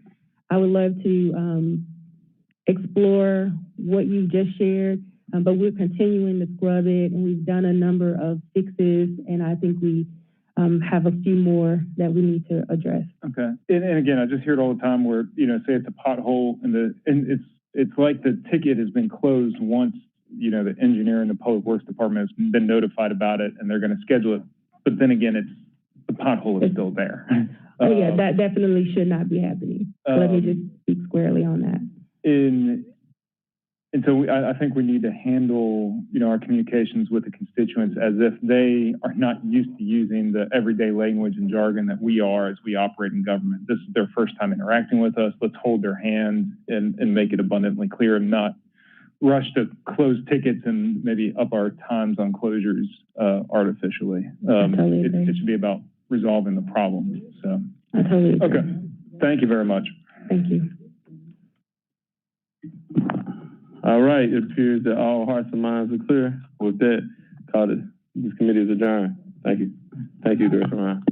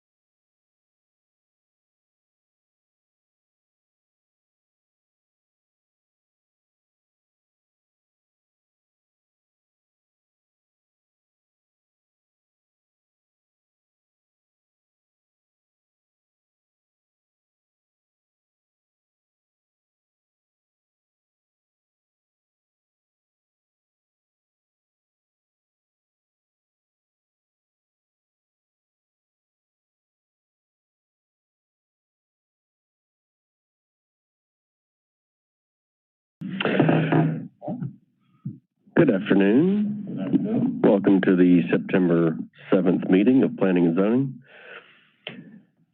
Lakivia, would you please call the roll? Members present, Councilman Warren. Present. Councilwoman Easter Thomas. Present. Councilwoman Swearingen. Councilman Morgan. Here. Councilwoman Johnson. Councilman Jones. Here. And Chair Carlisle. Councilman Fuller. Canale. And Councilman Ford as well. Here, Chair observes the quorum.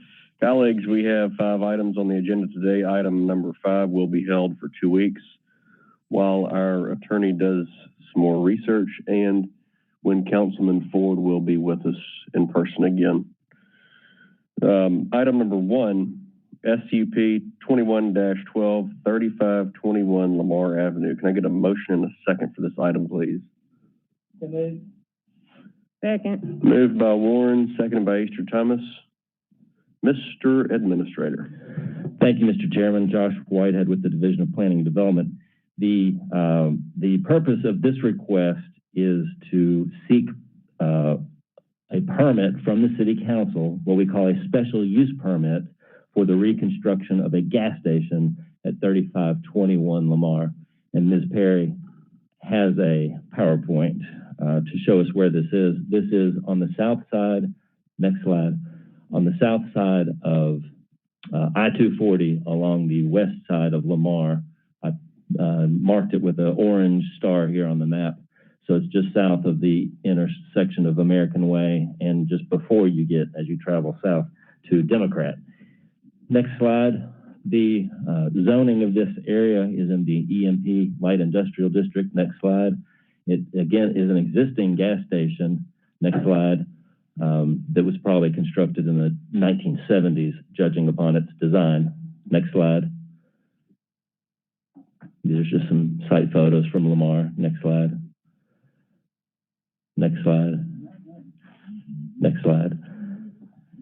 With the application process of a special use permit, the applicant is expected to submit a site plan demonstrating how the development will occur. And as this site plan indicates, there's 2 major rectangles on this drawing. The rectangle in the center of the photograph will be the convenience store, and I think there's 2 additional bays for tenants, other tenants. And then the rectangle closer to Lamar, which is on the far right, is the fuel canopy. Next slide. And the applicant has also submitted elevations. There are some conditions of approval in your resolution tying these elevations to some materials. And this application did go to the Land Use Control Board back in July and received a favorable recommendation. Mr. Chairman, I'm available for any questions. Thank you, Mr. Administrator. Colleagues, questions? Councilwoman Swearingen and Easter Thomas? No, Councilman Warren. As you well know, I'm not one that favors service stations, and especially along Lamar. And there was a moratorium, but I was able to go by and collaborate with the developer, as well as had Mr. Whitehead online. As you can well see, this is in desperate need of an upgrade. I was really disappointed in what I saw. I saw prostitution. I saw drug activities. Trash was everywhere. But I asked him to promise me that that would be eliminated as we upgraded. No more prostitution, no more drugs, and clean this madness up. So one thing we would like to overcome is blight within our areas, and I think this is a start. Thank you, Chair. Thank you, Vice Chair. Councilman Warren. Were these parking places behind the Ms. Perry, if you go back to that site plan, that is actually an adjacent site. There's a warehouse sitting behind or to the west of this property. That's an off-site porta. Yes, sir. Any other questions, colleagues? Councilman Carlisle. Thank you, Chair. I agree with Councilwoman Swearingen. I appreciate her comments. It's nice to see that they're reinvesting in the tank's already in the ground. So hopefully by slowing down some of the new development on gas stations in certain parts of the area, it's going to force people to have to purchase former or older gas stations or reinvest in the current ones. I'm looking through, so it's a brick, all 4 facades will have brick. And then what is the landscaping requirement under the,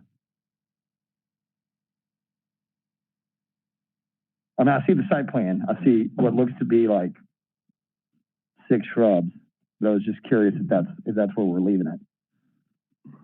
Thank you, Councilman. This site plan does demonstrate the, let's say, bare minimums of the landscaping provisions of the UDC, which are tend to be lighter around the perimeter, notwithstanding the front or the streetscape section, but the perimeter, since the areas adjacent to the property are zoned industrial, there are fewer landscaping requirements. That said, we could, through this resolution, beef that up. To answer your first question, the elevations do not, in my mind, show all four sides as brick. That too could be addressed in the conditions. The conditions, with insofar as the elevations, number 4, I think, is the only one that really speaks to that, and it just limits the amount of ethos that can be used on the facade. All right, I think now I understand what you're saying. I got the letter of intent that says modern appearance and brick at all 4 elevations, but not elevations of all brick. Okay. Landscaping is probably would be something that I would like to see. Landscaping and lighting would be the 2 big ones for safety and honestly aesthetics. They should make a fair amount of money. I think good landscaping attracts a good quality person, and then screening. I don't love where the dumpster is, but I get it from an access standpoint. And this is a side street right here, Lamar, and the side access street? No, it's not. What's the right in, right out over here? What's the street right here? There is a private drive to the north, and then to the south, there's additional. Ms. Perry, if you want to go back 1 or 2 slides, there's an aerial photograph, or maybe 4 or 5. One more. That's a good aerial photograph of the asphalt drives that none of which are public right of way that surround the site. I mean, like I said, I don't love that the dumpster's there. I'm not sure it would make them move it, but I probably would have reworked that site plan if I owned the building. Other than that, Josh, between now and 3:30, if we could figure out a way to get something that is amenable to the applicant to help with the landscaping and ensure that the lighting is a solid package, that'd be great. And I'm happy to stick around after this meeting and make sure that works. And as long as Councilwoman Swearingen's amenable to that. But other than that, I appreciate the reinvestment. Thank you, Councilman. Mr. Benke, you want to respond to that? Name and address, please. John Benke, 1164 Brookfield, Memphis. We're happy to make the additional landscaping and condition all brick. I think that was the plan all along, but that needs to be articulated. We're happy to do that. Yeah, you already agreed to with the lighting. I think we had that discussion. Yes. Yeah, if we could, memorialize the all brick, and then Josh, we'll get together and figure out something that's amenable. I mean, I don't want to go over the top. I understand there's an operational expense, certain types of landscaping, so I don't want to make it overly burdensome. But the bare minimum, gas stations are already a tough thing. We've had a lot of conversations about them. No reason why we can't make it look nice and attract. We know what you're saying. Thank you, Councilman. We're going to move on. All right, colleagues, all those in favor of sending this downstairs with a favorable recommendation, signify by saying aye. Aye. I'm also an aye. Any opposed? Opinion of the chair, this item has a favorable recommendation. Item number 2, colleagues, PD 21-15, 2977 Broad Avenue. Can I get a motion and a second, please? Second. Moved by Smiley, seconded by Swearingen. Mr. Administrator. Thank you, Mr. Chairman. Josh Whitehead again. This is a planned development rather than a special use permit for a gas station. Why was the last case a special use permit and this is a planned development? Because this particular case requires variances. When we add variances to a special use permit, we get A plus B equals planned development. Specifically, a use variance because the zoning of this property does not permit a gas station by right. The process is the same. Planned developments and special use permits both go to the City Council after a preliminary hearing by the Land Control Board. Next slide, Ms. Perry. So this property, one more slide. is about an acre and a half in size, located at the northwest corner of Tillman and Sam Cooper, or the southwest corner of Broad and Tillman. Next slide. This was property. The northern portion of this property was once an Amoco that closed several years ago, and the southern portion of the property was acquired by TDOT back in the 60s for the construction of Interstate 40. Next slide. The property is kind of in an unusual shape. It does front along Sam Cooper for a couple hundred feet, and then again Tillman on its east and Broad on its north. Next slide. The property, perhaps the most of us view this property as we're coming off the expressway, Sam Cooper, as we approach Tillman, and it's on your right. There is an additional gas station further to your right, Valero. It's on the north side of Broad. But again, it's vacant at this time. Next slide. So part of this application, just like the last one, contains site plans and elevations. We'll get to the elevations in one moment. The site plan features a building that is at the extreme eastern portion of the site up against Tillman. So it faces, the site generally faces westward. You have the canopy in front, or as you're traveling from the east, in back of that convenience store. And the way this is designed, kind of like the last one and many gas stations being constructed today, there are bays for additional tenants, additional to the convenience store. And then west of that, on the other side of the canopy, is a community plaza. Next slide. Again, elevations were also submitted with this application. The elevations are articulated in such a way that each tenant would appear to be a separate shop front. Next slide. And on the top, this was a particular concern of staff's. At the top, you do have the back of the building facing Tillman, and our concern was being the back. That's where the meters are going to be, and other service type areas. And so that gets to the root of our recommendation that I'll get to in a moment. Next slide. And this is the site plan combined with the landscaping plan that shows the plaza in between the two. Excuse me, this is a revised site plan. What the applicant did to address staff's concerns about there being a monolithic facade up against Tillman, they've done two things. They've pushed the buildings closer to Tillman and created that more of a double fronted building, right? If you're familiar with the new Chipotle on Union, that's kind of where our trends are in planning dumb across the country, where you have parking in the back, which necessitates two front doors. The front door for the pedestrian customer along the street, and a door in the back along the parking lot for the vehicular customer. And so the applicant submitted this revised site plan in response to some of staff's concerns. Next slide. And then these are the revised elevations. You see that plaza in the center, so you break up the one big building into two separate buildings. With that, Mr. Chairman, this did go to the Lanes Control Board. Staff provided a recommendation of rejection for the reasons I articulated earlier. Lanes Control Board did not agree, and so this comes to you with a split recommendation, positive from the Lanes Control Board, negative from staff. Thank you, Mr. Administrator. Councilman Carlisle. Good afternoon. I'm so sorry. What was the vote count at the LUCB? So 7 yeas and 0 nays. Rubber stamping down there. I see Mr. Banky and Mr. Brenham, good to see you today.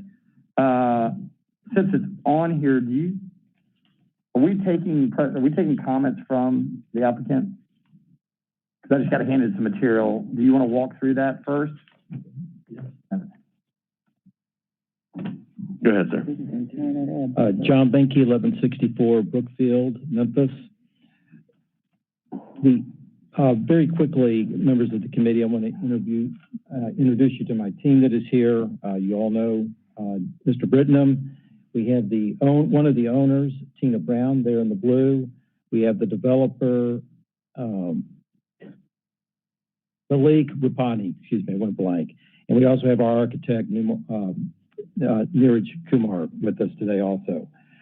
So, yes, we met with Brett Davis, our planner, and the Department of Planning architect to do this redesign. If we could go to the next slide. So we felt like when they presented us with this, it was much superior to what we had originally come up with, which we thought was very good. This is a better layout. It's a better design.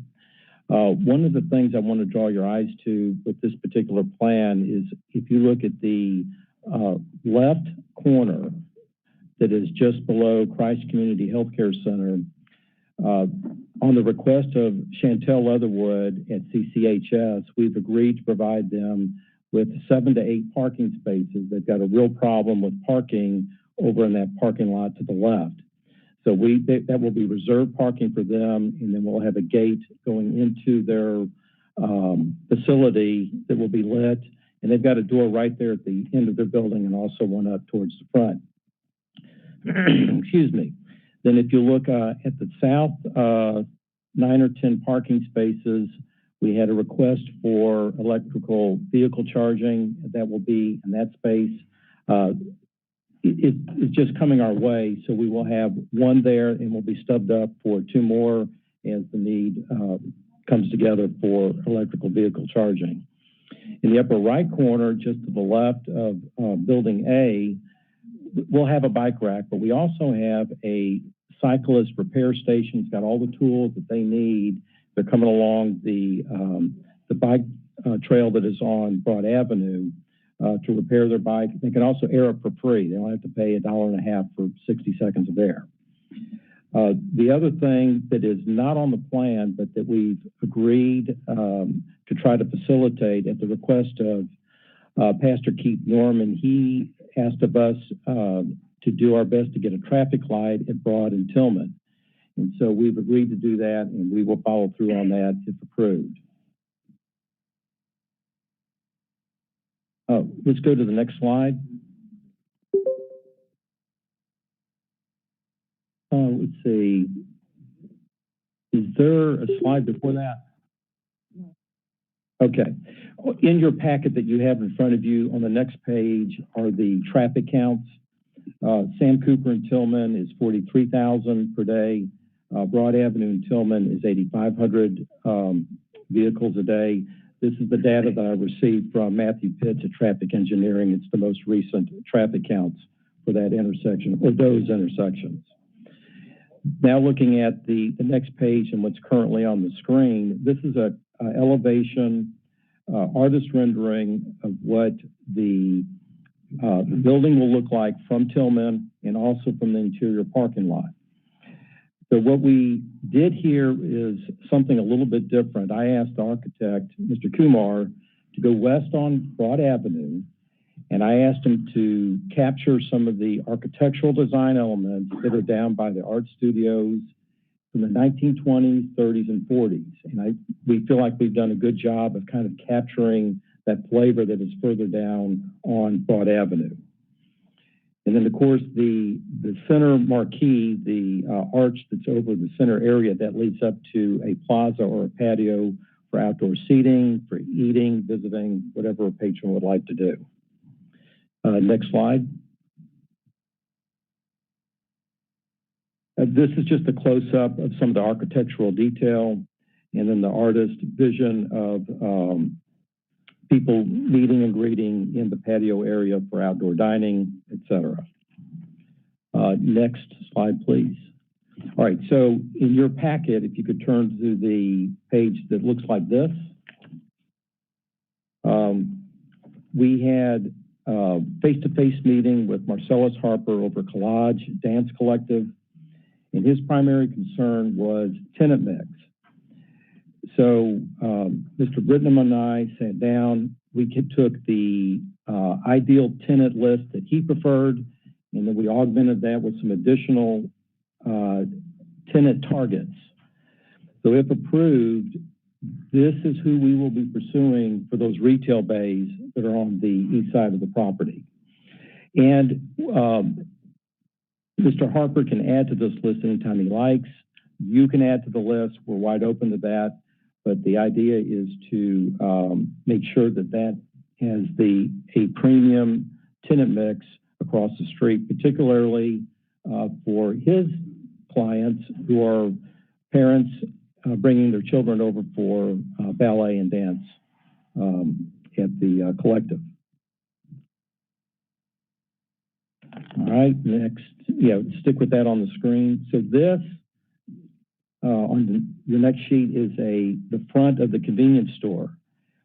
That is all one building. It's about 5,500 square feet, but this will be the appearance of the convenience store when somebody pulls up, and it has that same 1930 Art Deco architecture.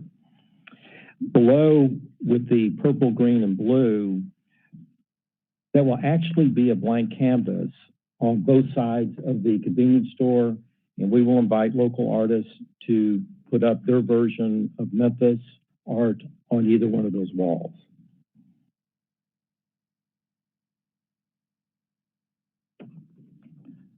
Next slide, please.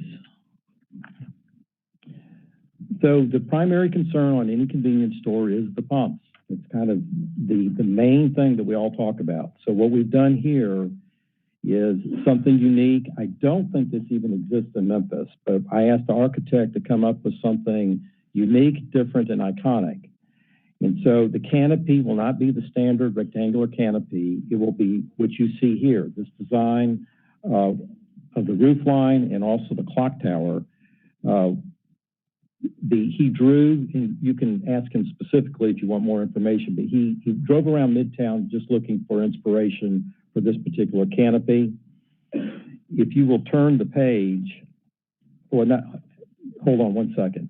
That will be all brick with the arch in the middle, clock at the top, and this will be very visible as you're coming down Sam Cooper into the Midtown area and into the Binghamton area. Okay, and it won't be on the slide, but if you could turn your packet to the next page. This is our estimation of the economic impact of the Broad Avenue Plaza. On the left is the source of the revenue. On the right is our estimate of the revenue to City of Memphis and or Shelby County. On each category, I've also provided the math and the calculation, how we got to those numbers. So our estimation of the total economic impact for this development is $2.1 million. And then if you'll go to the next slide and the last page of your packet, not shying away from one of the reasons we want to be there, which is the pumps, but I tried to do a close-up so you could see the brick detail, the detail at the bottom of the columns, the roof line, the planters, the clock. We put a lot of time and energy and planning into this presentation for you and for the community once it's built. And I'll have to echo what Mr. Whitehead was saying. Mr. Kumar and I had to sit down with Brett Davis and Brett Ragsdale, and their input was very valuable in coming up with the best plan as far as design for this location. So we've agreed conditionally to, if approved, that we will work with them to complete this plan at Sam Cooper and Tillman. Mr. Chairman, that's my presentation. Thank you, sir. Go ahead, Councilman Carlisle. All right, thank you.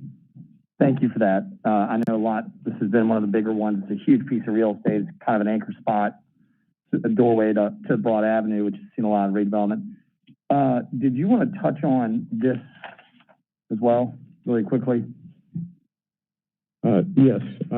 Thank you, Councilman. Dedrick Brittenham. My address is 3385 Airways Boulevard, Memphis, Tennessee, 38116.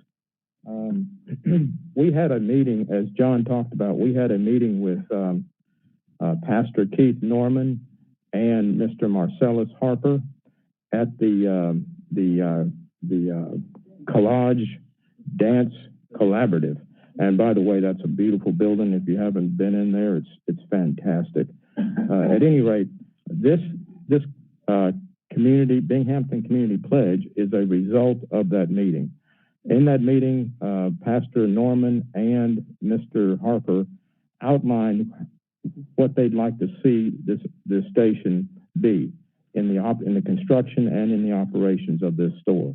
And so what we tried to do was memorialize in this Binghamton Community Pledge the concerns and the observations made by Pastor Norman and Mr. Harper. And that resulted in this pledge. And it's been signed by Mr. Malik Rupani, who is the developer. And although, as I was asked earlier, it doesn't have the effect of a law. However, this sort of pledge is starting to appear in many other communities. And we can officially submit it as part of the record. It can go into Mr. Whitehead's records, and we would be fine with that. But that's the basis of this community pledge. Thank you. I know there are several of my colleagues that are excited to see that as a part of this. I know they've brought it up before. Thank you to both of you. You mentioned one thing, which is a lot of good things that are on here require this body to extend an extraordinary amount of trust that they're going to follow through. And I'm not here to impugn anyone's character by any stretch of the imagination. But I've seen a lot of things happen in my time, both in my private life and here as a public elected official, where it's kind of like, we're going to get through this, and then we move on, and you move on, and it doesn't always work out that way. Again, I'm not saying that that's what's going to occur here, but the community pledge is a part of the record. But if you don't, there's no way to tell how you would calculate 1% of your net profit, right? Like it's not a legal document like we typically would. There's no enforcement of that other than once we've approved it, there's no enforcement. That's just a fact. So, I appreciate you memorializing it, but I struggle with a little bit. We could look at some sort of memo of understanding, but that's one comment. The traffic light. So your staff report, item number 12 on page 24, which is typical. You guys are going to produce the trip generation report, then the traffic impact, and the city's going to come back and say, this is what we think the light should look like, and here's the cost. But there's nothing in this document that requires the developer to spend $500,000 on a traffic light. So I don't know, is the developer going to commit to a $750,000 traffic light? Or are we expecting the city to build that? Because Mr. Banky, your comment was, we've agreed to a traffic light. Question is, who's paying for it? Yes, the plan would be to pay for that based on we're beholden to the traffic engineering at that point. So the answer is yes. Would your client be willing to bond that money? I didn't hear you, sir. Would your client be willing to put that money in escrow or bond against the cost of that traffic light? You can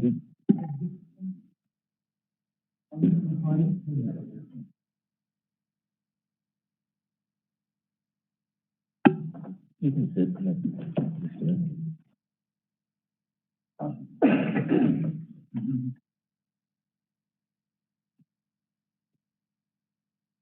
Malik Rupani, 498 Thornbuck Cove, Kiowa, Tennessee. At this point, we don't know the cost, but we agreed to it. And we're looking forward to build this or put this traffic light. So I understand that. We build less every year because they've gotten so expensive. But it still doesn't really answer whether or not I have no way to enforce. I can approve this. You can tell me you could get the cost back. And again, this is nothing against you personally. This is general saying no. And then the community feels like they've agreed to a deal and we've heard that deal and we're saying yes, and then it doesn't happen. And the only person that really gets in trouble is those that vote for this. So I don't know that I'm sold. I appreciate you saying on the record that you will, but I'm not sure that I'm sold on that. And maybe between now and the 3:30 meeting, I can think of something that's amenable for both of us. On the tenant mix, what do you think the average, I love the list, the aspirational list of who you want. What do you think the cost per square foot rental rate is going to look like in a range? Like, are you expecting it to be so expensive that it's $30, $40 a square foot, which would take out a lot of small independent operators running a yoga studio? They couldn't afford that in any stretch of the imagination. So what are you thinking about? And I guess what I'm getting back to is I appreciate, again, the aspirational language of the tenant list, but is it really something that's achievable based on the cost of construction and the tenant improvement allowance that you could actually build something unless you're willing to just take a loss on it in order to have the gas station, which, look, it's totally fine. That gas station may be such a cash cow that you're willing to take the loss leader. So we're kind of in a catch-22 because a key stakeholder asked for this tenant mix, which we are perfectly willing to do. You're wanting to know, will it be so expensive it kind of locks out an upstart company that would like to put in a cafe or a restaurant? Is that the question? I'll be more direct. Since I've been on the spotty, I've had a chance to learn a lot. I'm being more direct. Are you going to lock out small, independent, Black-owned restaurateurs in the community, or are you willing to do some sort of community involvement with them so that this retail center, much like the Tillman Gateway, can be much more representative? I would love to see a national mix too, don't get me wrong, but I want to make sure that we're not saying something to get an approval or buy-in from the community in an effort and then getting down the road and saying, well, look, we didn't realize how expensive this building was going to be, and in order to get a 6% return or yield on my money, the only thing we can do is rent it out at $35 a square foot, and there's very few retail or restaurant businesses that can afford that. Most national chains can't afford that. Thank you, Councilman. That very question and that concern was raised by Pastor Keith Norman. And so we went back to the developer and talked to the developer about that specific fact. And Mr. Rapani is about to tell you that the developers have a history of getting African-American businesses into their stores, into their bays, and they also have a history of small businesses and cafes, as you're talking about. So Mr. Rapani can elaborate more. Thank you for your question, Councilman. As you mentioned earlier, you alluded earlier that this is not the actual source of income for that Broad Avenue Plaza. We would love to incorporate the community into it, and we would love to have a good mix into this. So this is not like a 8 day or 6 days and we want 6% or 8% yield on our money. That is not the case here at all. So I would personally love to involve the community. Yeah. Thank you. Again, I appreciate it. I'll just go back to all of the big things that have been brought to this body that are kind of the sales points. None of them have teeth to them. So if we approve this body is going to be extending an extraordinary amount of trust. And by the way, you have built or designed a very beautiful center. Thank you. For an anchor location, it's beautiful. I will say one more comment, and I'll yield the floor because I know I've taken up a lot of time, but we've been churning on this thing for so long, and it's such a significant piece of real estate for Broad Avenue and for that part of town. It's important that we don't rush through it. You said the main concern is the pumps. For me, not really. The main concern is the tanks. Once the tanks go in the ground, it's over. That's a dirty site from here in perpetuity until they're remediated, which typically has a pretty expensive price tag. And so much like an issue over on Summer National, I always ask myself, it's not like it's not the cycle of real estate. Once they're in the ground, they're in the ground. We're committed to this. So that's where I'm like, I am very much on the fence here because I know that Pastor Norman seemingly is supportive, but I know the Binghamton Development Corporation doesn't feel as such. And so I'm trying to make a judgment call as the arbiter here on whether or not I'm comfortable enough in extending that trust to do these things that I think I could get on board because they seem like very reasonable compromises. Paying for a traffic light would be awesome. The architecture looks great. The tenant mix would be great if you actually followed through on that. I'm just not sure without any teeth, having worked in development, without any way to hold you accountable, any sort of legal way that I'm willing to do that. I've just done enough deals in my life where I'm not sure that I would ever do that if we were two private parties. So with that, I'll yield the floor. I'd like to hear what everybody else has to say. Thank you, Chair. Thank you, Councilman Carlisle. Councilman Morgan, followed by Smiley, then Warren, then Easter Thomas. Anybody else in the? No, I'll cut my comments very short and save them mostly for the main meeting because I think we're going to have, again, a full presentation and then there's going to be opposition as well. Just to my colleagues on this, this is an interesting case. And I hope everybody pays attention through the presentation, especially the one downstairs, and we're probably going to have more debate down there. And I think reasonable minds could differ about whether this is a project that should be rejected or approved. And this is one that I've heard from both sides of the community. I think both, and there are good arguments on both sides. So I just wanted to give council members a heads up. Every once in a while we get a special case in front of us. I think this is going to be one. And I'll save the remainder of my comments for downstairs. Thank you. Thank you, Councilman Warren. Councilman Smiley? I'm out. All right, Councilman Warren. Just two things. One, that is an incredibly busy intersection. And it looks like this particular piece of property has been developed with a lot of residential and foot traffic in mind. So I guess my question is, what are you thinking about as far as safety of kids crossing Sam Cooper at Tillman?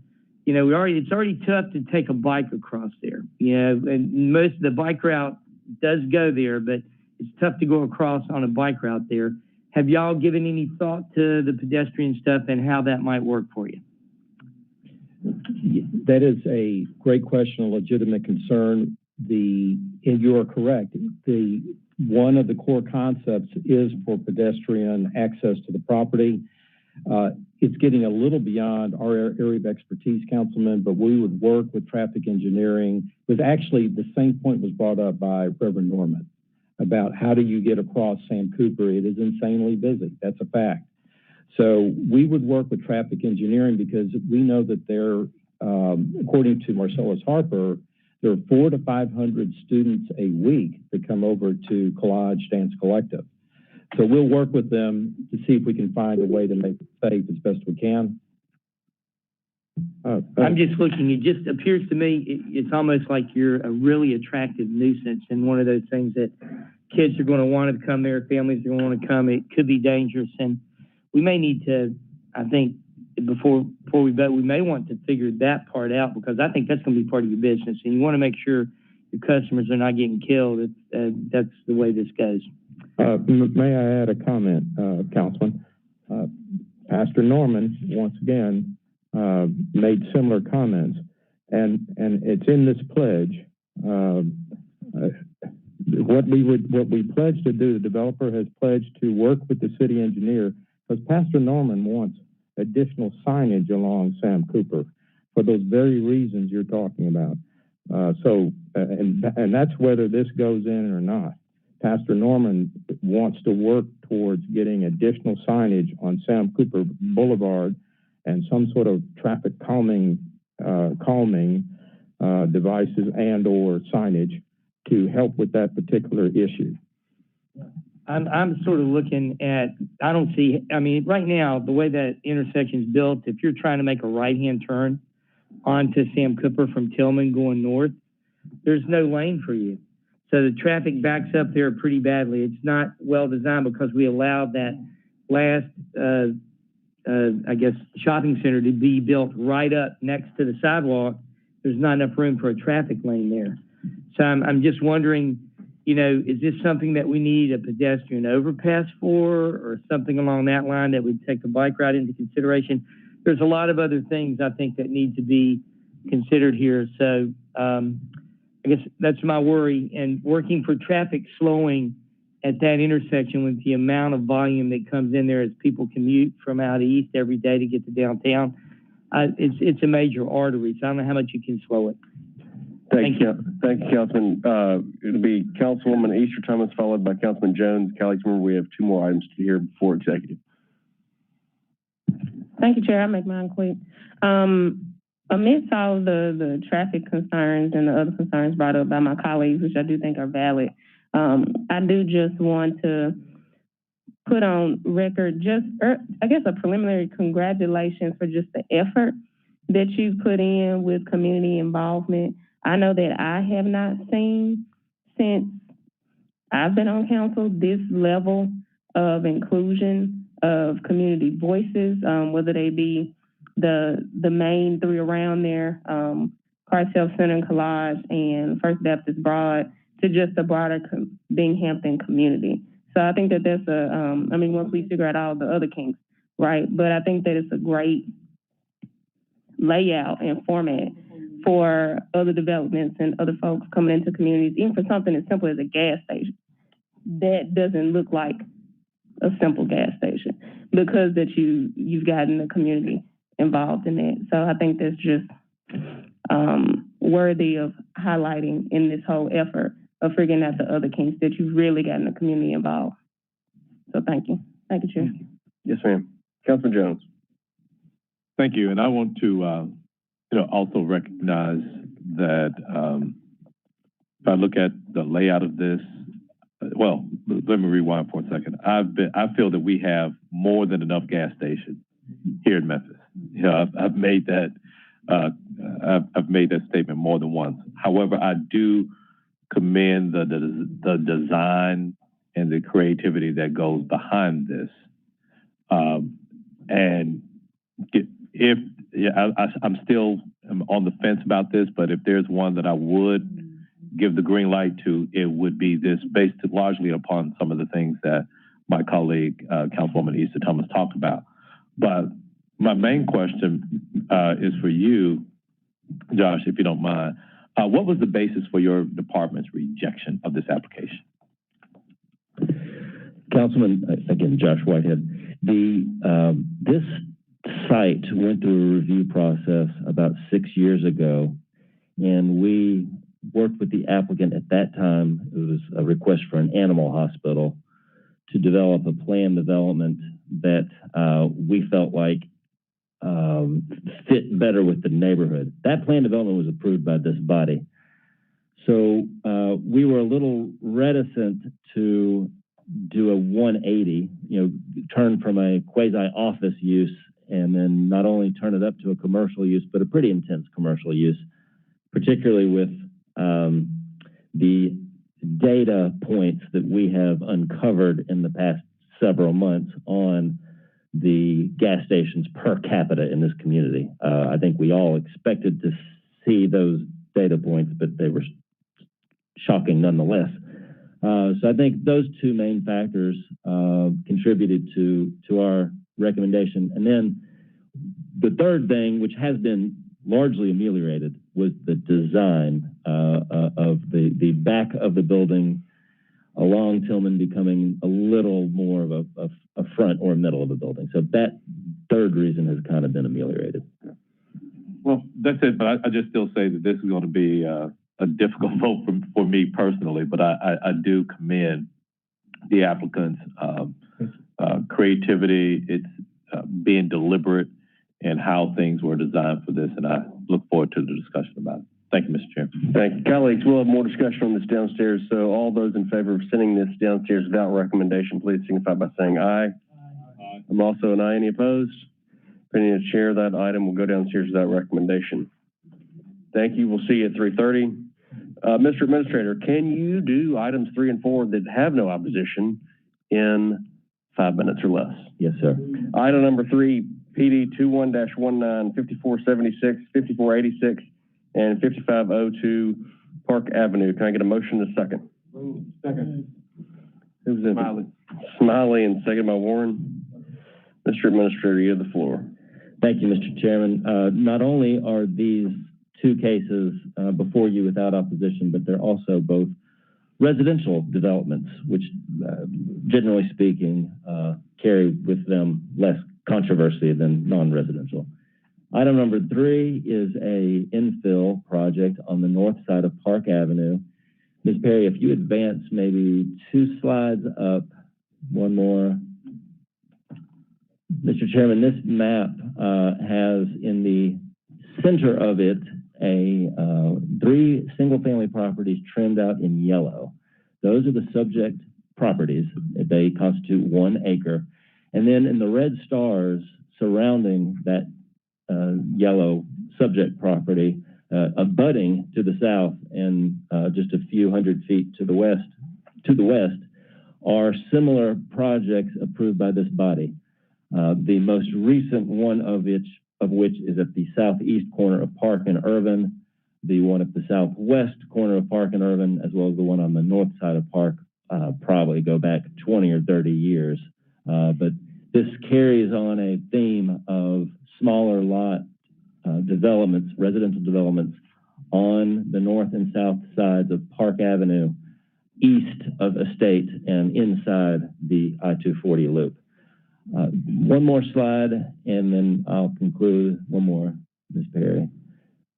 There you go. The layout of the development. We worked hard with the developer to promote one key difference between this project and those projects that we just saw from the 1990s and 1980s. And that is the 5 lots on the south side of this project will face Park Avenue. Then there will be an alley behind those, so you'll have rear-loaded garages, and then 5 additional lots facing smaller townhouse lots up against the railroad. This is key because it does, I think, demonstrate a different attitude towards these infills as compared to what we had maybe 30 years ago, that they are more compatible with their surroundings versus an insulated, walled-in community. With that, Mr. Chairman, I'm available for any questions. No questions. Colleagues, all those in favor of sending this downstairs with favorable recommendation signify by saying aye. Aye. I'm also an aye. Any opposed? Opinion of the chair, that item passes. Item number 4, PD 21-26131 Marne Road. Can I get a motion in a second, please? Moved by Carlisle, seconded by Morgan. Mr. Admin. Thank you, Mr. Chairman. Josh Whitehead again. This is a project for a 3-lot residential infill development, one of which is already improved with a house. Next slide, Ms. Perry. This is at the northeast corner of Marne and Almond Cove. Almond Cove is 1 street north of Joffrey.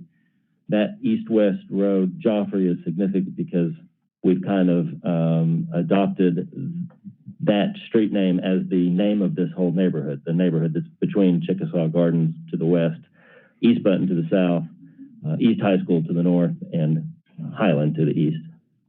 Next slide. At the risk of confusing our 2 council members, highlighted here is the subject site. Zooming in a little, Almond Cove was built more recently than the other streets to access those 3 lots to the south at the bulb. Again, if you can see through that orange opaqueness, you'll see the existing house, which will remain. And next slide, Ms. Perry.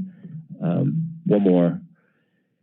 Here's the picture of that property from Marne. Next slide. We'll look down Almond Cove. Significantly, the landscaping that is to remain, the crepe myrtles along the north side of Almond. Next slide. Turning back around, now looking back towards Marne, your subject site is now on your left. Those existing houses on Almond Cove are to your right. Next slide. And here we go. One more slide, we'll zoom in a little. Here's what you're approving, Mr. Chairman and members of the committee. This 3-lot development where you have the existing house facing Marne, a diagonal drainage easement, and then 2 new lots. Why is this before you, and why was the one before this before you? We're not asking for additional uses. The applicant is not asking for a rezoning. He's asking for lots that are smaller than the zoning code requires. However, we do have a few of these small lot PDs in the Joffrey neighborhood already. Clore Cove is just off Greer. And then, of course, you have the Joffrey and Reese. I think there's a couple infill developments there. So we felt like this was in keeping with some of the infill that's occurring in the neighborhood. And with that, Mr. Chairman, I'm available for the questions. Thank you, sir. Councilman Morgan. This is John Zena's neighborhood. Did he not object? I'm going to tell on him. He he wished he had bought this property to do a similar thing, but he and I know that that's difficult in our roles. So Bubba Shepherd came in and stole our thunder. That was my only question. Thank you, Mr. Chair. Colleagues, any other questions? All those in favor of sending this downstairs with favorable recommendation signify by saying aye. Aye. I'm also an aye. Any opposed? Any of the chair, the ayes have it. Colleagues, any other business for P&Z? We are adjourned. You said those crepe myrtles, they remain? Yes. Okay.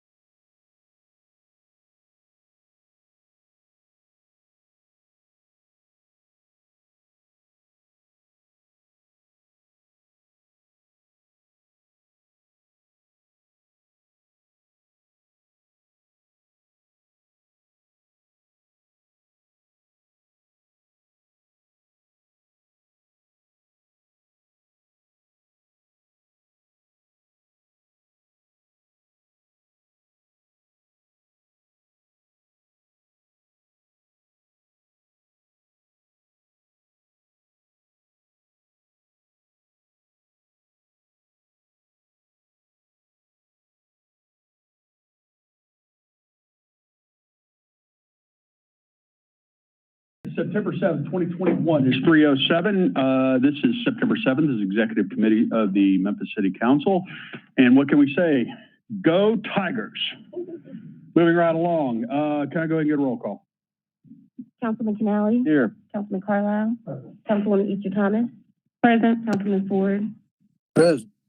Councilwoman Johnson? Councilman Jones? Here. Councilman Morgan? Here. Councilwoman Robinson? Councilman Smiley? Vice Chairman Swearingen? Councilman Warren? Councilwoman Logan? And Chairman Corbett. And I'm here. Chair observes a quorum. Councilman Canale, you're recognized. Thank you, Mr. Chairman.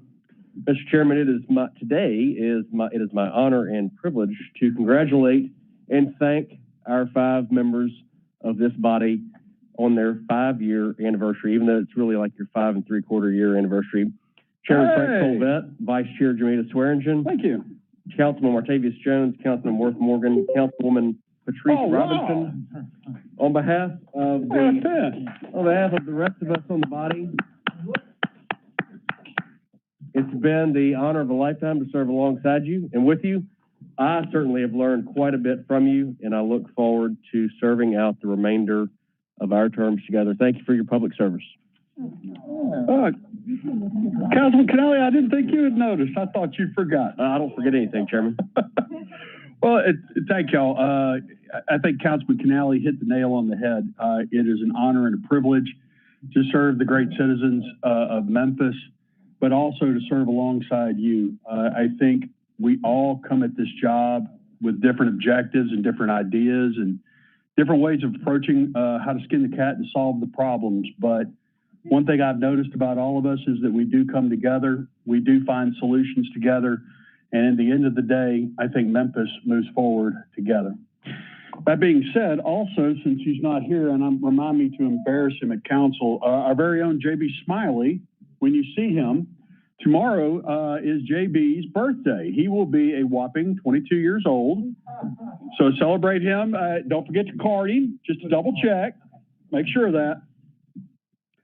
You didn't think we'd have any fun, did you? But the rest of the way, I make no promises. All right, guys, we have two items today. First off is a resolution of the Memphis City Council establishing June 19th, Juneteenth, Independence Day as a paid holiday within the City of Memphis' present future holiday schedules. All council districts, sponsored by Council Lady Easter Thomas. Request is for same night minutes. Council Lady Easter Thomas, will you present your resolution and give me a motion? I wish somebody in the administration was present because I had some questions before I presented it as is. So can we get somebody in administration to come and then we come back to it? I see Doug right there. Could somebody grab him real quick?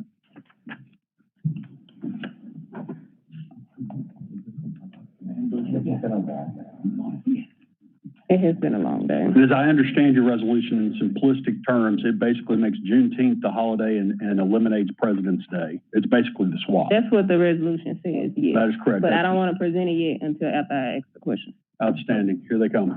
Look at this mafia. Mafioso. Consigliere. Chief, have a seat. I thought this one was going to be easy. We're in the Juneteenth resolution. Council Lady Easter Thomas, maker of the motion, has a question of you. Council Lady Easter Thomas, you still have the floor. Thank you, Chair. Thank you, Chief, and y'all for coming in here. I had a question, a simple question on, well, one, did we get the survey results that Chief Smith said she was going to send for the other options? And then also, can you explain the use and, well, just the use of bonus days for City of Memphis employees? I'll do my best at both of those. Yes, we do have the survey results. We had 2,900 respondents, and the number one response that we got other than Juneteenth was for President's Day. So the actual top response was Juneteenth. Well, Councilman Morgan had asked Chief Smith for all of the results. Right. And we'll get those for you. So if they haven't been brought to you, I'll have make sure she gets them emailed to you. And the bonus days, is there a specific question about when you say how they're utilized? Yeah, can you explain the use, how they're utilized and how they're calculated into our overall budget? I'll take a stab at it. If Chief Smith is here or Shirley Ford, they can help. But so they are part of that, the 20% that we calculate for overall. It's actually 26%. I think we put into the overhead for employees when we calculate the pay and benefits. It is calculated very specifically for fire and for police because they have holiday pay, they have shift differential and some other things that go into there. But the bonus days are calculated based on an average of what the utilization received for employees, which is an average of just a little over 2 bonus days. So it's a bit of an art based on the number of days that we use over time. And as we forecast that into the budget for the overall expense, we look at what's the expected complement to have on board, what's the number of bonus days that we would expect them to take, what's the impact on backfilling the person during that bonus day through overtime or having somebody extend on their shift. And that number is added into the overall personnel cost for the city. Is that just for public safety or for all City of Memphis employees? For everybody. I was just mentioning that there's a extra calculation we do for those folks because they do have a little bit more complicated calculation for their pay. Okay. So, and this is just a clarification for me because I'm unsure. For 2021 this year, this past June, did City of Memphis employees get to have the option to use a bonus day for Juneteenth? Were they able to, or was that option taken away? Well, there is no restriction on a person using a bonus day. They just make a request to use a bonus day, whether it's Juneteenth or any of the 364 other days. But there was no prohibition saying you can't use a bonus day for this holiday. Was it a communication saying that No. city Memphis employees will use? To my knowledge, I don't think there's any communication. Chief Smith's coming, but from the administration, we had no prohibition from people using any of the opportunities, whether it's vacation day or bonus day, to take that time off if they wanted to. Okay.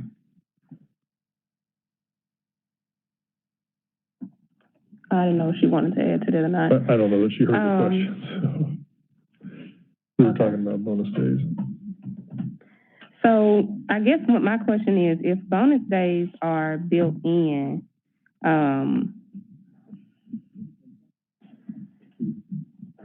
would it not be feasible for us to use one of those bonus days for the Juneteenth holiday instead of swapping?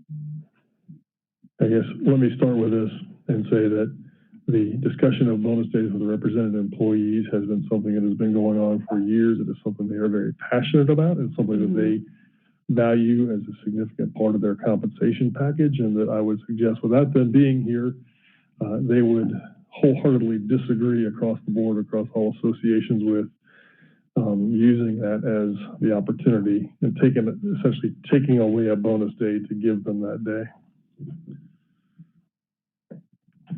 So as a part of our labor negotiation process this year, we were able to talk with the associations to be able to build in increasing our vacation accrual by adding the 3 additional days to the accrual for 2022. We would have to go back into the discussions with them in terms of how we would look at making any more adjustments or allocations. And so we will be going back to the table labor negotiations in spring of 2022 where we could engage in that discussion. 75% of our employees are in some sort of association, so it is critical that we would need to engage in those discussions. Okay, so this year, city Memphis employees did get all 4 bonus days. This year, they received 3. Mm-hmm.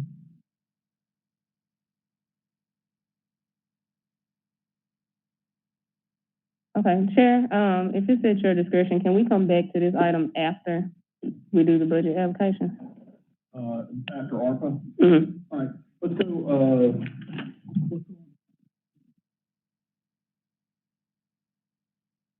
very brief time we have. We're not going to really have any debate on ARPA. I'm basically adding it to our agenda as item, I believe, 52, the purpose of which so that we get it on and have our discussion tonight. Colleagues, you have a spreadsheet in front of you which should have all of the proposed ads that we heard this morning. I talked with Councilor Wade on this because I was thinking, do we do the ARPA and then do we do the ads? Well, I can only have 2 amendments per motion, so that would make it tight.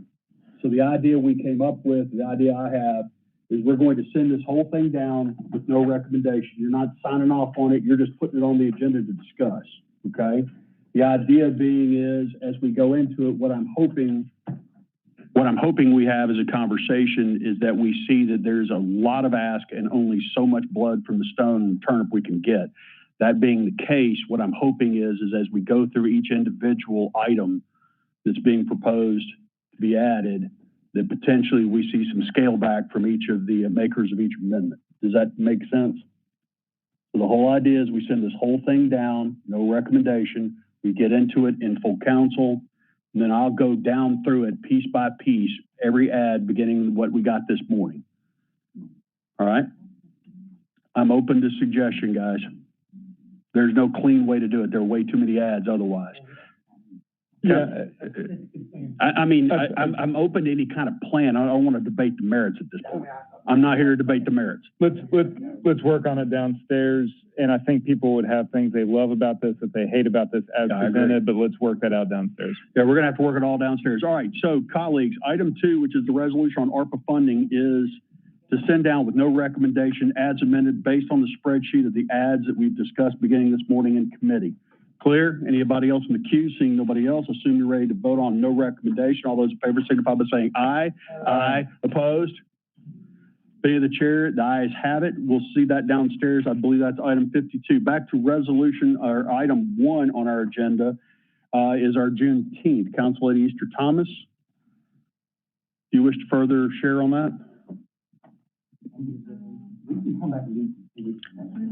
want to hold it for 2 weeks? Let's hold it for 2 weeks. Without objection, we hold it for 2 weeks. Seeing nobody else in the queue, nobody objecting, we'll see that in 2 weeks. Now, that being said, we got a ton of ads and a ton of same night minutes. Okay, thank you. Perfect. Because I'll just read the script like a good radio guy. All right, we're going to test the radio voice here. That takes us to our 2 items. We'll see everybody downstairs at 3:20. I am now going to read in the add-ins and same night minutes. We have 28 through 51. Get comfortable, everybody. Item 28 is resolution approving grants, missions, and matching funds for the City of Memphis Parks Division, Memphis Botanic Gardens, District 5, Super 9, sponsored by the administration, same night minutes. Item 29, resolution to accept appropriate funding of $10 million from the State of Tennessee for the construction of Memphis Sport Event Center, part of the Liberty Park Redevelopment Project CD 02 2016, District 4, Super 8, sponsored administration, same night minutes. Item 30, resolution to accept appropriate revenues $72,000 from Crown Castle Fiber LLC related to distribution antenna system. And the Beale Street Historic District is passed through downtown Memphis Commission for Maintenance Improvement said District, District 6, Super 8, sponsored administration, same night minutes. Item 31, resolution appropriated sum of $964,857.31 chargeable to FY 22 operating budget by appropriating funds to the Division of Housing Community Affairs Affordable Housing Program, Memphis Housing Authority Low Income Housing Program accounts. All accounts of this sponsored by the administration, same night minutes. Item 32, resolution to accept appropriate funding in the amount of $30,800,000 for the Economic Development Growth Engine for Memphis Shelby County Edge as conduit agency grant awarded under the Fast Track Economic Development Program of the City of Memphis. From the Tennessee Department of Economic Community Development CIP Project CD 18109 SWO 2144D7 Super 8 sponsored administration, same night minutes. Item 33, resolution to appropriate and accept $70,000 from Crown Castle Fiber LLC related to the distributed antenna system Memphis Sports Event Center, Liberty Park for the ongoing redevelopment of Liberty Park, District 4, Super 8, sponsored administration, same night minutes. Item 34, resolution to accept, appropriate, and allocate Department of Treasury funding allocation to the Tennessee Department of Housing Development Agency in the amount of $23,227,932.63 for the Division of Housing and Community Development's emergency rental utility assistance in response to the pandemic. All counts to sponsored by the administration, requested for same night minutes. Item 35, resolution to appropriate $500,000 for CIP IT 01001 desktop and application infrastructure ITIL organizational counts to sponsored by the administration, requested for same night minutes. Item 36, resolution to appropriate $1 million for CIP IT 01002 cybersecurity infrastructure upgrade. All counts district sponsored by the administration, same night minutes. Item 37, resolution to appropriate $1 million CIP IT 01003 operation infrastructure enhancements. All counts district sponsored by the administration, same night minutes. Item 38, resolution to appropriate $1 million CIP IT 01004 implementation modernization. All counts district sponsored by the administration, same night minutes. Item 39, resolution to support the Afghan Haitian refugees notified the City of Memphis administration, State of Tennessee, United States federal government. The City of Memphis stands ready to welcome refugees. All counts district sponsored by the Council Lady Easter Thomas, Jones, Logan, Smiley, and Warren, same night minutes. Item 40, resolution establishing a metropolitan government study, selecting co-chairs, requesting the county commission adopt a similar resolution. All council districts sponsored by Councilman Carlisle, requested for same night minutes. Item 41 is resolution additive change order, additional funds request for an existing contract number 36784 transfer appropriate additional funds to construct the SDP Group 6 resurfacing CIP FY 22 project PW01264 District 345 Super 8 9 sponsored by the administration, same night minutes. Item 42, resolution to appropriate funds in the amount of $2,195,063 for construction of MC style WWTF maintenance building modification CIP SW04009 FY 22 D7 Super 8 sponsored by the administration, same night minutes. Item 43, resolution to appropriate funds in the amount of $5,607,162 for construction of TE Maxon WWTF administration building South Plant Expansion CIP SW02033 FY 22 CIP D6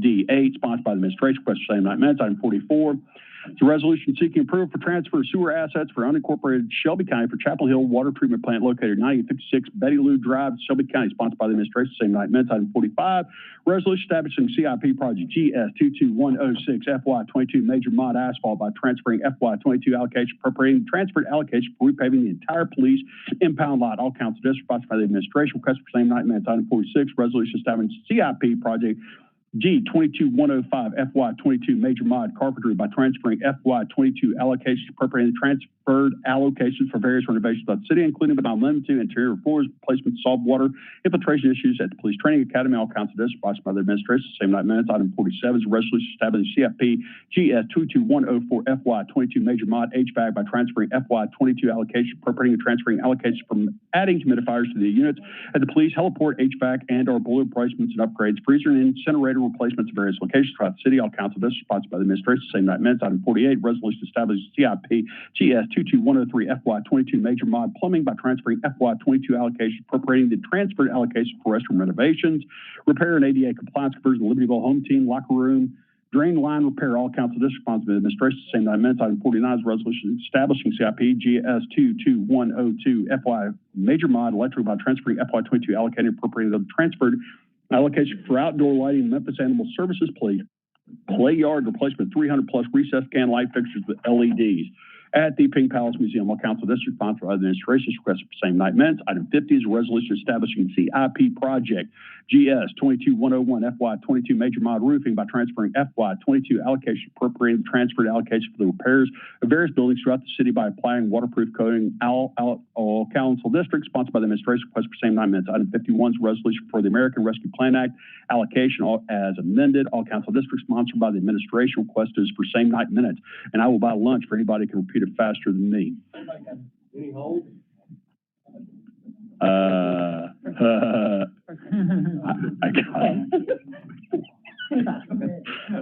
I'm in fifth gear. Let me slow down and catch up to you.